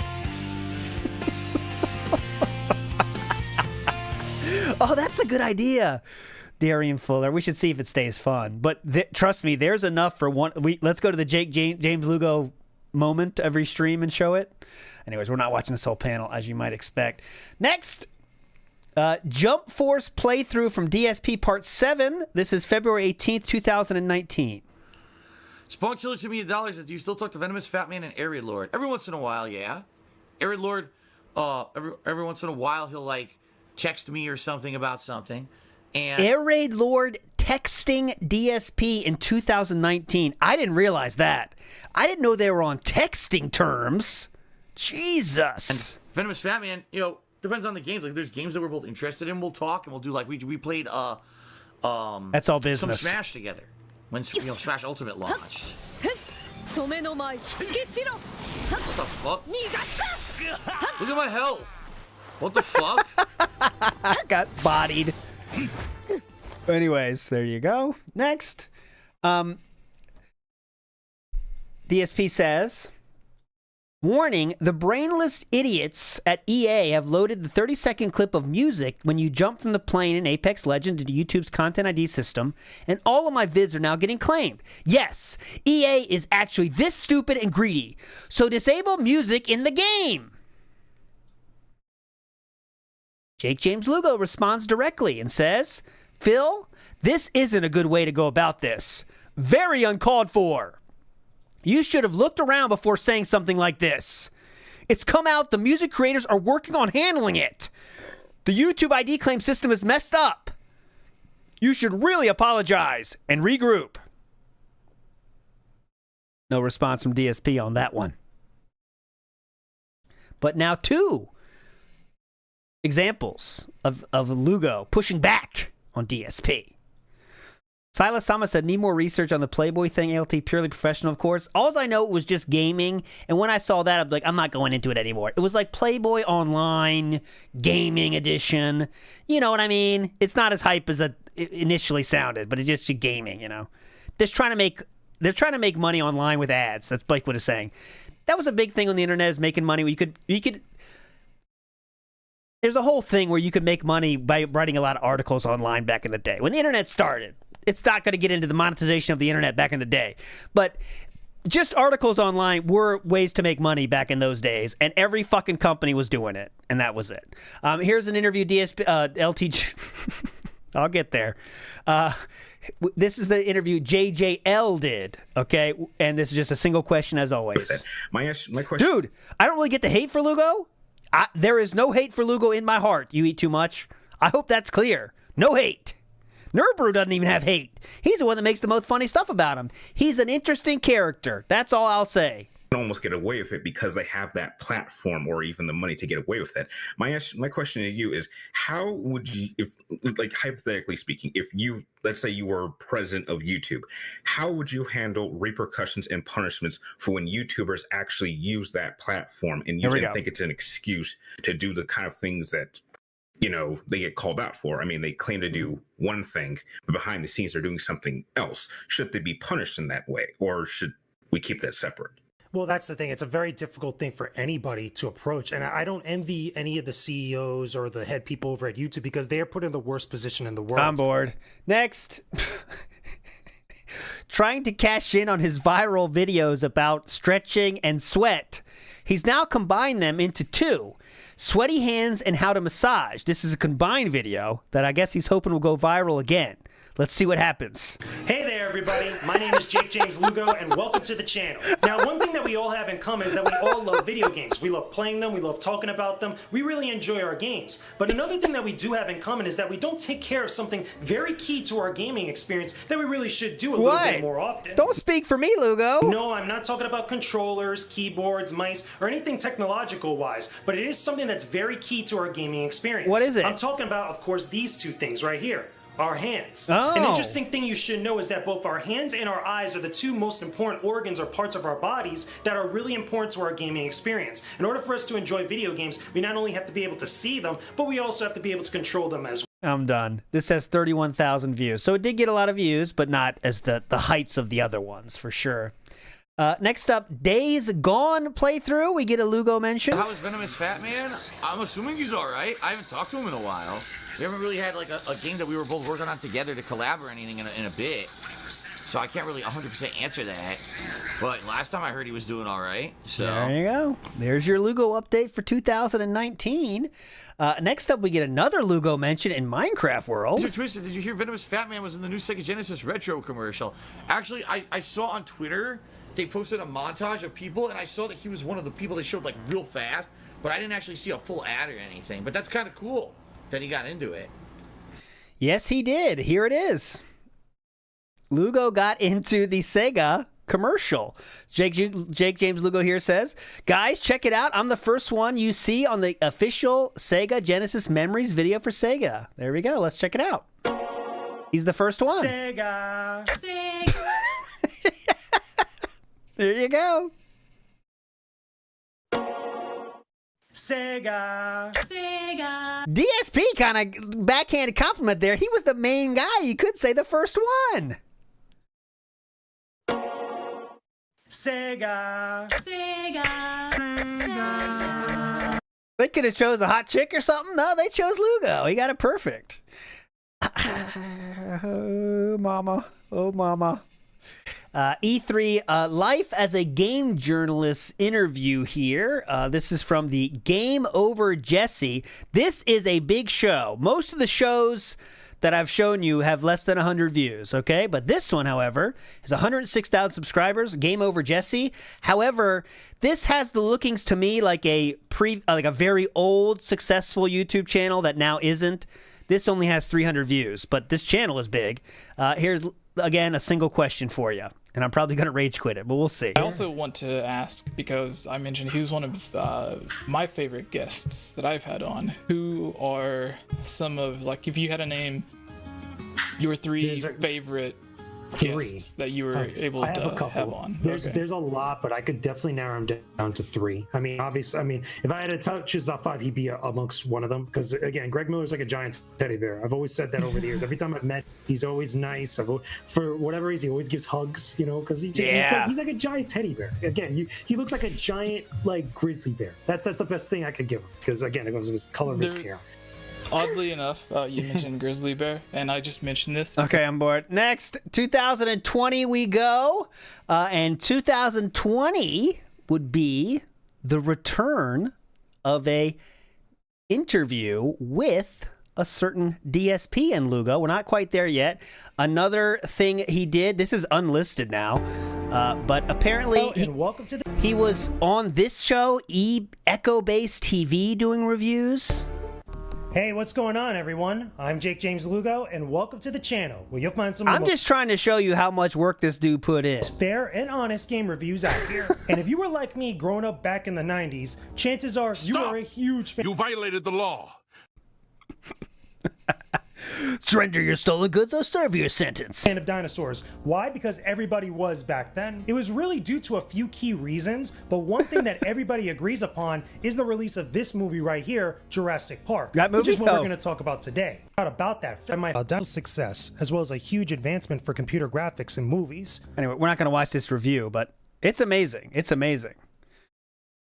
Next up on that very same show, these are all unlisted things now, so they never went anywhere, but again, you'll find some of the most fair and honest game reviews out here. So let's kick back. Like this move right here is just awkward, isn't it? Welcome to the channel, where you'll find some of the most fair and honest game reviews. Fair and honest game reviews right here. Out here. So let's kick back and welcome in the fall season post-Halloween with some more game reviews. He's the rest out to me for one reason or another. But now looking at this, he's just trying to go through the motions, but not quite there. That's all I can say. But one thing no one will question is he works his fucking ass off. Button Check makes their appearance. And this is someone that you should know that has his run-ins with DSP or had many comments about DSP. It's wild how all of it is intertwined. You know, all the same characters come up again and again. So what does Button Check have to say? Shout out to the homie Jakesjames Lugo, because he first tagged me in it. Right here, he actually tagged the Bruce Lee account, saying, hey, it'd be nice to get clarification on this news about video game interpretations of Bruce Later, Lee. Cosmic. Is any of what's being said true? Fei Long has been one of the best homages to Bruce Lee for decades. Can we get an official statement on what's up here? And of course, then he tags the NintendoLife.com article. Well, amazingly enough, the actual official Bruce Lee Twitter account. There you go. He's in there. Button Check said shout outs to Lugo. So there you go. Next up, we got a pre-stream from 2020. Very eventful day for good and bad reasons. All right, first of all, FYI, I'm currently appearing on a podcast with my old friend, Jakesjames Lugo, who many of you might know as VenomousFatman, although he has not been called that in many years. You know, way back in the day, you're talking 10 years ago, I did an interview with this guy. Yes, and we played over the that one past already. 10 years, he has been a gaming journalist of various capacities, worked for different websites and the like. And now he is doing his own thing on his own YouTube channel. And I did a podcast with him. Okay, if you want to see. If you want to hear, I have it right here for you. Okay, so this one there's the 2-for-1 job here because Lugo was still doing Patreon at this time, and he would do one for Patreon and one for not Patreon, okay? So, of course, we're going to start with the freebie in 2020. This is the freebie. Here we go. Let's start with this one. Again, this is on the Derek Loves Kosovo 2 channel. But he did a 2-part episode with DSP. Let's see what DSP has to say about the pandemic here. Correct? Yeah, at least 6 days a week full time. Yes. So tell me, what has that been like for you? Because now, obviously, you've been doing that for a while, even before this pandemic stuff started. What is streaming life like for you right now with everything going on with the pandemic, with the isolation, the lockdown for a lot of people? Well, you know, my life hasn't changed at all. I just don't make my sauce. Surprisingly enough, being that this is my full-time occupation, you know, I don't have another job outside of streaming.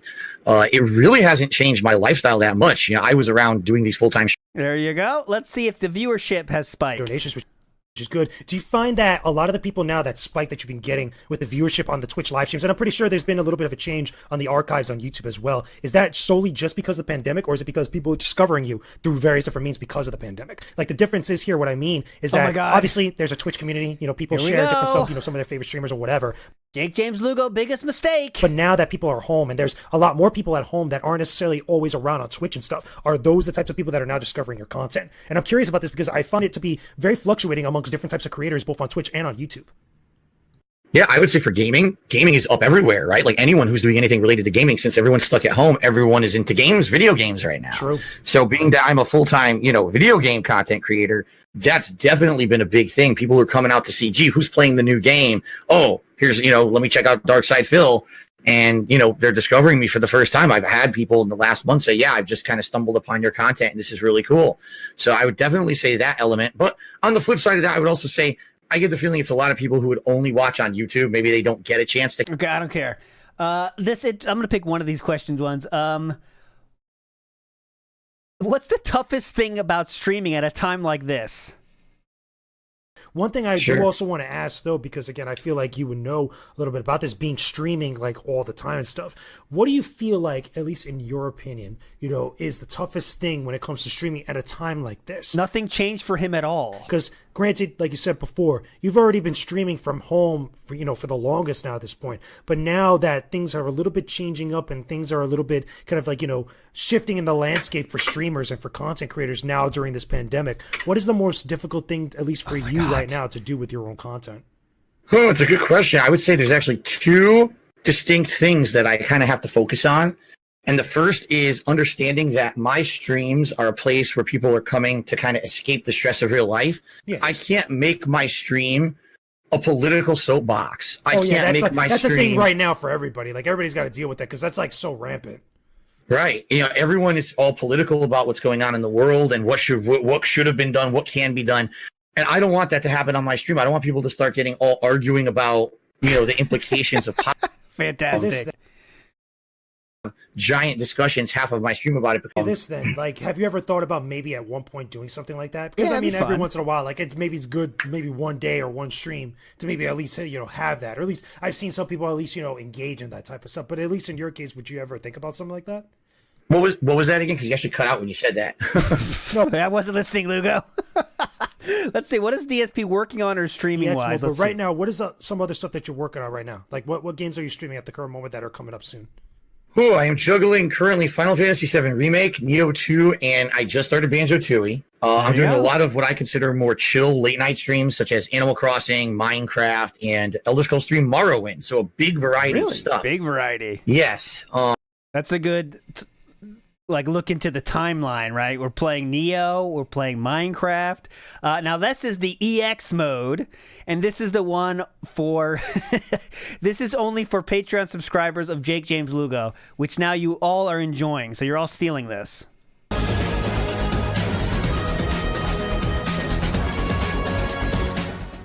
Hey, what is going on, Would you everybody like out there? Wait, I think we need some inspiration first, Lugo. Hold on.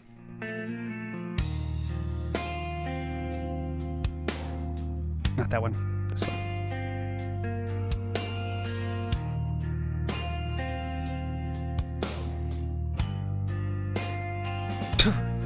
Here we go. Not everybody knows or truly realizes it, but I am one of the hardest working people in the games industry / media. I can say that with confidence. The amount of work I do is insane. Even in tranquil moments like this, I'm constantly doing stuff online. Most of the things I do don't get a lot of attention, even though it should by everyone. Least I am HO. If you're intrigued, then maybe you should take another look at me. See what I've done. You'll be surprised at how I'm a real diamond in the rough.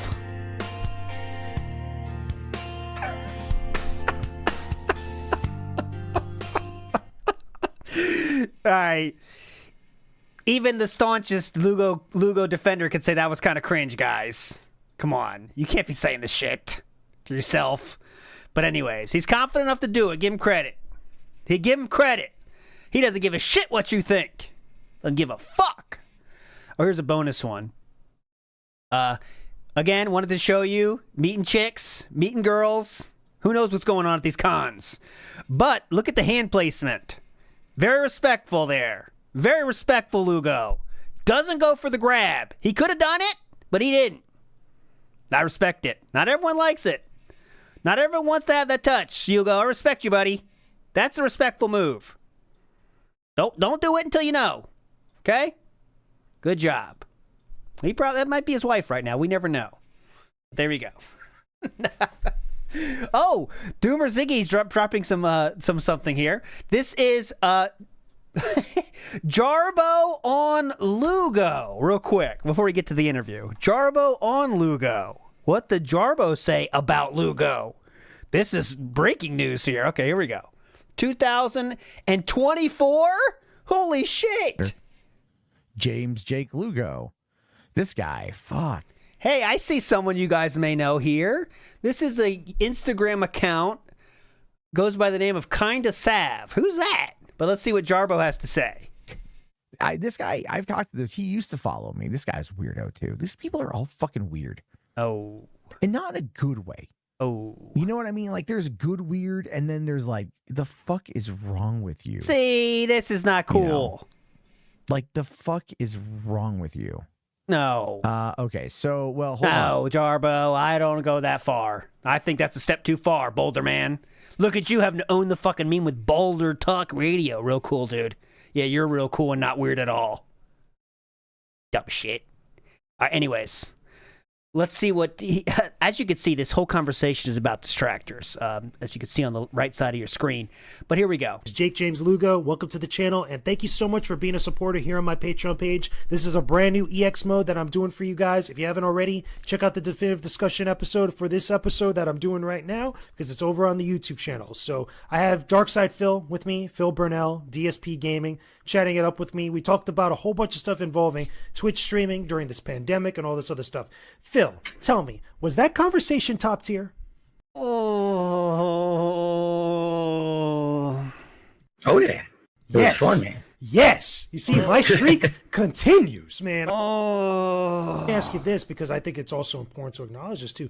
Did you ever feel like at any point within the last couple of years, because again, even though you said like maybe 7 years, but let's just say like the last like 3 or 4 years, just to be generous like that, did you ever feel like a lot of the reaction from the majority of the people out there, and I'm not just talking about just the mindless trolls, because there's always mindless trolls on the internet, and they're always going to be there. There's like nothing anybody can do about them. They're going to be what they're going to be and stuff. Yeah. But did you ever feel like sometimes, Mindless you know, the ones. reactions, and He's talking about Vikes. just the behavior of a lot of the crowds that feel a certain way about you, did you ever feel like maybe you contributed to that in any sort of way, like whether it's through your actions, like actively or passively and stuff? See, this is a good question. He's talking way too long, but are you responsible for any of the people that don't like you? There's a lot of people. I'm not gonna lie. Like, I've looked at like videos online about you or followed your career. There's a lot of people who just straight up don't like you. I'm like, damn, that's crazy. Yeah, you know, when you've been around as long as I have, you're obviously you're bound to make mistakes. And you know, when I started 12 years ago, it was a completely different culture when it came to gameplay and video game on the internet and YouTube in particular, because you know, back then live streaming was unheard of. I'm speeding it up. It was kind of like the Wild West. It was like anything goes, do whatever you want, and get away with it. So whether it was over the top, sexualized humor about stuff going on in video games that I would use in my commentary, or whether it was very, very edgy things regarding race and stuff like that. Obviously, I did it. I'm not gonna... Lugo said, I remember that. I love that. You know, the thing is, I've published all my content. I never have taken a single piece of content and hid it behind something to pretend like it didn't happen. It's all public out there. Everyone knows what I've said and done over the years. Except for the stuff that you've deleted. But I've definitely, over the last 12 years, matured. I would say since I became a full-time streamer, about 3.5 years ago, I kind of sat myself down and I said, if I'm really going to continue to be some kind of a content creator, I need to change things up. I can't just keep doing the same stuff I did. Times have changed, cultures changed, and I've changed. Exactly. I've matured. I've evolved. I don't want to sit here talking about anime girls on my stream all day. I don't want to sit here, you know, making these comments. Or girls of any kind, for that matter. That are just going to get people all riled up. I just want to enjoy games and be myself, have fun, and do that kind of more laid-back commentary and have a more social interaction with my viewers rather than having to fill. It's funny that you bring that up, because again, like you mentioned other content creators and stuff. Like, I've seen channels just devoted to just dumping on your name or just dumping on your rep. So like, there are channels, like, I couldn't believe this when I was looking at this. There are just channels that just look at analyzing every single part of your streams and like picking apart like every little thing. I'm like, there's got to be either these people are like really crazy, or he's got to have really pissed somebody off. Like, I think both, Lugo. There'll be moments I was like, yo, Phil, what did you do this time? Like, you know what I mean? Like, it's almost comical at some point. Yeah, and I would say, if you're looking at my entirety of the time I've been a content creator, absolutely there are moments you can look at. I say, wow, Phil really did something stupid today and it pissed people off, right? But like I said, since the last 3.5 years that I've been a live streamer, things have been very tame. I don't talk about anything controversial anymore. I don't argue with people I don't get. So what? He had to delete a tweet that I showed you, in the last 12 months from the time he's answering this fucking question? That's where we are right now. Let me ask you this then, because I think it's also important to acknowledge this. Outside of like the really extreme people out there that are like really out there that are just straight up in the wrong. Like, let's be real. Like, there's just some people that just take things way too far. But so for some of those other people that do criticize you, for some of those other people that do, for whatever reason, make videos or channels devoted to just being whatever. Yeah, what do you have to say to them? Did you ever at any point maybe take a step back and be like, have any sort of regret or any sort of like, you know, mindfulness about like maybe there's something that I did that really ticked these people off? Like, I will say that Lugo is here. Lugo's trying to paint a picture of that DSP is trying to get DSP to like say it's a little bit my fault, but DSP is not willing to go there. Even for a long time, I even remember earlier in your career, you went by the moniker The King of Hate. Like, even you have a whole channel called The King of Hate Vlogs and stuff. And I always thought to myself, I was like, why continue something like that if that just like, you know, is going to put like that type of energy out there? Like, did you ever think about something like that at some point? Oh, absolutely. And, you know, again, the problem is there's a difference between if you're a person, you make a mistake, because people will forget. The difference here is that everything I've ever done is eternally archived on the internet, so people don't forget. You know, so exactly, and you know that's the problem. Not the actions, but the fact that it's recorded. That's the part DSP hates. 12 years ago, when I started recording myself every day, did I think that 12 years later people would bring up something I said in a video and say, "Haha, you're a jerk," or "You're an asshole"? Look at this. Of course not. I didn't know that was going to happen. Absolutely, there's people who have grounds to criticize me for the kind of stuff that I've done over the years. But the funny part is that there's some people who are intelligent enough to look and say, "Okay, that was 10 years ago that Phil said that." Things changed, obviously. Exactly. Why do you think that the world is like this unchangeable black and white color palette that never changes? It's not. Black and white thing. It's an interesting thing too, because obviously we have to look at the fact that, you know, besides all the stuff which is like the random creators and other people out there that are making their channels, and really that's the audience and stuff. That's one side of it. But then we have this other side, obviously, which is the creators that are much more on like our levels, that are people that are actively creating stuff. Like, obviously the bigger names that come up now more recently in the last like year or so, I would say, like, is obviously Review Tech USA. You know, you were on the Quarterings podcast like some time ago, obviously, and you've done and interacted with various other creators at various different points, and you've had all like types of, you know, interactions with them. You know, what is it that you feel like, you know, at least from your perspective, where, you know, these types of like, you know, reactions or these types of like, you know, like like word of mouth or whatever it is about you that pervades like this, this perception of you, for a long time. Like for a long time, for at least from what I saw, again, on the outside looking in, there was just a lot of people that are just going at you and saying things about you just to jump on a train, just to criticize or just to say things about you that at least in my opinion, and I'm pretty sure a lot of people out there were mean-spirited, no matter what. Lugo, he did stuff. That's why people said these things. Specific thing that they were referring to. There were just some people that just being nasty just for the sake of being nasty's case. But what was that like from your perspective? Man, for me, it's frustrating. And the reason is I've always been a person who very few and far between will you even notice times in my 12 years that I've ever really focused in on another content creator. I think at the very beginning of my career, I think of maybe one, which was the guy from Machinima. That was like years ago before you joined Machinima, I think. Probably, yeah, exactly. Notch, that's right. Notch, that was I forgot his name. And then after that, we became cool. And there was no problems after we squashed that stupid beef from how long ago. Once I criticized... Well, that was, again, caused 100% by DSP. He's leaving that part out, but that beef was caused and started by DSP only. Hutch, yeah. So the reason that Hutch was pissed at DSP because DSP talked shit about Machinima. That's it. So I was a YouTuber because he was in a gaming advertisement that was running on my video and it promoted his YouTube channel. I'm like, why are you promoting your gaming YouTube channel on an ad on my video on my gaming YouTube channel? That's kind of a really slimy business practice. And outside of that, every once in a while, you talk about a big content creator like PewDiePie or Ninja because they're in the news or whatever. Yeah. But in general, I'm not someone who would bring up other content creators, nor do I really even care what they're doing. For me, don't care.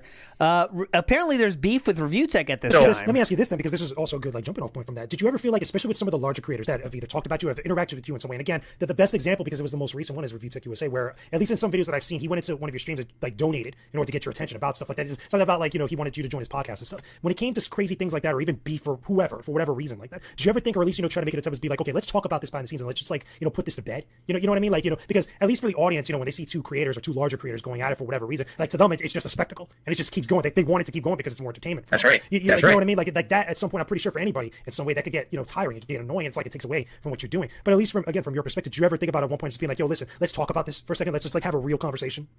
See, here's the thing. I would be totally okay with that. If that was the avenue that someone like Rich took to contact me behind the scenes and say, hey, Phil, I got some stuff I'd like to talk with you about. Maybe you could appear on my podcast. Here's what we can discuss, blah, blah, blah. Yeah. I would be open to that. The problem is most of the people who want to get my attention aren't doing that. What they're trying to do is get what about Rich, though? That clickbait reaction from me. The headline. So exactly. What Rich wants, he wants me to go on his podcast so he can discuss my personal life, which I'm not going to do. I'm not going to discuss my personal matters that have nothing to do with my streaming content. That's your choice.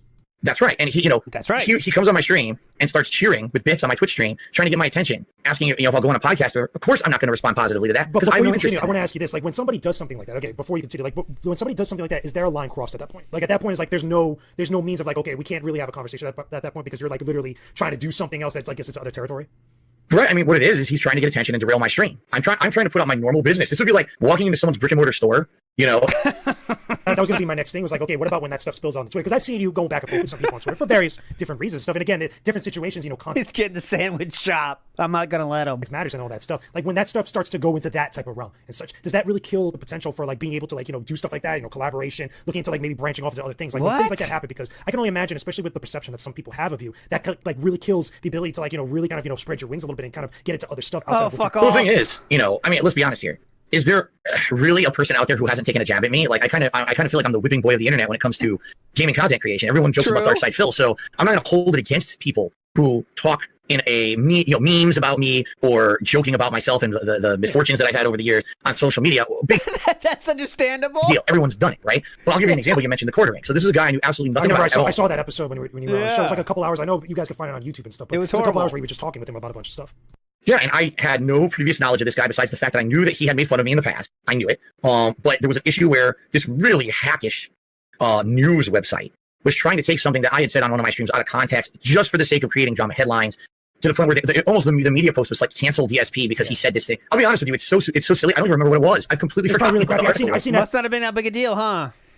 You asked the question, you said, yeah, why do so many people do this kind of stuff with you? Honestly, I think the answer is because there were one or two people who years and years ago made that kind of content and got successful. And just like monkey see, monkey do, if they did it and they got money from it, I'm going to do it too.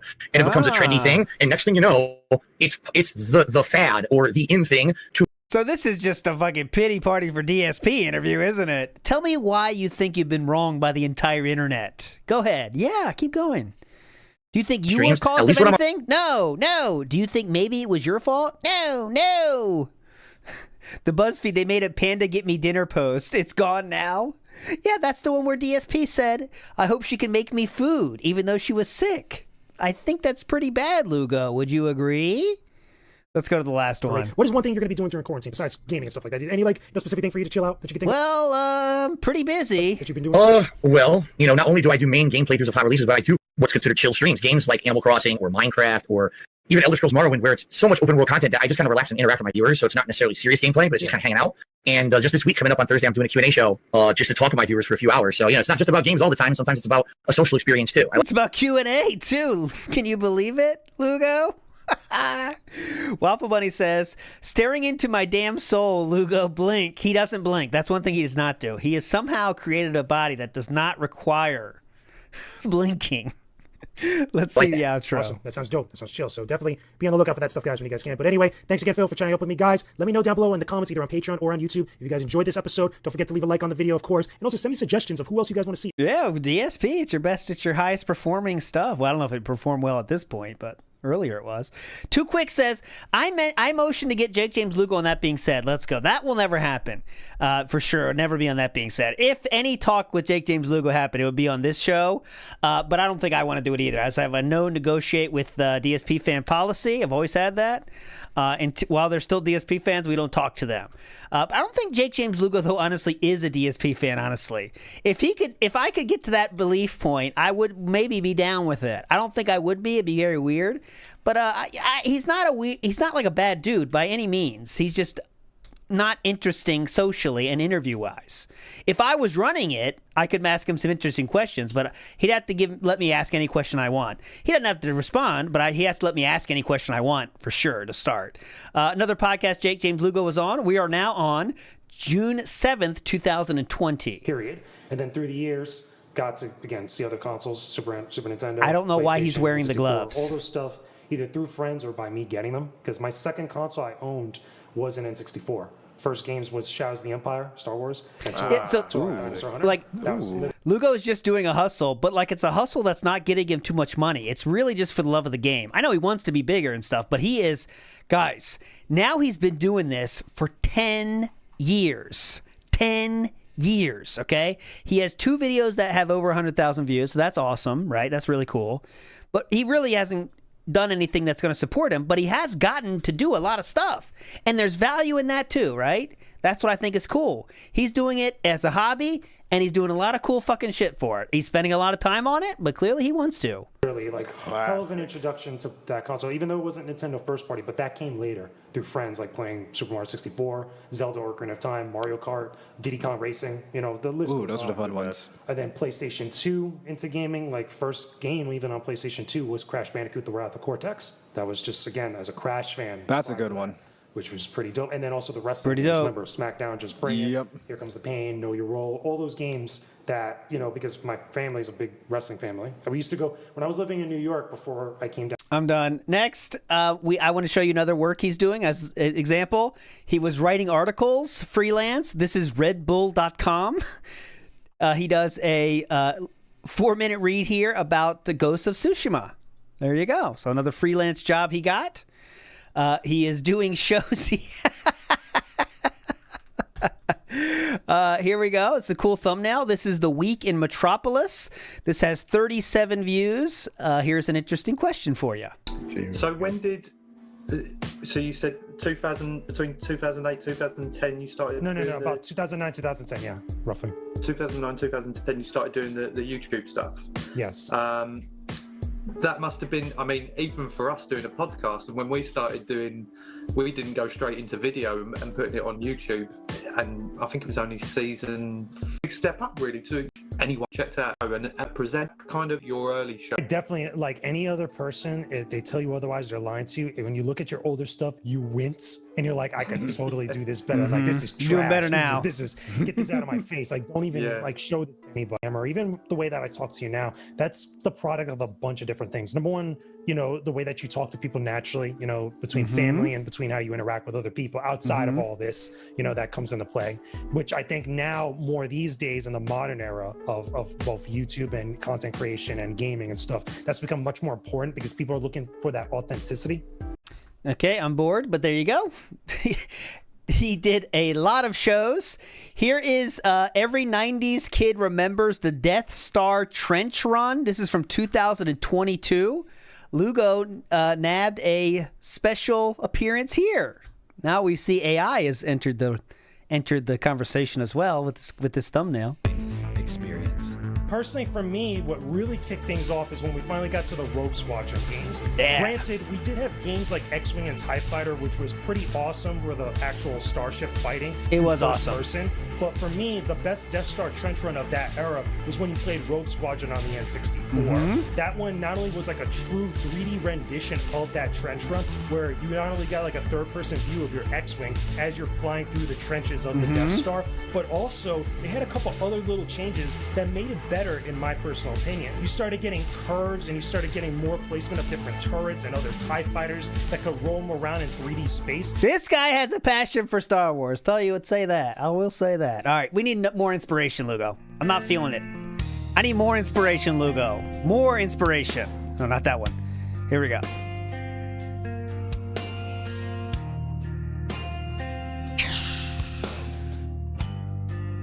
Laid back gaming over here. Gamer girls aren't the only ones who could do layback and game selfies. Us guys out here can make it look good for you ladies too. Come on! Fair play, King. Go off, King. Say what you will, he's confident with himself. He's confident with himself. I'll give him that. Next up, we got Bassmaster Fishing. What is this here for? So I got a warm liquid in me combined with just coming out of the shower. How did I know VenomousFatman? He was a friend of mine, based on him liking my content, and then we started having conversations offline, like not just in games, but like he would email me, we would talk. Then he interviewed me once, and we became friends. Twice. And then he, every once in a while, we would play games with each other over the years. See, Derek, you would just call it out. He said you play games like Pokken Tournament, Ultra Street Fighter 2, Tekken 7, and MVC Infinite with him. There you go. Wait a second. Who dropped those facts, Philip? Say it one more time. I couldn't hear it. Became friends. And then he, every once in a while, we would play games with each other over the years. See, Derek, you would just call it out. He said you play games like Pokken Tournament, Yeah. Ultra Street Fighter 2, Tekken 7, and MVC Infinite with him. There you go. Yeah. DC. Thank you, Derek. Thank you so much, Derek. I have to show you this one. This is one of the most famous Instagrams ever.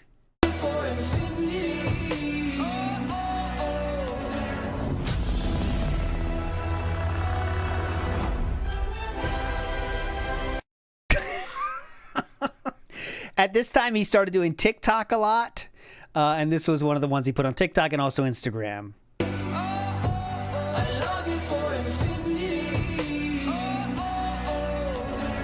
Oh!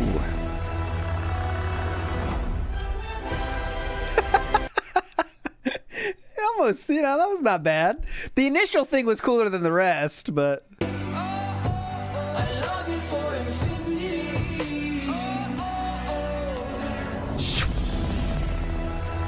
I should have stopped it right there. I think that was the hypest effect. But anyway, okay, moving on. Another podcast he did. So I'd like to ask you a little bit about the interview. That's okay. Sure. What did you think of the interview? What if you had the chance to talk to Frost? What would you have liked to ask? If you had the opportunity to speak with her, or maybe even what would you ask Frost? Adam Sessler. What are the or things Sessler. that you most want to know? What would you ask Frost or Sessler? This is the Culturescape podcast. This has 492 views. This is from 2023. We're almost done, guys. I promise. Holy shit, we've been going long. There was a lot of things I probably would have sat down and asked both of them. Again, I'll focus on Frost first because that was the one that you actually did, which, again, I think it was a good interview. It was good that you got it, too, to actually get her to talk about it, because I don't think she even said it herself. She's not going to talk about this anymore. She's not going to talk with anybody else. She's not going to really get into conversations and look back at a lot of stuff. And I don't blame her, granted, how everything has happened and stuff. I feel like that was just the one point where everybody could kind of reference to and actually be like, okay, this was her perspective on things. And I think that's fair, given what she's gone through. I think that if I was the one doing that interview and I was doing that conversation, I would have asked her a little bit more about some of the other behind the scenes stuff, not necessarily just the logistic things with management, because I think that Frost was that girl that was part of. Hate me because I'm beautiful. Maybe if you got rid of that old yee ass haircut you got, you get some bitch on your dick. Oh, better yet, maybe Tanisha will call your dog ass if she ever stop with that brain surgeon, the lawyer she with. That's literally the longest one I have. But anyways, stop interrupting me. It's funny when they come, we don't even know why they're coming because there's no tracker on the screen. It's just like, boom, coming to interrupt me. I think it adds. But anyways, she was the person that was in that game when not E3, I was going to say, G4 TV came back. She was part of that, and she had that epic rant about how women shouldn't be like things for us to jerk off to. There was more to it than that. There's plenty of shit online about it. Look into Frosk, though. She has a lot of bitterness towards management or upper management because she was probably dealing with a lot of stuff there. I would have asked a little bit more about the relationship with other people behind the scenes with some of the stuff that happened, you know, between her speech, her rant, some of the other segments, you know, seeing stuff that happened on Attack of the Show. She said that a lot of the Attack of the Show and the X-Blade staff never really like cross-pollinated or whatnot, or it was the management, something if I remember. Okay, I'm bored. Gave you a shot. Now, Jakesjames Lugo also freelance writes for Clownfish TV, okay? And it was his review of Super Mario movie. He gives it a 70%. DSP did not like this movie famously, but there we go. Lugo gave it a 70%. Next up, we have a cosplay fan fest at Flynn's Arcade in Florida. Oh, shit. Get in, boys. Come on. Ladies, follow me. Follow the venom. Hell yeah. Keep going. Yeah. Excuse me, boys. Come on. Hold on a minute.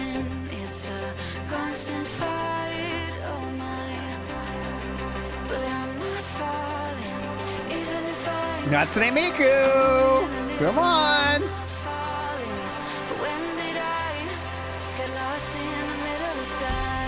I don't think he's doing anything else, but let's see. Princess Peach? A lot of people having fun. That's what I'll say. I have seen Jakesjames Lugo have fun way more than I have ever seen DSP have fun, especially with other people.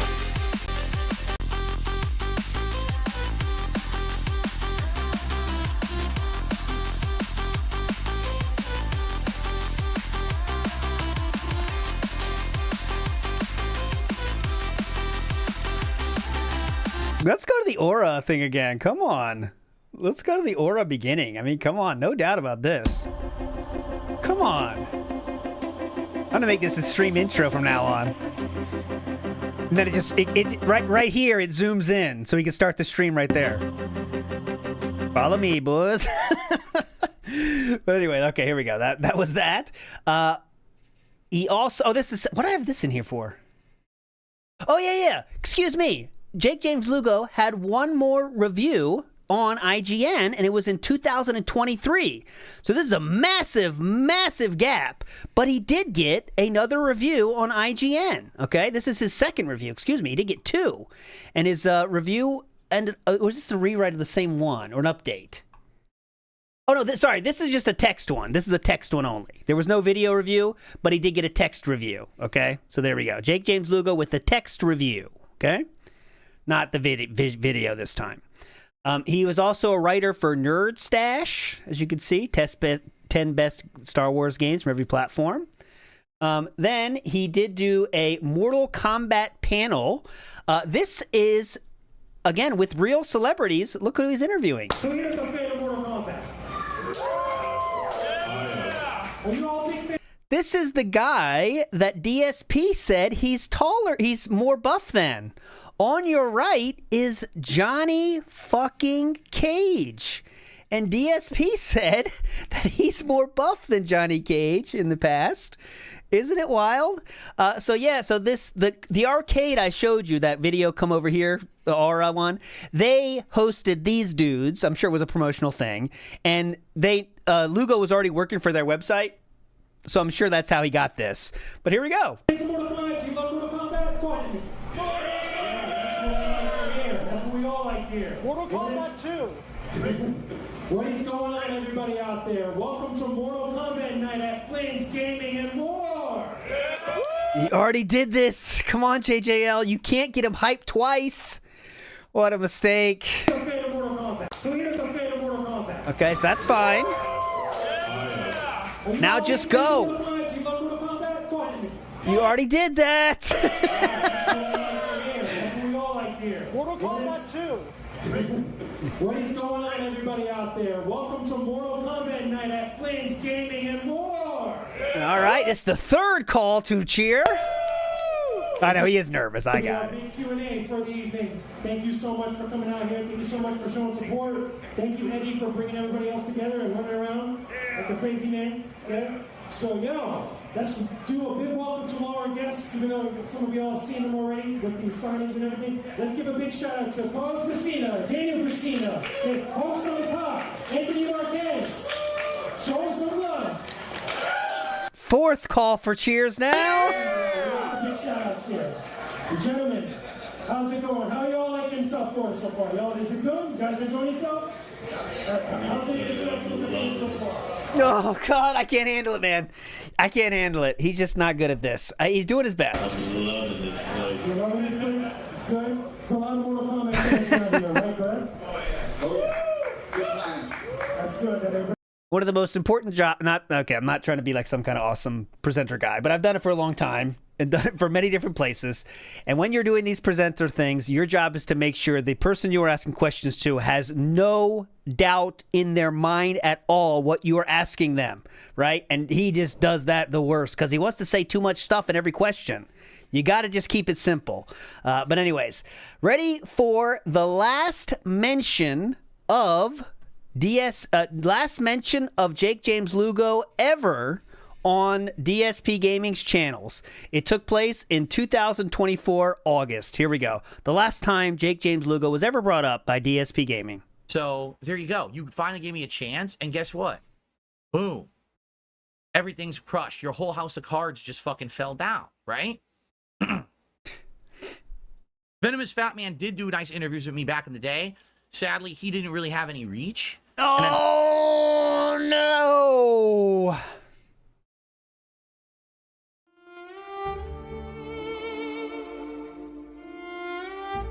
Top of that, yes, interviews with me back in the day. Sadly, he didn't really have any reach. And on top of that, yes, my detractors went after him after the fact for doing it too. So there you go. He didn't have any reach. There was no need to say that. No need. No need to call that out. Look how small his arm looks, guys. You can't even tell. It looks totally different.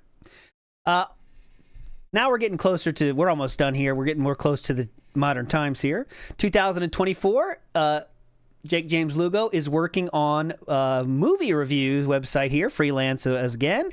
Also, he has, if there's a website where you can write, Lugo's there. I like this picture myself. This is a staff writer for influencerupdate.biz. This picture is going places. You want this one? I could send it to you if you want it. This guy, he's talking about Facebook users. He's talking about Philip Morris suspends influencer marketing. This guy is doing everything he fucking can. Here he is for... let's see. This is DotaEsports.com. Jakesjames Lugo writes an article. He is interviewed by the owner of Flynn's Arcade real quick. It's in the way where it's like I saw a lot of people on YouTube when YouTube was really starting to get its grounding with quiet, I know, content creators and people that were putting themselves on camera talking about or playing stuff for their audiences. I saw and watched a lot of people, and I said to myself, like, I could do better than this. I could talk about this better. That I care about games more than they do, or that I actually care about talking about this type of stuff a little bit more than they do. And that's not to put anybody down at the time because there was a lot. Like I was watching, obviously, Markiplier. I was watching Philip DeFranco talking about his stuff, which is not so much games, but it's like other stuff there. You forgot obviously, somebody. PewDiePie, a lot of people watch. I watched DSP. I watched all types of people. Tobuscus. I got to meet Tobuscus here. He shouted out DSP. Give him credit. He didn't forget DSP in 2025. One more question here. That are great. When I went to my first E3, phenomenal time. That's when I knew I wanted to be really invested in all this stuff, where it paid off. where I was actually there with the people that I was watching on G4 back in the early 2000s, you know, seeing them go to E3 or to Comic-Con. Now I'm their colleagues. I'm not an audience member anymore. I'm standing next to Jeff Keighley, who does the Game Awards. He's the host of it. I met Jeff Keighley. He was one of the first industry people that I met. That it was Jeff Keighley at my first, wasn't my first industry, well, not my first C3, it was my first industry show, which was PAX East. But like being able to say, like, you know, I watched you on TV. Now I'm with you in this. I'm in the trenches with you doing these things. I'm on the football fields with you on the team. Now I'm not just a fan. Like it's a big deal. I was going to say something about that. Okay. He also is a author at XDA Developers. Okay. This is the most recent podcast Jakesjames Lugo has done. Oh, we need some more inspiration. We're going to have to speedrun him at the end. Let's do one more inspiration.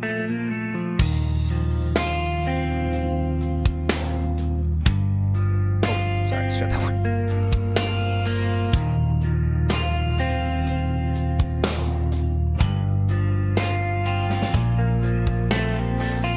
The one true self-proclaimed king of all games.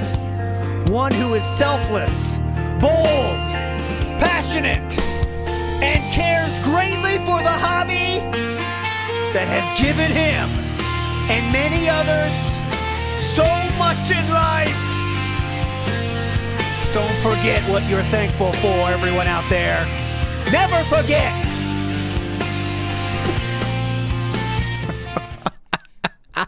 I don't know if it looks like he wants to kill us or what. He's holding the gunblade, though. Anyways, this is his most recent podcast appearance. It is from literally May 28th of this very same year. How's Lugo doing in modern times? I want to ask you, far as just your journey as being a content creator and a journalist, and you know, into the media aspect of things. You violated the law. What are some of the tips that you can give aspiring listen up content creator or a journalist or someone who wants to get into the media side? What's some advice? What they love as far as games, movies, anime. This guy needs to take the same advice Lugo needs. What would you give advice you'll give to the upcoming person? I would say just constantly keep doing what you're doing as far as making stuff and putting stuff out there, engaging with people, you know, on social media. Sometimes even what I can't understand and what I don't like is how you get a lot of people that say that they just don't like Twitter, that, you know, or whatever platform. It doesn't have to be Twitter. They don't like Instagram. They don't like Threads. They don't like, you know, Blue Sky for whatever reason. It could be some personal, political, whatever reason. Point is that you're a content creator, you're an influencer, you're a journalist. Lugo, how old is Lugo? Good question. He has to be at 40. I mean, approaching at the very least. You're a person that's making content. You got to be on all these platforms, whether you like it or not, because at some point, if you want things to change a little bit better, you got to put yourself out there and you got to actually engage with it. And if you stop making content, nobody's going to see content that you make and it's not going to get picked up. If you don't share your content on platforms or certain platforms, you might not have the maximum amount He crushes DSP in every possible way, except for viewership. And that's only because he's not a lolcow, right? I mean, he's just tried to do it straight up. And he went very far, though. I mean, let's get real. Exposure, as you probably should. He went farther than 99.99% of all people that want to be gaming journalists, right? He's gotten money in the hobby. For all the stuff that you do out there. So a lot of it... He's not didn't make it, but he's still doing it. Is putting ego and pride in check. You know, for some cases, I think a lot of people just falter with that, especially now. Even some of those that are like working at major outlets, sometimes they have this big issue because they don't like Elon Musk. They don't like Twitter. It's like, well, too bad. Get over it. You know, at that point, get over it and just put your stuff out there. Talk to people. There's millions of people on Twitter. But how far has that gotten you, JJL? That want to see something. That I personally, I don't know. Maybe I could ask him, I guess. But I think it's a hobby thing still. He's still getting extra money, though, for sure. It's a hobby that he's monetized the hobby, for sure. But I don't think he's making enough. He had something to say. He's still in the same bedroom he was in from the start of this. So here's somebody, you know, with something to say. And that's just something that you just got to get over. You know, just keep doing what you're doing, put your stuff out there, and hope for the best. Might be different, actually. And just look at it. Don't let it kind of drain you. A lot of the noise and other things that kind of get in the way of whatever it is that you're trying to do. You know, it's a lot of it is perseverance, a lot of it is patience, a lot of it is luck, And a lot of it is understanding that all of that's going to just come around and blend together over and over again. Mm-hmm. Right? Because like you mentioned, all right, we're not listening anymore with this. Here we go. I wanted to show you now he's very active on TikTok. I think this is like his most active account he has right now. I thought this one was funny. We're officially...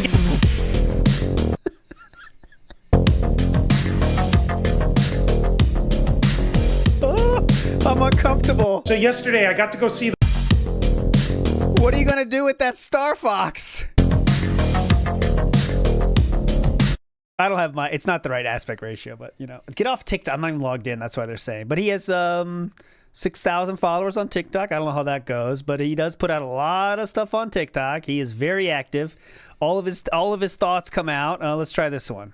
GameStop just made one of the stupidest decisions I've seen them make in quite a while, and it's pretty bad. If you don't know what I'm talking about, here's an article that was shared over on Kotaku that recently reported that the pro membership for GameStop is going away. The way that they're doing this over at GameStop, they recently announced and sent out a memo to all their stores, people like managers and such, that they're going to be getting rid of the pro membership. So basically, the points that are part of the pro membership that are used to redeem like discounts and stuff, you know. Yeah, it's too boring. Also, just for the fadeaway here, I wanted to show you. He's also extremely active on Instagram, as I have shown you, and they are just all the same posts. That's the thing. He has like 3 different posts. It's me holding thing, or just talking about something random. So there you go. That was all his Insta. His first post was in 2016. He did post this, and this was not his first post, but one of his first posts. He says, "Look who showed up in my career file for WWE Champions 2017. It was Darkside Phil. Was in that game somehow." His first post was this one, but that one was very close to after that one. Let's do one more inspirational one to close us out. I wish I ordered them. I didn't. This might be a bad one. I don't know, but let's see. I did not order them. So here we go.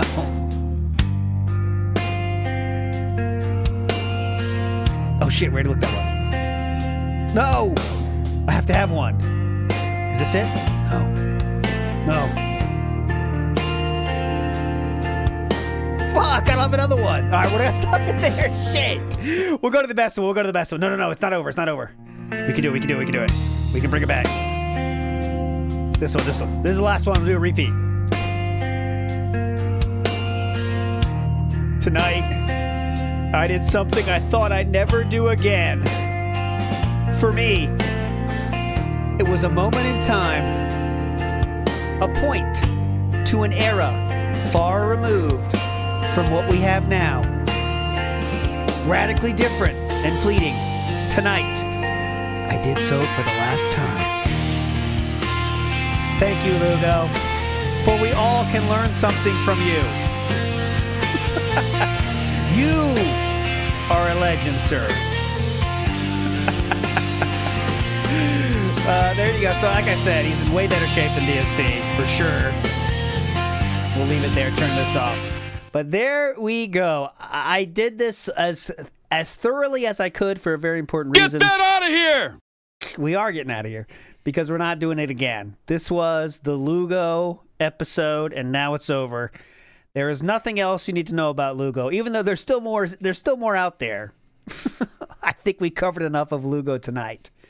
And I'll leave you with this. You know, Lugo never quite made it to where he really wanted, but that didn't slow him down, right? And he's still working to get where he wants to go. And he has left his house thousands of times more than DSP would ever dream of, right? He has passion for stuff. And he goes out there and tries to make it happen in that passion. And that's better than DSP could ever fucking say. You know what I mean? So big ups, Lugo. Your chosen profession maybe isn't perfect for you, but I can tell you really care about it, all right? So that's it. I think you could find a different spot in gaming that's made for you. You know what I mean? But anyways, Lugo Boy Summer started the show, guys. I can't end with the same song. That would be ridiculous. Guys, I started the show with Lugo Boy Summer. We're not going to finish with the same song. That would be ridiculous. We'll go sad, of course. Big ups, everybody, for joining. We'll see you tomorrow with Atlas the Bookkeeper. and it will be a lot of fun. All right? So, it is now time for a sad Nitro. Bye, everybody.